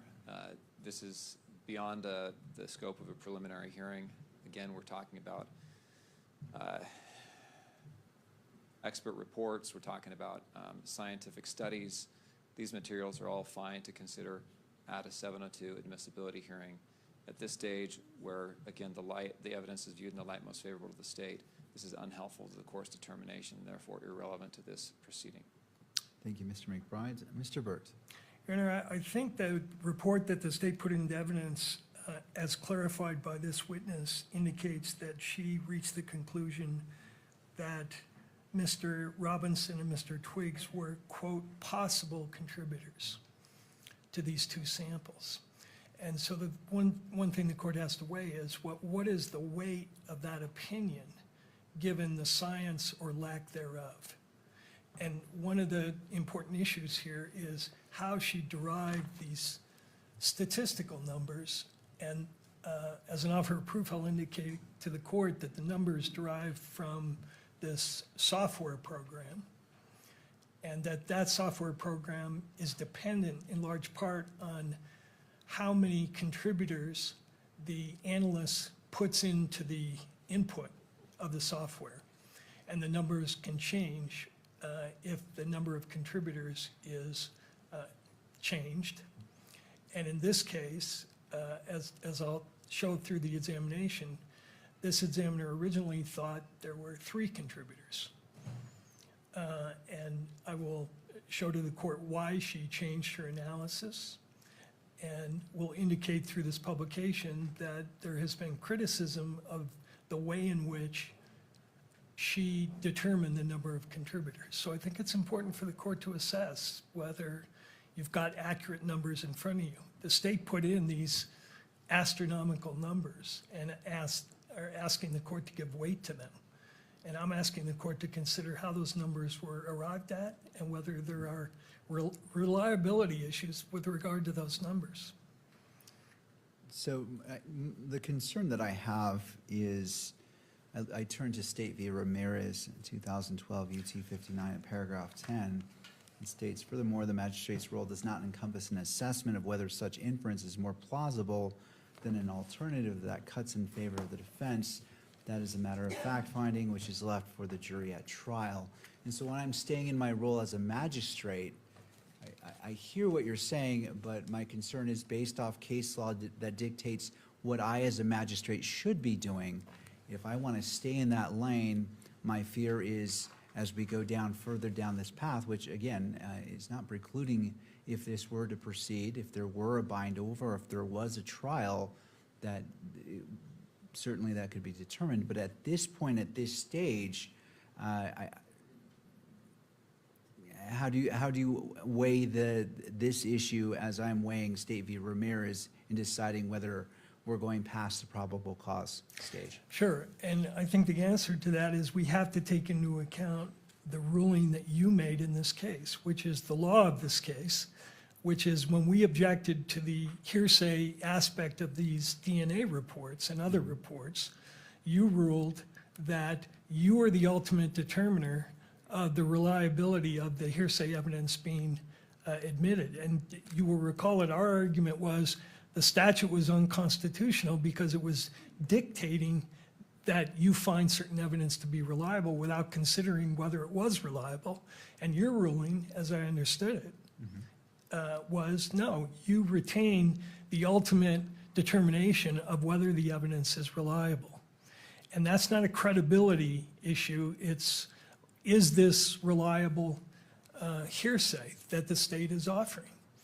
And so issues that go to whether these numbers that the state is putting in front of you are reliable, I think go directly to the substance of your ruling, which is that your role here is to determine reliability of evidence.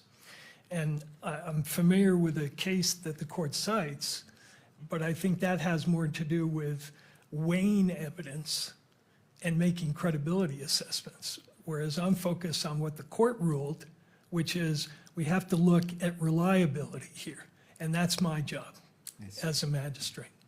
Mr. McBride, any final thoughts? Yes, under Rule 1102B4, this, the Exhibit 31 is considered reliable hearsay. In addition, credibility determinations are not proper for the court to make here for the whole reason that, you know, studies supporting this science, studies opposing this science, testimony from this expert or that expert about what is reliable, what is not, what's more reliable, what's less reliable, factors that affect all those determinations. Those are all very, very complex decisions. There will be probably multiple day hearings dealing with that. And a probable cause determination is just not the place to conduct that kind of thorough, in-depth, and searching analysis. Rather, the case law, the Constitution of Utah that says the only purpose of a preliminary hearing is determining probable cause, the case law, the rules that all say the court does not weigh the evidence at this stage, but leaves that for a finder of fact, the jury, in the end. That all supports cutting this line of questioning off at this point rather than going on for into greater depth, Your Honor. All right. Well, based off what's been presented before me, I'm going to sustain in part and deny in part the objection made. I'm going to allow this question to be asked, and so that is denying, but sustain in the sense that this would be the last question, and if Mr. Burt chooses to, may go on to a different subject or a different line of questioning. Sure. Did that NIST report conclude that it remains unclear if visual inspection renders consistent number of contributor estimations across analysts over time? Can you repeat that? Yeah. Did the report, the NIST report that you referenced, conclude that it remains unclear if visual inspection renders consistent number of contributor estimations across analysts over time? I think that goes to the DNA evidence. Again, we never truly know the number of contributors in a forensic sample. So like I mentioned before, you could have DNA mixtures that are made up of 2, 3, 4 individuals. I have training, I have experience, I followed standard operating procedures. So I'm making the best determination based on the evidence, the DNA evidence that I have as far as number of contributors goes.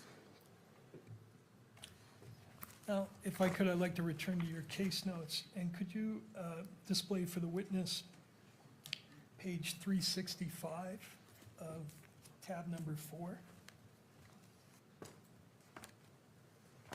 And while he's doing that, by the way, it's true that if you change the number of contributors, you're going to get different numbers from the software program. It depends. So actually, each time you run the software, you will get a different number based on the math that the software system does. But there are studies and validations that show we don't expect that math to be greatly different, usually by a factor of 10. Changing the number of contributors, it depends. If you have a major contributor, someone who's made up most of that DNA profile. If I originally interpret something as 3, calculate a statistic, if that major contributor is the individual that I'm comparing to, if I change the number of contributors to 2, based on the studies and based on my own experience, it doesn't change the likelihood ratio of that major contributor by much. But it does change it, correct? Yes. And you just said, I think, that even when you put in the same parameters, you don't get the same answer if you run it through STR mix more than once, right? That is correct. Based on how StarMix utilizes math and distributions, you will never get the same answer twice, but it will be no more than a magnitude of 10. So that test is not reproducible in the sense that you can run it a sample or your assumptions in there 10 times, you could get 10 different answers. That is true. Again, all within the first time I run StarMix, I'm not going to get a likelihood ratio of 10, and the second time get 10 quadrillion. I might get 10 quadrillion the first time, 2 quadrillion the second time, but even if I run it 10 times, I'm still going to get around the same likelihood ratio value. Now, could you look at tab number 4, your case notes at page 365, if you could bring that up for the witness?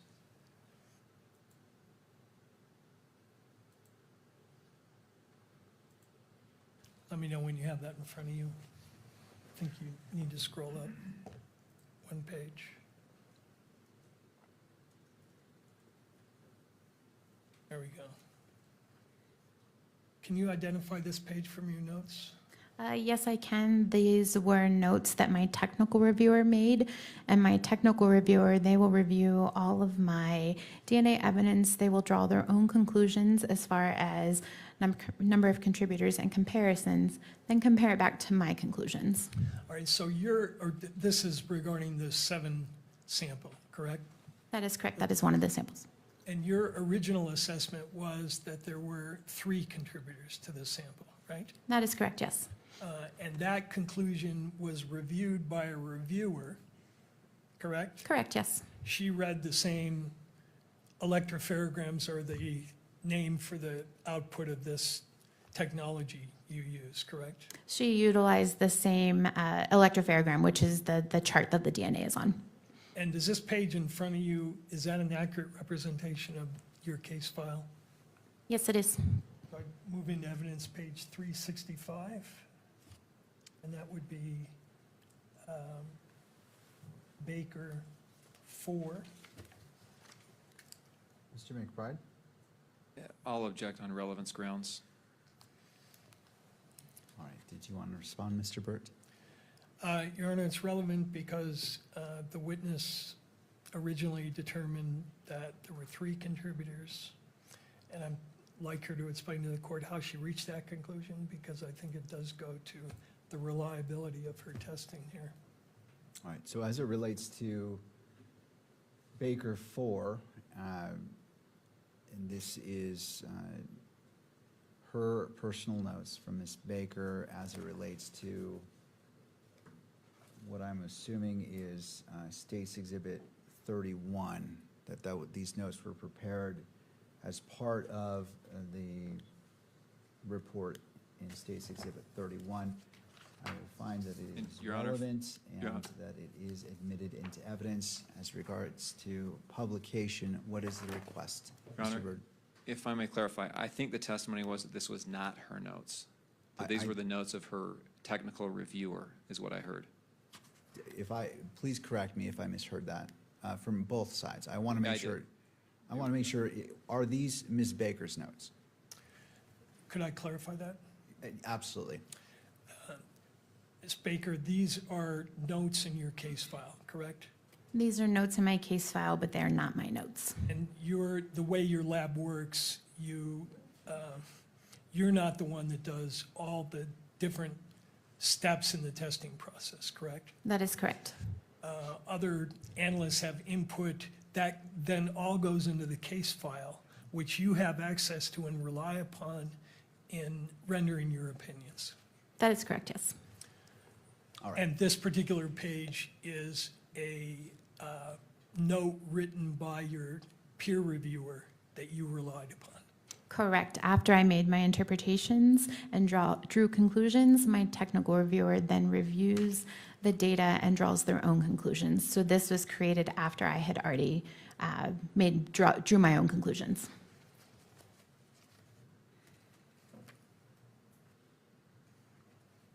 All right, I'm just trying to put it together here.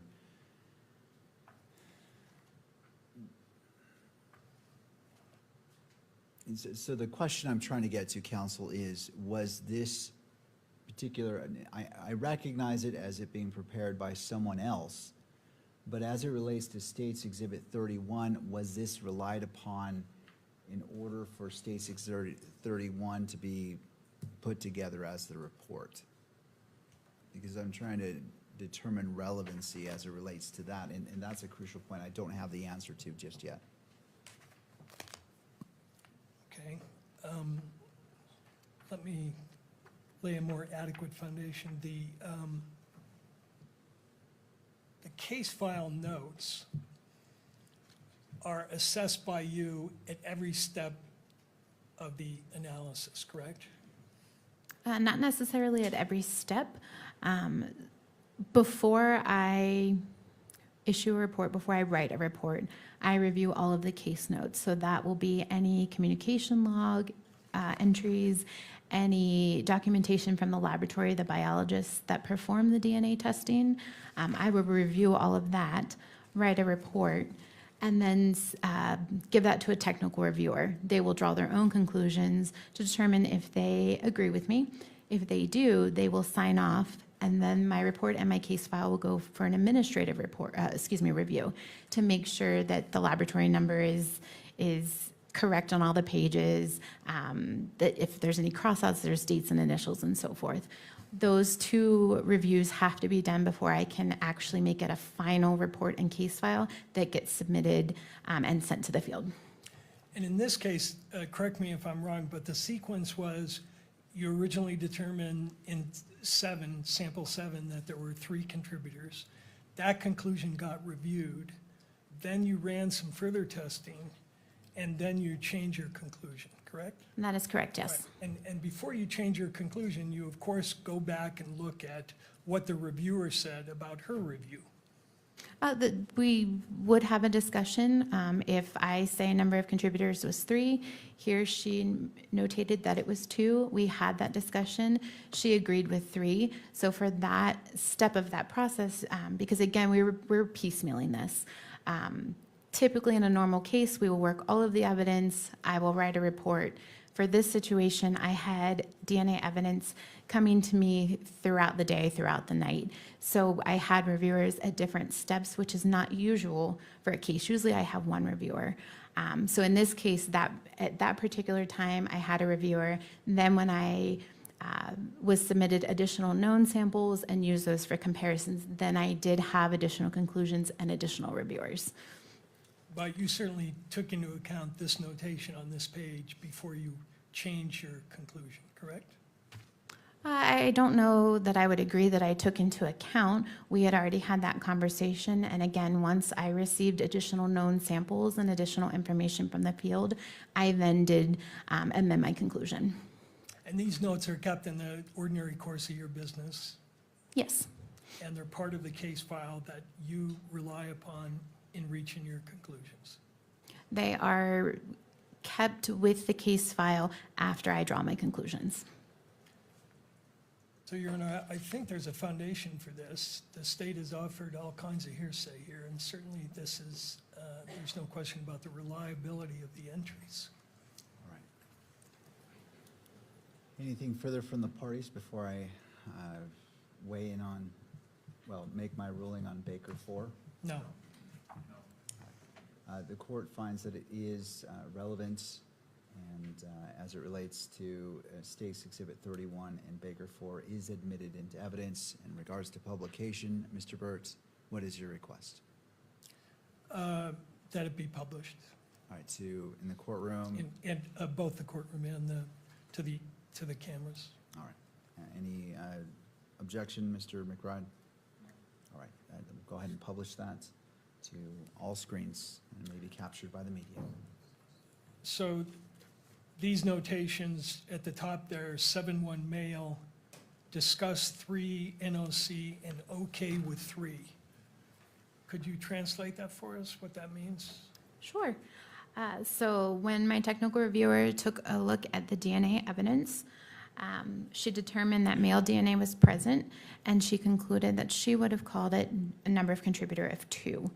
She compared it to my conclusions. I said number of contributor 3, so we had a discussion as to why she thought it was 2, why I thought it was 3, and she said she agreed with me calling it 3 based on our discussion. Okay, so was that an extended discussion you had with her, or just? No, this was a quick discussion, and this is not unusual. We have discussions like this during the technical process quite often. And the stamp on the bottom, approved by Tara Benson, is that the reviewer? Yes, it we're is. talking about? All right, thank you. Now, I want to ask you to look at page 128 of that same exhibit.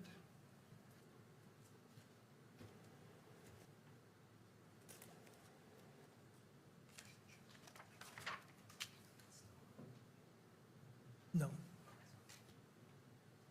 Is this an electropherogram that is a part of your case file? Yes, it is. And is this an accurate representation of what's depicted on this page? I'm sorry, there's nothing on the screen. Am I? Yeah, 128.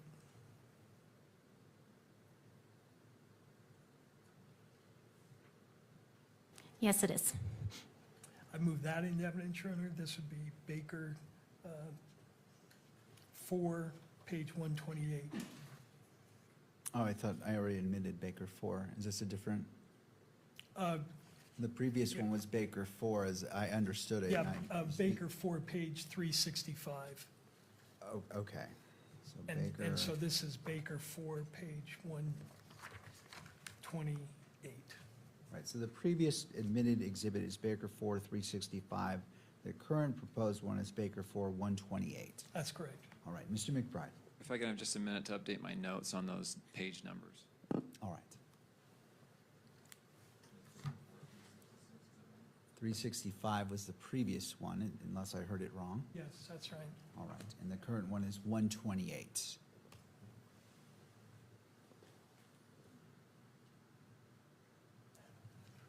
First, I'll note, this is the first I'm seeing these as exhibits. Of course, I have this file, but I was unaware that we were going to be, these are going to be offered as exhibits, so I'm looking to find them in my file as we go. Second, again, I'm going to object on relevance grounds to the probable cause determination. We're going through the finite details of the analysis here, and once again, I think these are appropriate questions to raise in a 702 hearing.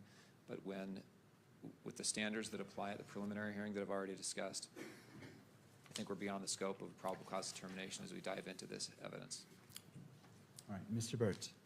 Your Honor, I think this exhibit is particularly important because the court does not yet have in front of it what an electropherogram is and how it's interpreted. And this particular page will illustrate to the court how the analysts interpreted the peaks on this electropharogram to reach the conclusions that she reached, that there were 3 and not 2 contributors. And I think it will assist the court in determining exactly how this comparison process works and what the output looks like, so the court can see exactly how the interpretations are being made. And is this the notes that were relied upon so I'm viewing State's Exhibit 31 as a summary, and this more of showing the work of how the summary was reached. Am I misunderstanding how this fits in? This fits into how the analyst originally was of the opinion that there are 3 people here and not 2. And she will go on to explain how she changed the interpretation from 3 to 2. And the point of this is to illustrate to the court that this is a subjective process to a certain extent, and that people can read these things in different ways. And so I think it will help the court understand exactly what's being compared here. You've got peaks on a line, she will say, and just to let the court know, in responsive to Mr. McBride's statement that he was unaware that this is going to be an issue, he and I met with this analyst before the preliminary hearing. The analyst pointed this page out to us as being illustrative of why she originally concluded that there were 3 contributors. So this is not something that's being sprung on the state. He was a part of that conversation, and this particular page was identified by the analyst, not by me. So it is important to understand why we went from 3 to 2 and what impact that has on the numbers that the state is offering. All right. Anything further? No. All right, under Utah Rule of Evidence 1102, B4, it says scientific, laboratory, or forensic reports and records. I find that this is admissible and is admitted into evidence as Baker 4, page 128, and is a request to publish this document. Okay, you can, Was that a yes? Oh, okay. yes, All right, so published, I'm assuming to that Yes, screen as well? All right, correct. it may be published. Counsel, just as a reminder, as this is a probable cause, I understand and I appreciate you give me a pointer of where it's going, but just as a reminder, as probable cause, it is admitted, and you may discuss it, but I definitely want to keep this within the track of probable cause. understood. All right. Thank you, Mr. Burt. Okay. Is it true what I just told the court, that you pointed this particular page out as illustrating why you originally thought we had 3 contributors? Yes, that is true. So explain to the court, is this an electropharogram? Yes, this is an electropharogram. Each of those rectangles at the top, for example, D2S441, that is that small segment of DNA that I referred to earlier. And each of those peaks has a corresponding number that is the allele, so that corresponds to the number of repeats that an individual inherited. And this is what you ultimately, after you get this electropharogram not through running it through STR-Mix. There's a different device that you use to produce these electropharograms, right? Correct, yes. During the DNA process, this is the last step of that process. So what it's doing is DNA is found in cells of our body. We're taking those cells, we're breaking them open with chemicals to release the DNA from those cells. We're making photocopies of those pieces of DNA so that we can essentially see them. And then the last step is to separate those pieces by size, and the ultimate output is this electropharogram. Okay. And is it true that you set the parameters for what the machine will pop up in terms of numbering the alleles? Personally, I do not set that up. That was done during our validation of the chemicals and the software and the instrument that we utilize. But there are parameters, so that the output of the DNA lets me know, for example, the different types of alleles, but that's not a parameter I set. I want to make sure you answered that. You set, or your lab sets, what the machine does in terms of labeling particular alleles, correct? Yes, that's part of the whole process and the validation, yes. So you could tell the machine, give me all the peaks at whatever level and label them as whatever the alleles are. I see. So yes, so during our validation, we determine our thresholds, our analytical threshold, and that stochastic threshold that I mentioned before. The analytical threshold is a threshold that was determined during validation that we input into the software that I utilize. That says, for example, our analytical threshold is 150. Any peak that is 150 or greater, the software system will give me that allele call or that number for that peak. Any peak that's below the 150, the software system will not give me an allele call for it. Even though it might be a true allele. Correct, yes. So you could say, and you referred to a measurement, you refer to that as RFUs, right? Yes, that is the unit. What does that mean? It stands for relative fluorescent unit. So in your lab, you tell the machine, only label peaks that come above 150 RFU. The software that utilizes the information from the machine, yes. However, it's true, is it not, that in determining the number of contributors, you look below that 150 RFU level. And that is true, yes. All right, now on this is only showing 1, 2, 3, 4 different locations, right? Correct, yes. And you see a number of peaks at each one of these locations. Some of them are labeled, some of them are not. Correct, yes. So tell us how you originally looked at this and said there's not 2 contributors, there's 3. Sure. So first what I do is I count how many labels that I see, so how many of those little squares under each of those locations. So for example, at D2S441, there are 3 squares. Knowing that one piece of information comes from mom and one comes from dad, if it's a single source profile from one individual, I expect to see no more than 2 squares. Because I see 3, that gives me an indication that there's at least 2 individuals. Same thing for the next D19S433, and as well as FGA. There were 3 peaks that were called.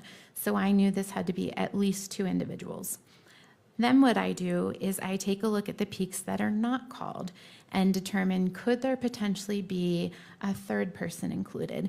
So for example, at D2, the location farthest to the left, I'm asking myself, that 12 in that bottom box, is it the same contributor as, for example, the 22 under FGA all the way to the right? Because I see peaks that are not labeled, it could be that the 12 belongs to one individual and those 2 peaks that are not called belong to a second or third individual.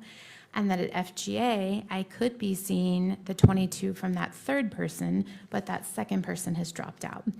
Because I'm able to use information below the threshold and I see peaks, that gives me an indication that I can increase my number of contributors to 3, which I did in this case. Okay, and when did you reach that conclusion, time-wise? If I recall, it was somewhere around September 12th. And when did you change your conclusion? That I would have to refer. Sure.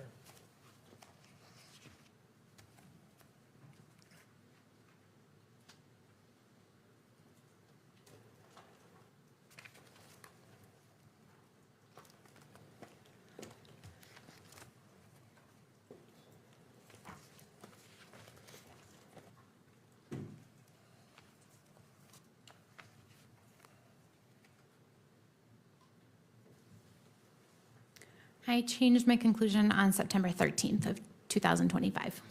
And explain to the court why you changed your conclusion? I was submitted an elimination sample from Mr. Twiggs, and an elimination sample is a sample in which it's from a known individual, and then there's an expectation that the individual's DNA might be present. In receiving that sample and talking to the investigators, it was decided that Mr. Twiggs should be used as an elimination. When I compared him to this sample, all of the DNA, unlike that major contributor, matched to Mr. Twiggs. So because of that, I determined that there's actually only 2 individuals because those small peaks, there was nothing left for a third individual to be compared to. You use a phrase elimination sample. That's typically used, is it not, in a situation where you're testing a sample that has more than one contributor? Not necessarily. An elimination is just simply an individual that we're expecting their DNA to be there. So for example, if we have a stolen vehicle, I will request an elimination sample from the known driver of the vehicle so I can subtract out their DNA to see what I have left over. It doesn't necessarily have to be more than one individual. There certainly has been times where I only detect that known expected individual. And you said you had a conversation with the investigators as to whether Twiggs should be included as, or you talked to them about whether you should get elimination samples? I talked to them with regards to if I should utilize Mr. Twiggs as an elimination versus comparing him and offering a statistic. Okay, but in your report, you concluded, did you not, that one of the contributors to both samples was Twiggs? That is correct, yes. Right. You didn't just assume that, you reached the determination that he was the source of both those samples, one of the sources, right? I don't want to use the word source, but knowing that there was an expectation that his DNA could be present, when I compared him to that DNA sample, I did see his DNA types present. So using the word assumed, that's verbiage that we use when we calculate our statistical calculation. I'm letting the software know, I know this individual is there. I'm assuming that they're there. Based on my comparisons, I did see evidence that that person was there. But I guess what I'm confused about is we talked before about how your language should never imply an absolute identification. But in the body of your report, you say that one of the contributors is Twiggs. You don't say he's a possible contributor like you do for Mr. Robinson. You say he is a contributor, do you not? I do, and with elimination samples, that's slightly different. So for example, let's say I have a sexual assault case and I have a vaginal swab from a female. She has a consensual partner. I can request an elimination sample from that consensual partner. If I see that they're present, I can say they're present and say the DNA foreign to that victim and that consensual partner is one person, for example. So it's different than comparing a known individual. If they're an elimination sample, I can say that I expect their DNA to be there, and based on my interpretation and reviewing that data, they are present. And based either on your conversations with the agents or other people, why did you think that Twiggs was someone whose DNA you would expect in those 2 samples? So from what I recall, in speaking with the investigators, Mr. Twiggs was a roommate of Mr. Robinson, and it was thought that those items came from potentially Mr. Robinson's home. And I don't recall exactly if it was a situation where a particular towel was known to have been in that house. I don't remember that exactly, but in talking to the investigators, based on their investigation, it was important to assume potentially Mr. Twiggs was present. Right, did any investigator ever tell you that the towel did not come from Mr. Robinson's home, but was found in a bush out at the university? I was aware of that, yes. So you knew that that towel was not found in a place where you would expect Mr. Twiggs's DNA to be present? That is correct. It was found outside of a home, but again, based on speaking with the investigators, they had information to suspect that that towel came from Mr. Robinson's home, and I should utilize Mr. Twiggs as an elimination. Right. And again, you didn't assume that, you actually concluded it based on the match, right? Based on reviewing Mr. Twiggs' DNA profile to what I developed from these items, I used him as an elimination sample. Now, you did various STR mix, what I'll call runs, correct? That is correct, yes. And the way this works is you input the number of contributors. You determine that. And then they also have something called HD and HP, right? Correct, yes. Tell the court what that is. So those are different propositions. So in calculating the likelihood ratio compares the probabilities of seeing a DNA profile given one of two different scenarios or explanations or hypotheses. One is that a particular person of interest is a contributor, and the other is that an unknown, unrelated individual is a contributor. So depending on the question being asked is how I set up StarMix, number of contributors. For example, if I'm utilizing someone as a known elimination sample, I will apply their DNA profile both to the HP and HD. And the theory of this HP is the prosecution hypothesis, right? Correct, yes. And HD is the defense hypothesis. Correct, yes. So, and these are things you plug in based on your understanding of what the prosecution and the defense are contending. Correct, yes. So how do you plug in the HD in a case where you don't yet have a defense postulating what their theory is? So HD, or the defense hypothesis, is simply the DNA profile, the probability of the DNA profile, given that it's another unknown, unrelated person to the prosecution's potential person of interest. Mr. Burt, I don't want to interrupt your line of questions, but we've been going for just shy of 2 hours. Would right now be a good time to take a 15? It'd be a great time, Your Honor. All right, Thank let's you. take a 15-minute break. Let's see, we'll come back at 3:50. Court is in a brief recess.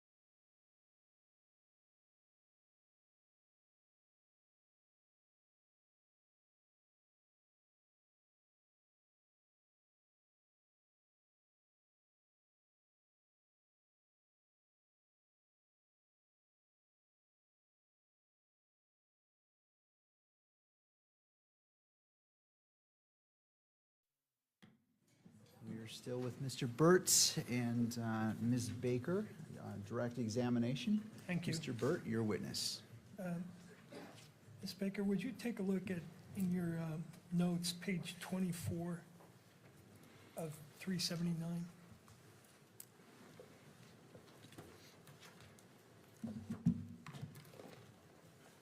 Very bottom of the page.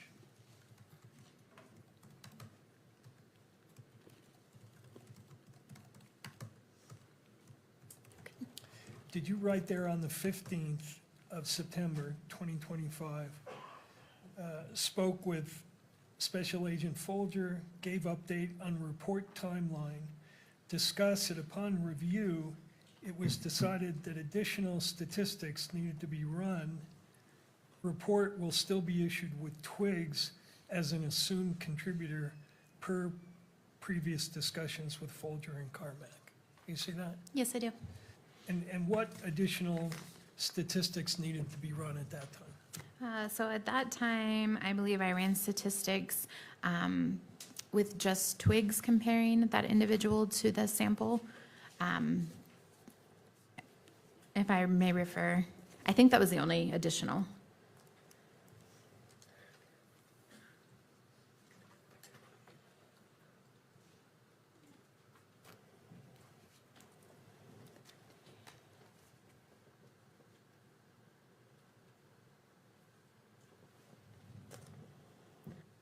Yes, after discussion with my reviewer, it was determined that I was also going to calculate a statistic or compare Twigs by himself, comparing him to the evidence, and having that run in my case file. Okay. And could you go to tab 38, page 39?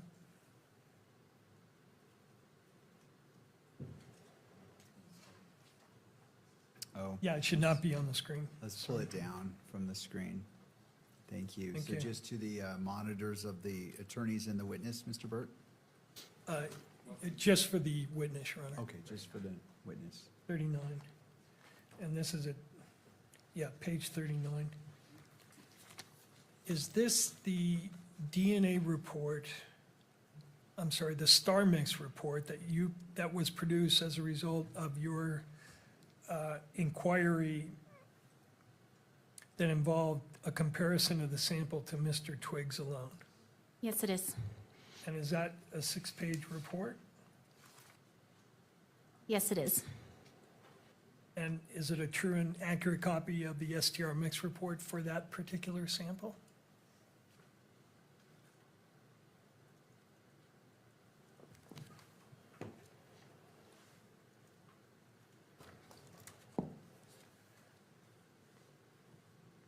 Yes, it is. I'd move that into evidence, Your Honor. This would be Baker 38, page 39 through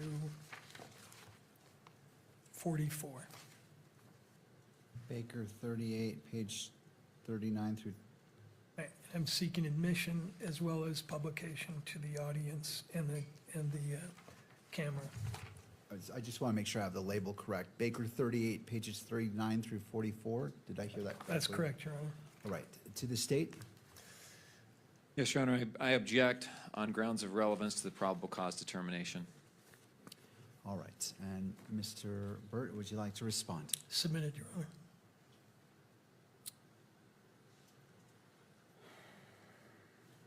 So I'm not exactly sure what this is in order to Sure. determine Let how me- it fits into the probable cause analysis. Sure. So a little bit more information, because as of right now, I don't have enough to admit it. Understood, and I apologize to the court.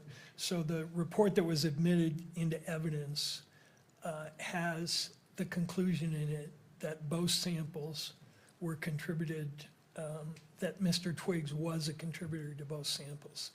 And this is the report that the analyst ran in order to make that determination, I believe. All right. Did these reports, were these made prior to State's Exhibit 31 being prepared? Yes, that's correct. All right. I will admit, Baker 38, pages 39 through 44 is admitted and may be published. Again, as a reminder, for all attorneys, this is a probable cause standard, so if all parties can just keep that in mind as we're moving forward on this. Sure, Thank you. thank you. And so it may be published to all screens.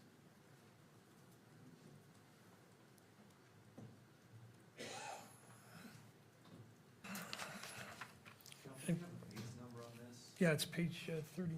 No, but the actual Bates number, I'm having a hard time finding the file. I didn't provide those to the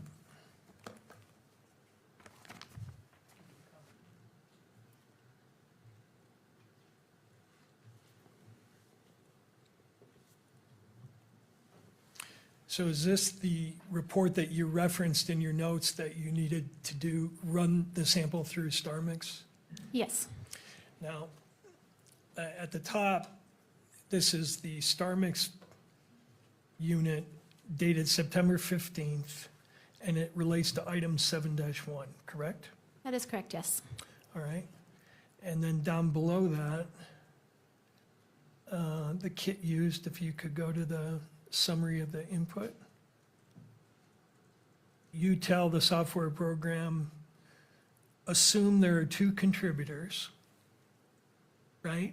Correct, yes. You input sample 7A, Correct, yes. and when you input it, it's just the raw data, right? Correct, just the numbers from the graph. The numbers, and then known contributors under HP, the prosecution hypothesis, Correct, yes. right? And you put in sample 61, right? Yes, That's Twiggs's known sample. correct, yes. And then the known contributors under the defense hypothesis, you left that blank. Correct. Is that because you didn't know what the defense hypothesis was? No, again, the defense hypothesis for this situation, if I'm comparing someone, is an unknown, unrelated individual, and that is taken into account during the calculation. Okay, and then you input that data, and what you get out from that is a likelihood ratio, right? Correct, yes. So let's go to page 2 of that report. And is this a summary of the results from that test on the 15th in terms of a likelihood ratio? Yes, it is. What is a likelihood ratio? What does that mean? A likelihood ratio is a statistic that calculates the probability of seeing a DNA profile given one of 2 different hypotheses. One is that a particular person of interest is a contributor, and the other is that an unknown, unrelated individual is a contributor. The probability with the higher number gets the support, and the magnitude of the support is determined by the ratio of those 2 numbers. That's pretty technical stuff, but the bottom line is that the software computes the numbers, and then you look at those numbers and determine whether it has any significance, right? I don't know that I would say if it has significance. I report the value that's calculated. Right, and why is one column, these columns relate to different, what are called population databases, right? That is correct, yes. The one on the far left, BAH, is an FBI population database on Bahamans, And African Americans, yes. African Americans. Another one for Caucasians, Correct, yes. SEH is Southeast Hispanics, Correct. and then Southwest Hispanics. Correct. Objection. That's all I have on that. I'm just trying to explain the chart. All right, well, there's an objection. Let's pause and turning to Mr. McBride. Sure. Your Honor, at this point, I'm going to object on, again, grounds of relevance to probable cause hearing. State v. Drosbeck, State v. Merrill, State v. Ramirez that the court has cited, all hold that the court should bind the defendant over for trial unless the evidence is wholly lacking and incapable of reasonable inference to prove some issue which supports the prosecution's claim. I don't know that any of this analysis goes to whether or not the expert's testimony and her report is wholly lacking and incapable of reasonable inference to prove her result in this case. We're far beyond this. We're hours into this examination. This feels like a 702 hearing to me. I think we're far beyond a probable cause hearing, Your Honor. I would ask the court to sustain the objection, not allow questioning on this or any other matter that does not deal with the issue of probable cause. Thank you, Mr. McBride. Mr. Burt. Your Honor, the state offered this report on a very technical, complex, scientific area of inquiry. And they offered to the court a conclusion in that report that Mr. Robinson and Mr. Twiggs were contributors to 2 samples that were found at the crime scene. They obviously think that's relevant to the probable cause inquiry, or they wouldn't have offered the report in the first place. So having done that, I think the defense is entitled to inquire whether those conclusions are reliable, because that, again, is the court's ultimate determination here, reliability of this evidence. And the court can decide it's not relevant, it's not reliable, therefore I'm not going to rely on that in determining probable cause. And that, or the court could say it is reliable, and it bolsters up other evidence that the court is going to hear from. So the particular report in front of us goes directly to the issue of whether the expert correctly concluded that Twiggs not was a possible contributor, but was a contributor. And the state's theory here apparently is that both Mr. Robinson and Mr. Twiggs are somehow connected to this crime scene.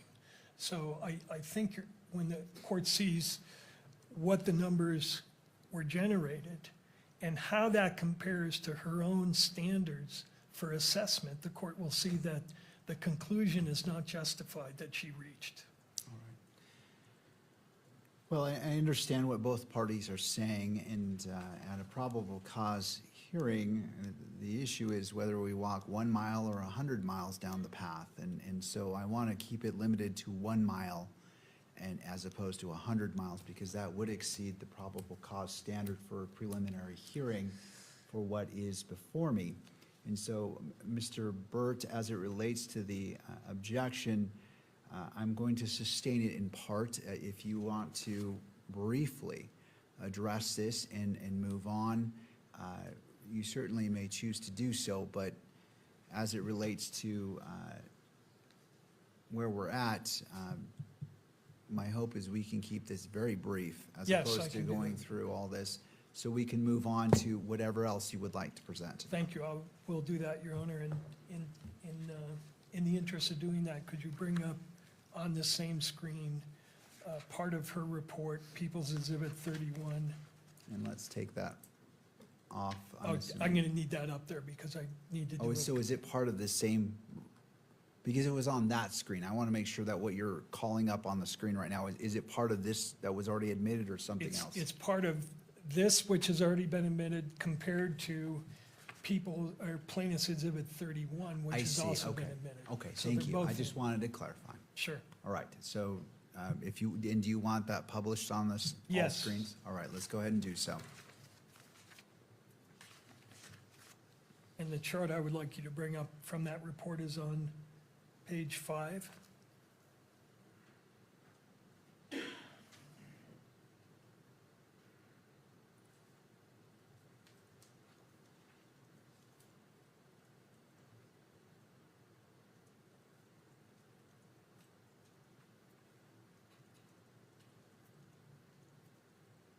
Yeah, and just highlight that.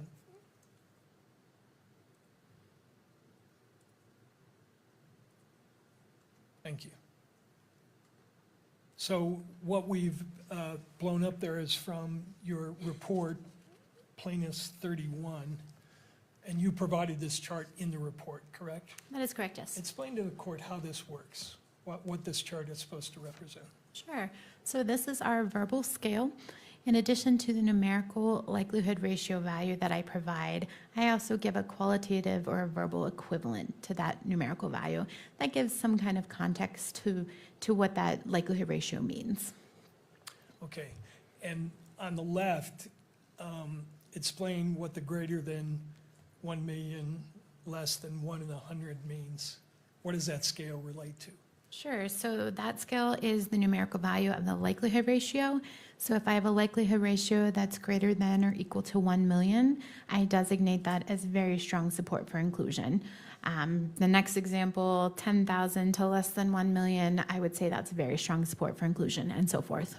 So you need to reach a likelihood ratio of 2 in order to get even limited support for an inclusion, correct? Correct, yes. Okay, if you could not reduce that.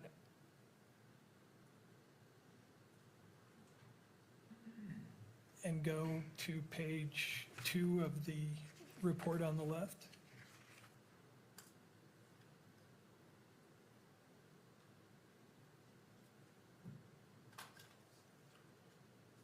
So from this chart, when you ran Mr. Twiggs against the sample, what was the likelihood ratio that you determined? I believe this chart is not the comparison to Mr. Twiggs. That's not in the report? The chart at the bottom of the screen is not my comparison to Mr. Twiggs.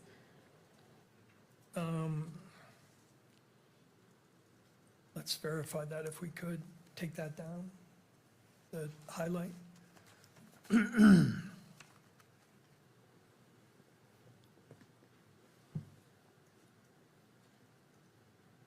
And repost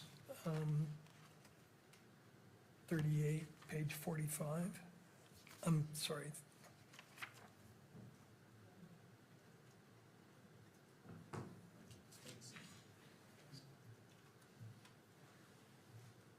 Page 39, that is in evidence. There we go, second page.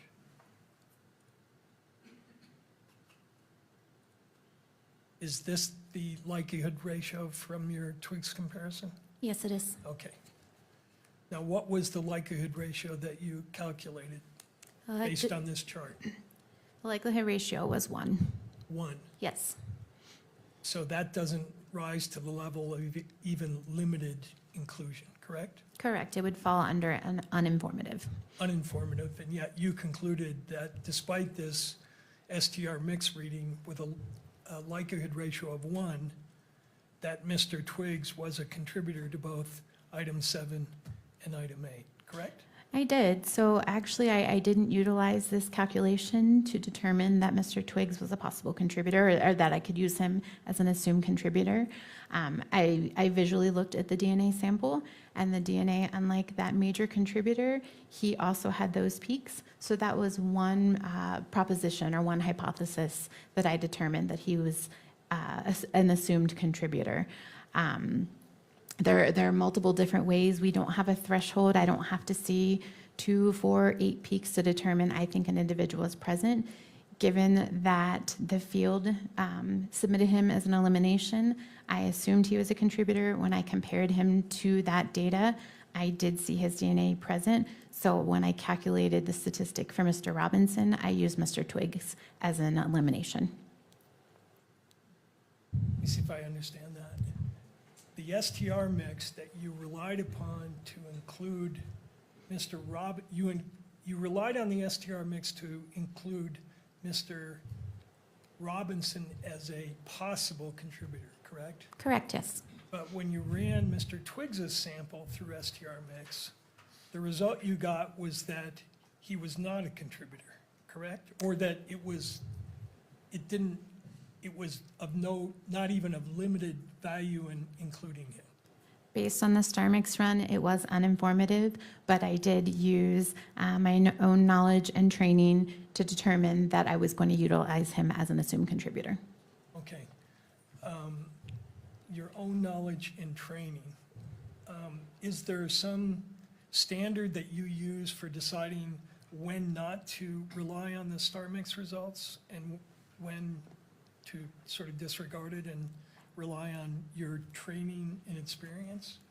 I can't say that I disregarded it. When I'm comparing someone, that's my first determination. Do I think this person is potentially included or excluded? If I determine that I think they're included, I will run star mix to give weight to that inclusion. Elimination samples are different. If I'm told that an individual is submitted as an elimination sample, I can assume they're there. Visually, I'm able to look at the DNA evidence and determine, yes, I think there's enough evidence there to assume that individual, which is what I did here. Okay. At D16, Mr. Twiggs was a 912, right?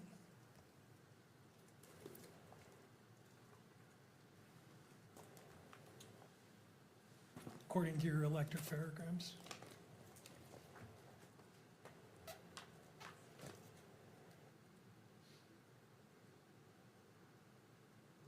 That is correct, yes. Mr. Twiggs was a 912 at D16.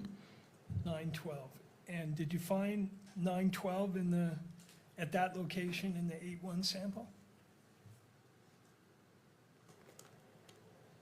I'm sorry, the sample 8 or sample 7? Sample 8.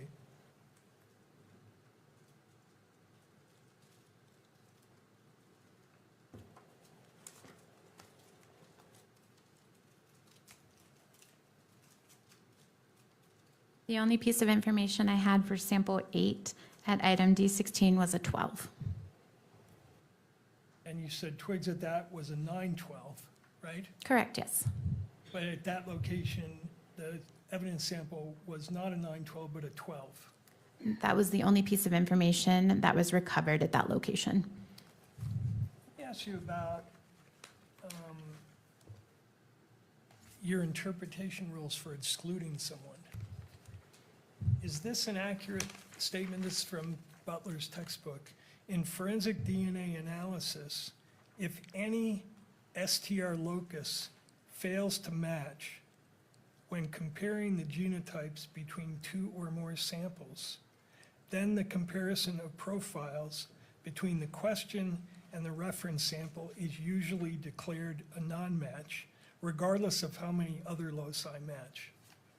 I would agree with that if it's a single source sample.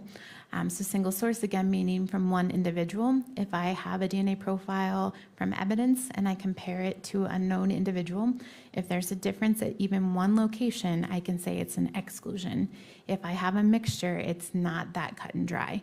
I have to take into account how many people are in that mixture, how many pieces of information I have, is there potential dropout? So it's just because someone may not be present in a mixture doesn't necessarily mean that I'm going to automatically exclude them. I see. At D19S, what was Mr. Twiggs's type?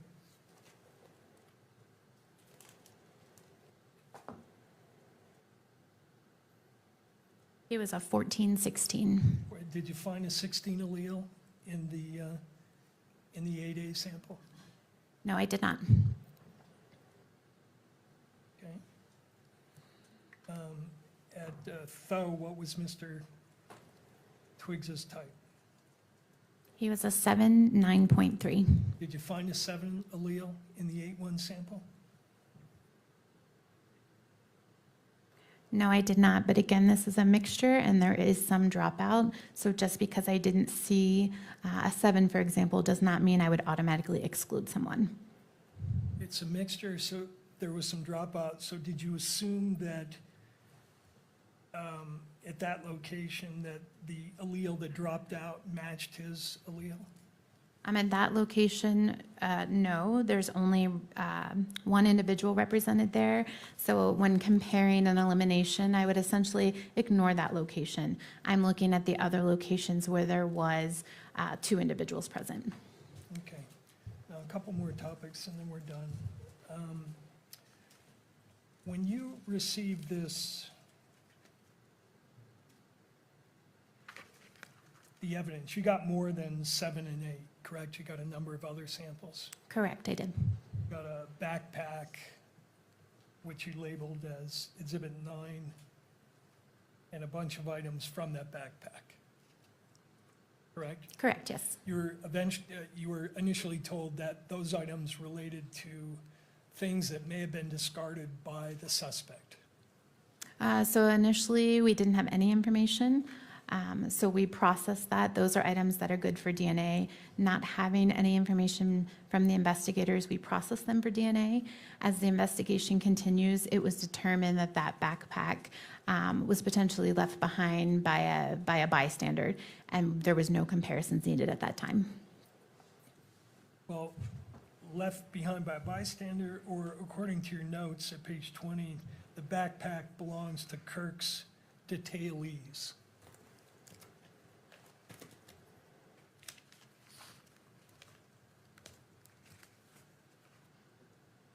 Yes, based on the individual that was not my communication log, that was someone else within the laboratory. That was the information that they received.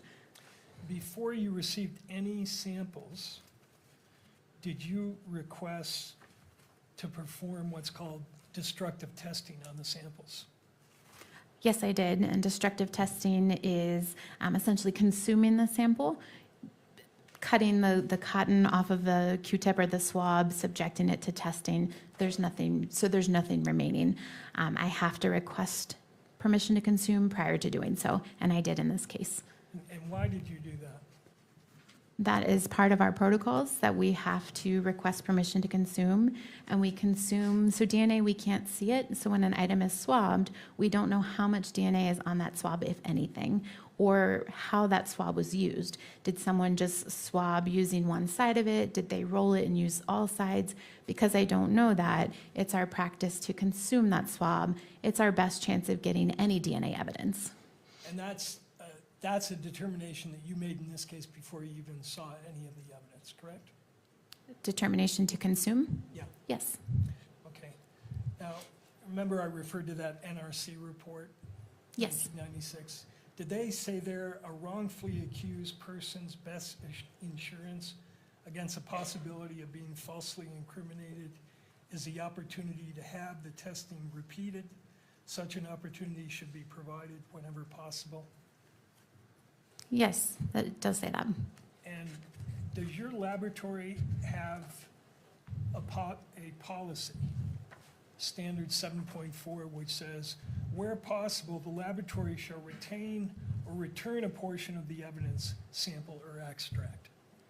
That is correct, and we do actually return the remaining extract, the liquid from our DNA testing. So we did consume the swab, however, there was a small amount of liquid that was left and returned. On some of the items, right? I believe on all of the items. Well, we'll get to that in a minute. And that policy that I read is from your lab policy, right? The Yes. FBI's lab policy. Yes, it is. And then, is there also a similar policy from the quality assurance standards, the FBI quality assurance standards, which says the laboratory must have a policy on sample consumption. The policy is expected to provide instruction for if and when the laboratory may or may not consume a sample, and any documentation that the laboratory requires. That is correct, yes. Okay. Now, your report indicates that certain samples were destroyed, consumed, correct? That is correct, yes. And which samples were consumed?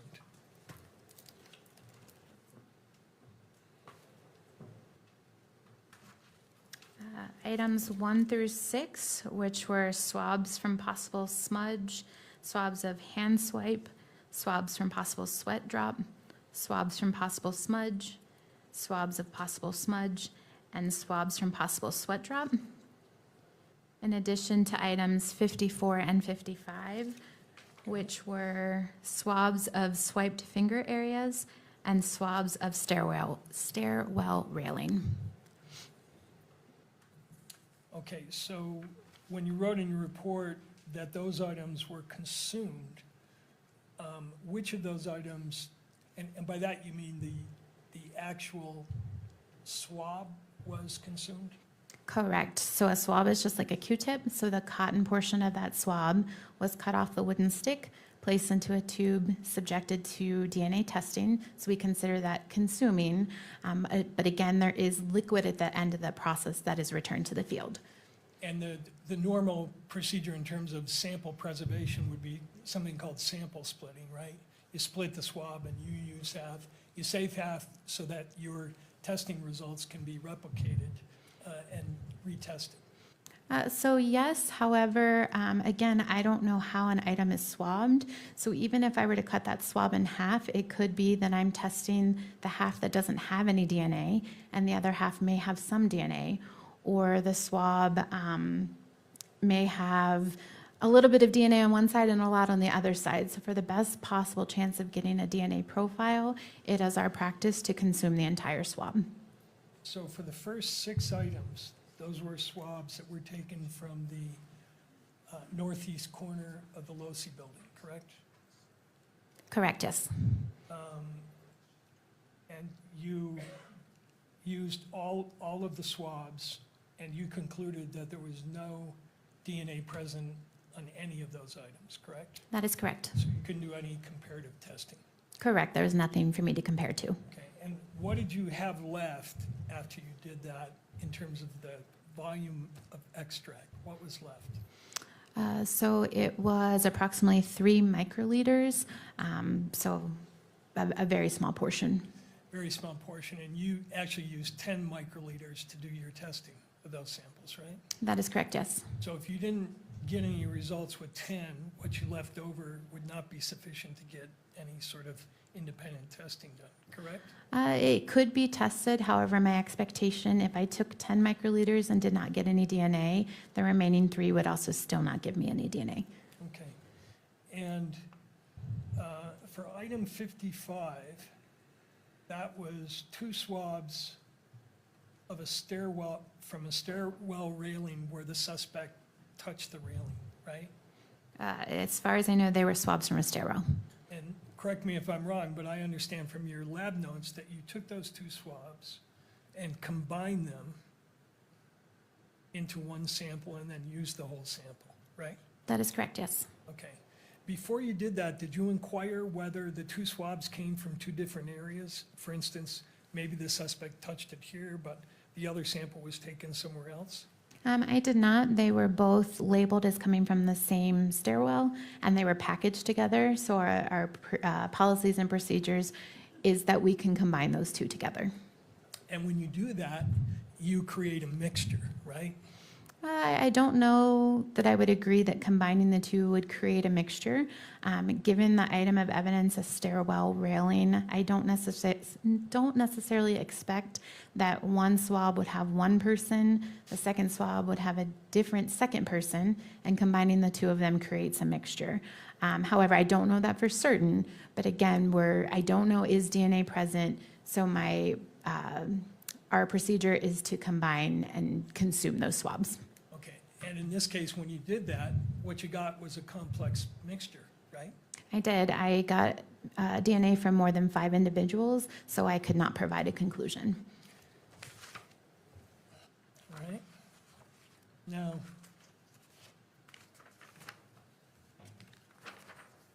Mr. Burt, and we are at the 4:30 point. I just want to inquire, with I- not I just applying have pressure, one just trying to area left. understand. Okay. I'll be done with it. We talked earlier about your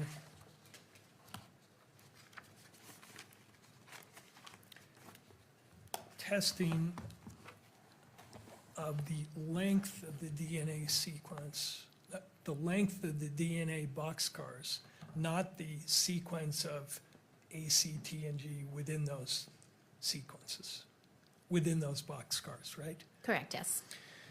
And is it true that there are different alleles that have the same length when you measure by SDRs, but have different sequences? Yes, that is possible. And I'd like to show you a chart that you have reviewed, I believe. This is, could you bring up 34? This is not in front of the, on the public screen, just for the witness.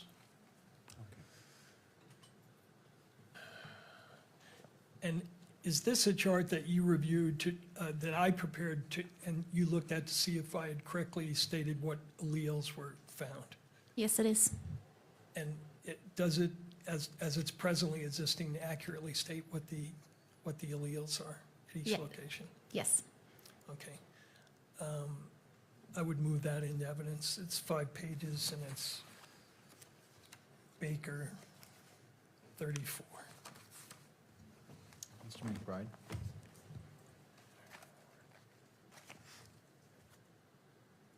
Yes, I object. Unless this exhibit is reasonably likely to defeat the prima facie showing of probable cause, this is irrelevant to the preliminary hearing. Mr. Burt. Your Honor, this exhibit and the next one go directly to whether the comparisons being made between Mr. Robinson's sample and the evidence samples are usable and reliable to make a determination that he is a probable contributor. I'm not sure I'm following with what you're saying on there, right? And maybe it's just because it's late in the day. Could you Yeah, it could repeat be. that? So this chart illustrates what allele she found at each location for Mr. Twiggs and Mr. Robinson, and for the evidence samples, the 7-1A and 8-1A. The other alleles are on here as well, but we're going to focus on 7-1 and 8-1. And for instance, Your Honor, at the, you'll see that under the first reading there is for Tyler Robinson at the D3 location. He is a 17. Okay, and take that down. And then if you go down to the 7-1 towel sample, which is what the topic is of this report introduced by the state, you'll see that she found a 17 there as well, measured only by the length of the DNA strand. And what she's going to testify to is at this location and 5 or 6 others, there are alleles, all of which measure here 17, but actually contain different sequences. And that her testing that she used does not measure for those differences. And so as it relates to probable cause, that's what I want to keep coming Sure. back to. Again, if this was a trial, this may be a little bit different analysis that the trial judge applies, but as a magistrate, taking a look at this and looking at the probable cause standard, how does this comport? So it comports because it goes to the ultimate opinion expressed in the report that the state is offering, that the report offers reliable support that Mr. Robinson is a possible contributor.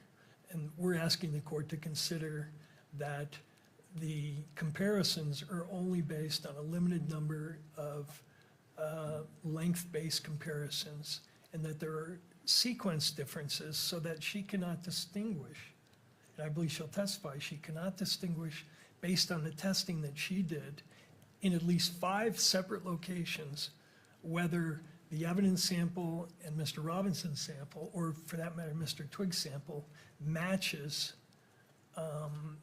the sequence differences here. And this is my final area, and I think I can do it very efficiently, and I think it is important for the court to consider, especially as it relates to the comparison to Mr. Robinson. Mr. McBride. And she is also going to testify that the analysis she does is based on looking at the totality and all of the different markers that match and are consistent, and that's how she comes to the opinion that she does. The point is, there are explanations that are susceptible to different interpretations and arguments. Ultimately, we're going to have an expert hearing where all of the literature is going to be before the court, and the court's going to determine if it meets a threshold of reliability for admission at trial. But at this stage, even granting that there may be some argument that may come from defense counsel's position, the court can't weigh it. This does not go to the probable cause determination, and I don't think it's relevant. And this exhibit in particular is not relevant without the testimony of the witness, and so the exhibit should not be admitted on its face either. That's why I was trying to lay a foundation that she would, and offered a proof to the court that she would testify that in fact there are these sequence differences at the 5 or 6 locations, 6 different locations, relevant to the comparison to Mr. Robinson. And when the state says the court cannot weigh it, the court can weigh reliability. The court has ruled that. So we're simply asking the court to take into account the limited nature of these comparisons and the fact that she cannot, based on the testing that she performed, tell the court whether there are differences between, at these 5 locations. She can't match Mr. Robinson to the question samples because she didn't do sequence testing. And she'll also testify that the FBI is in the process of implementing this kind of testing. All right. Thank you to both sides. I'm going to allow the admission of this evidence, but I'm also going to set a limit of a limited number of questions. We are now at 4:40. This is on the cusp of whether it is applicable to the probable cause standard. I want to afford defense its full opportunity, but I still have to rein it in to keeping it to probable cause and not going into a full exploration, because that's not the purpose of a preliminary hearing. So I will admit Baker 34, but Mr. Burt, I'm going to limit you to how much time do you need to address I just this? need about 4 or 5 minutes. The next chart will be the chart with the, what are called isoalleles displayed for the court, so the court can see what we're talking about, and that's it. All right. I'm just going to have her document that, in fact, I've accurately stated what the alleles are that have sequence differences. All right. So it is Mr. McBride. Just on a second matter, which is, I need to cross-examine this witness. She's got to leave town today. I would like 20 minutes to cross-examine the witness. All right. Well, I will go with the I accept Mr. Burt's representations of the amount of time, and I'm going to talk less because that's consuming more time, and also allow the state the appropriate time for cross-examination given the nature of this witness having to travel. So, Mr. Burt, I'll turn to you. This has been moved into evidence. Do you want it on the screens? Actually, I don't need it on the screen, just in the interest of efficiency. Pull up the next one, please. Okay.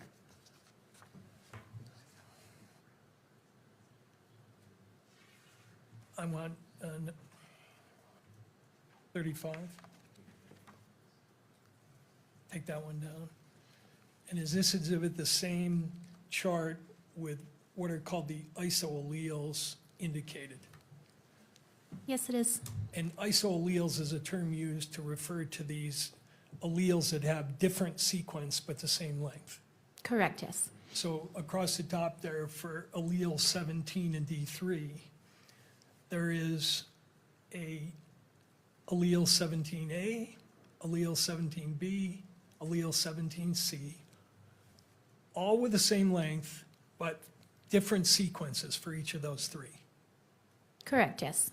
And similarly at VWA, where you say that Mr. Robinson is an 1819 and 1819 in the evidence sample, there's an 18A, a 18B, a 19A, and a 19B.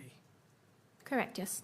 And similarly for the other areas I've indicated there, I've accurately stated what the different sequence alleles are, correct? Yes. So I move this exhibit into evidence, Your Honor, and for publication. Is this Baker 34? Yes. 35. Baker 35. Same objection, Your Honor. All right. I'll admit it into evidence under the previous statement as it relates to Baker 34. It may be published.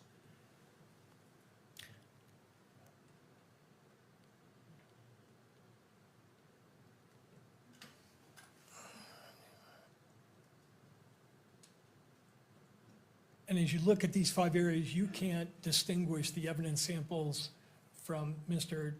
Robinson based on the sequence differences, can you? Correct. I only utilize length differences, STRs in this case. The FBI laboratory does not use sequencing for nuclear DNA testing, nor am I qualified in it. Right. What is NGS? NGS stands for Next Generation Sequencing. And your laboratory is involved in validating next generation sequencing, correct? We utilize next generation sequencing for mitochondrial DNA, which is a different subset of DNA testing, but not for nuclear DNA testing, which is what we're talking about today. All right. But the people who market STR Mix also market a sequence platform, do they not? I'm not aware if they do or do not.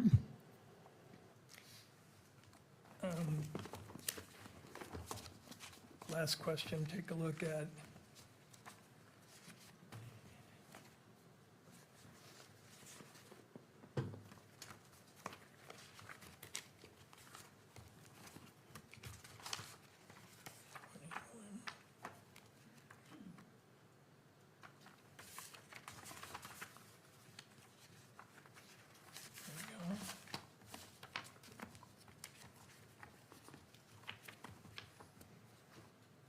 Well, I'll save that for redirect. Thank you. Thank you. All right, turning to the state, Mr. McBride.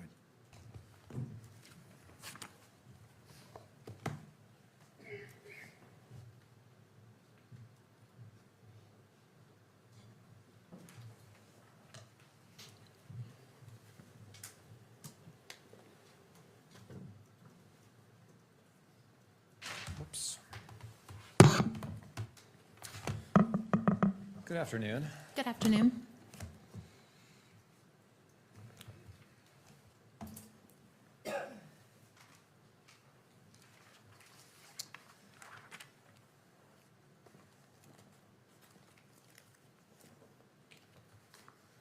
I want to start by asking you what your training and experience is. First of all, do you have any education?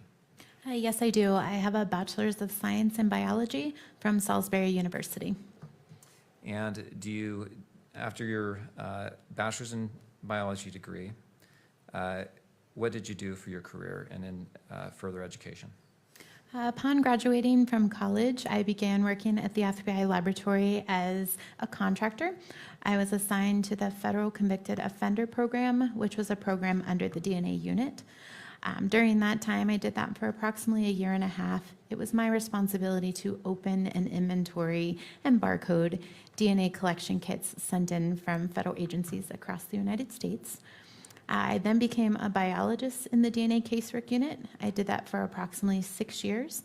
During that time, I did the actual testing of items of evidence, so swabbing, cutting those swabs, producing the DNA profile.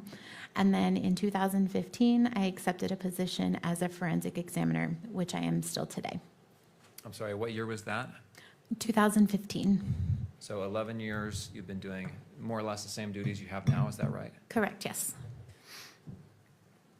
I want to ask you about your lab's accreditation. What is accreditation for a laboratory? Accreditation is a formal recognition that our laboratory is following a very strict set of standards. We're accredited by ANAB, the American National Standards Institute National Accreditation Board. And our accreditation shows that we have to follow standards such as I have to have a certain education background, how we process evidence, how we store evidence. Every 4 years, we're audited to those standards, meaning an outside body will come into our laboratory, look at my training records, look at our standard operating procedures to ensure that we're following those standards. And you mentioned your training. So what do you have to do as an examiner there, as a scientist there, for your lab to maintain its accreditation? So for my training program, I had to complete a 2-year training program. During that time, I learned the science behind DNA testing, and I showed that I understood that science by completing oral board examinations and written examinations. I also then had to show that I could relay those scientific results to a jury by completing moot court exercises. And before becoming qualified, I then took something called a competency exam, or it's like a final examination to show that I'm qualified to perform my duties. During that accreditation or that audit process, my training records were reviewed to make sure that I had the proper coursework, the proper college degree, as well as completing successfully that training program. And do you have to keep up with ongoing education to maintain your, do you have a certification? I'm not certified, I'm qualified as an examiner. To maintain your qualification, do you have to have ongoing education? Yes, on a yearly basis, I have to complete at least 8 hours of continuing education, and this can be done by attending conferences or lectures or reading scientific literature. Do you also have to undergo proficiency testing? Yes, and a proficiency test is a test that we receive from an outside vendor. I process that test like I would any other case and submit that those answers to determine if I'm satisfactory or unsatisfactory. This tests not only me to see if I'm still proficient in my qualifications, but it also tests the laboratory process to ensure that we're getting accurate and reliable results. Now, as you discussed your work in this case, you talked about your work needing to be reviewed by another analyst. Correct, yes. And is that true in every single case? Yes, in every one of our cases, they have to undergo a technical review in addition to an administrative review. And it sounds like during those technical reviews and administrative reviews, there's discussions between you and other analysts. Is that accurate? Yes. And is that an opportunity for training and learning as well? Yes, absolutely. And I assume that training and learning goes both directions, that you're learning and you're also helping others understand your thought process, which may train them as well. Is that accurate? That's true, yes. The tools you use, are the tools you use validated? Yes, they are. And what does that mean to have a tool that you use validated? So a validation is a thorough testing of a process or procedure. So before we subject any evidence to testing, we ensure that those process and procedures will work within our laboratory. Based on the validation, we create something called standard operating procedures, or SOPs, and these are kind of like cookbooks. It gives us step-by-step instructions on how to do our process and procedures. And then both myself as an examiner as well as the biologists were all trained to those standard operating procedures and tested to those standard operating procedures during proficiency tests. Now, you've talked about, I think, a couple of the tools you use. One you call StarMix, is that right? Correct, yes. And is that tool validated? Yes, it's validated both developmentally and internally. Developmentally it's validated by the creators of the software. And then we, the FBI laboratory, also tested StarMix to ensure that we could use it within our laboratory and produce accurate and reliable results. Now, when you say it was developmentally validated, is that in a peer-reviewed study? Yes, it is. And is StarMix used, how widely is StarMix used throughout the world? StarMix is used in approximately 120 laboratories, both domestically and internationally.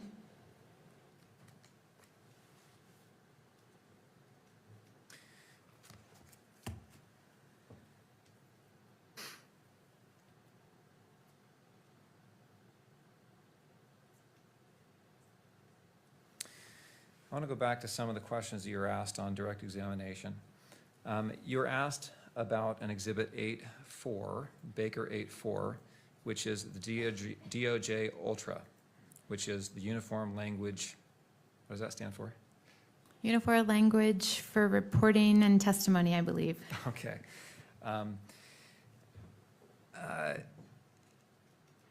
It talks about language that you should use and language that you shouldn't use as an examiner and a scientist, correct? That is correct, yes.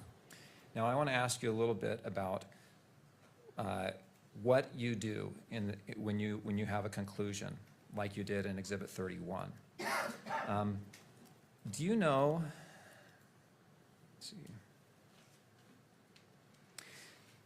the directive from the Department of Justice limits the adjectives you can use to describe the evidence and the conclusions that you reach. Is that accurate? Yes, it is.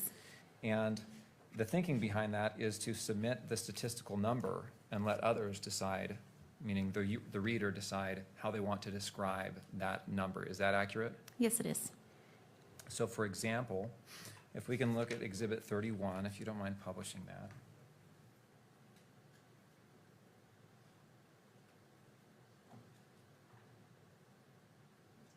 Yes, and that's been admitted, so if we can put it on the screen.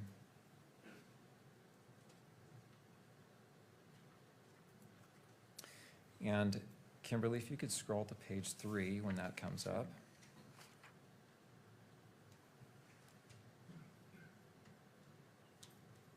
Thank you.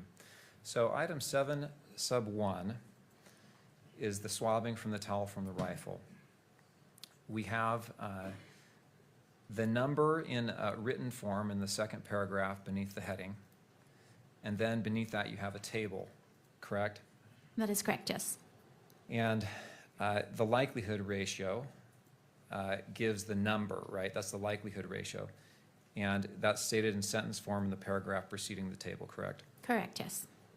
The only language you can use to describe what that number means from the DOJ directive is very strong support for inclusion, correct? Correct, yes.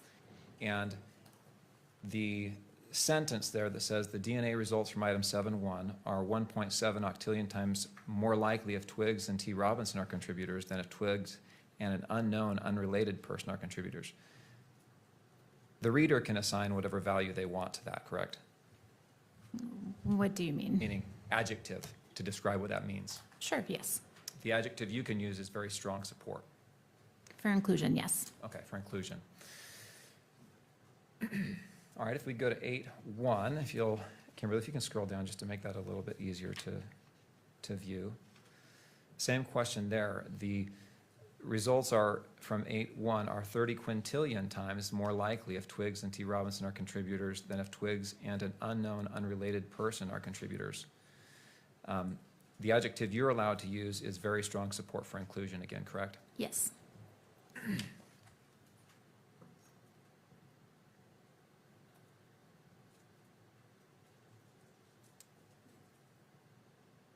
Okay, we can take that exhibit down, thank you.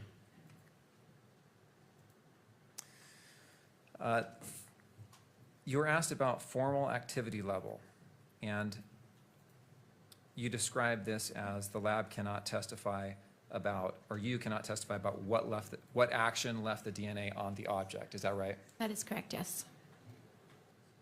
Does that mean that an individual did or did not touch? Oh, let me ask you this. How can DNA get onto an object? DNA can get on an object via direct contact, so an individual touching an object. It can also end up on an item via body fluids, such as blood, or through transfer. So if I were to touch an object, and then that object is given to someone else, my DNA could potentially be on that other individual through the transfer of DNA. And your lab can't, or you cannot testify as to what precise action left the DNA on the object, correct? Correct, I cannot. Okay. Same question about time. You can't testify about the exact time that DNA was left on an object, right? Correct.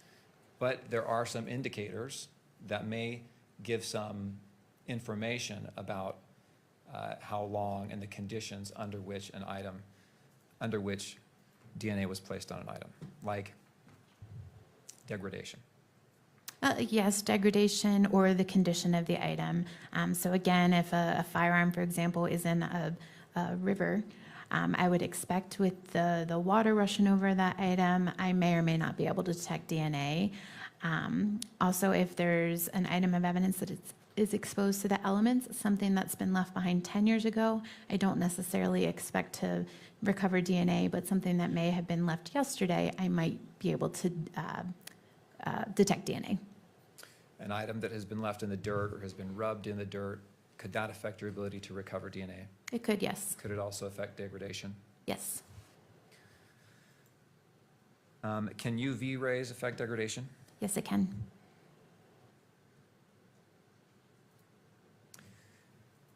Does degradation keep you from doing your work? No, it does not. Is degradation normal? Yes, it is. Does all DNA degrade? It does, yes. I imagine if it's kept in a pristine environment, it would degrade less than if it's kept in, or if it's found in a less, or out in the open. Is that accurate? Yes. Okay. You said with regard to the screwdriver, there is some degradation. Did that affect your ability to reach conclusions in this case? No, it did not. You said on item 7, the towel, or the swab from the towel, there was slight degradation, not as much as Exhibit 8. Is that accurate? Yes. Did that degradation affect your ability to reach a conclusion here? No, it did not.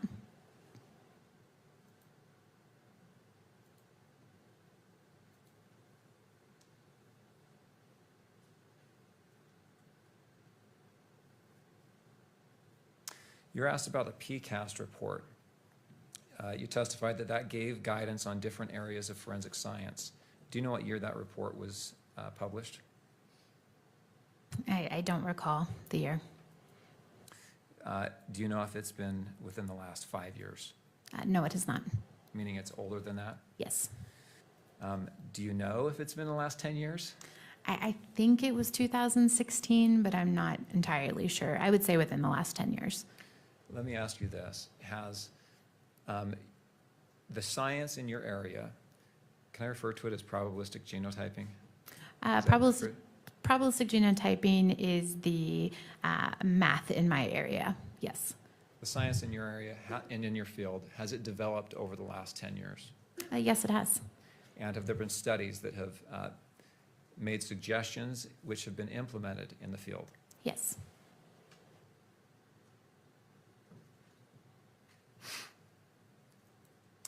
You testified about Exhibits 7 and 8, that they both had mixtures. Excuse me. Yes, items 7 and 8. In your testing of these items, that they both had mixtures. And you stated, I want to make sure I understood this. You stated, I believe, that the minor contributor was less than 20%, and that it was actually 5%, and the ratio is 5% to 95%. For one of the samples, yes. Do you remember that? Yes. Does that mean the 5% was from twigs, and the 95%, that 95% is assumed from the Robinson? When I calculated the statistic, Twiggs's DNA profile aligned with the 5% contributor, and Mr. Robinson's DNA profile aligned better with the 95% contributor. Okay. Same question with regard to 8. I think you said the ratio was 11% from the minor and 89% from the major. Is that Twiggs being the 11% and Robinson being the 89%? Yes, Twiggs better aligned with that 11% contributor, and Mr. Robinson better aligned with that 79% contributor.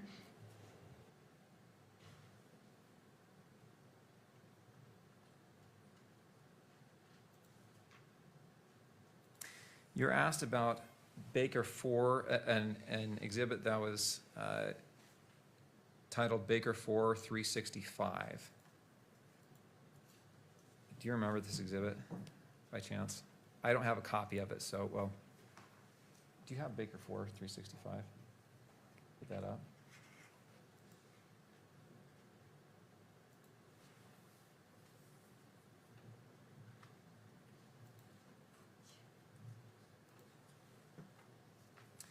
And item 7 is the towel, right? Yes, Item 8 is the screwdriver. correct, yes. Thank you.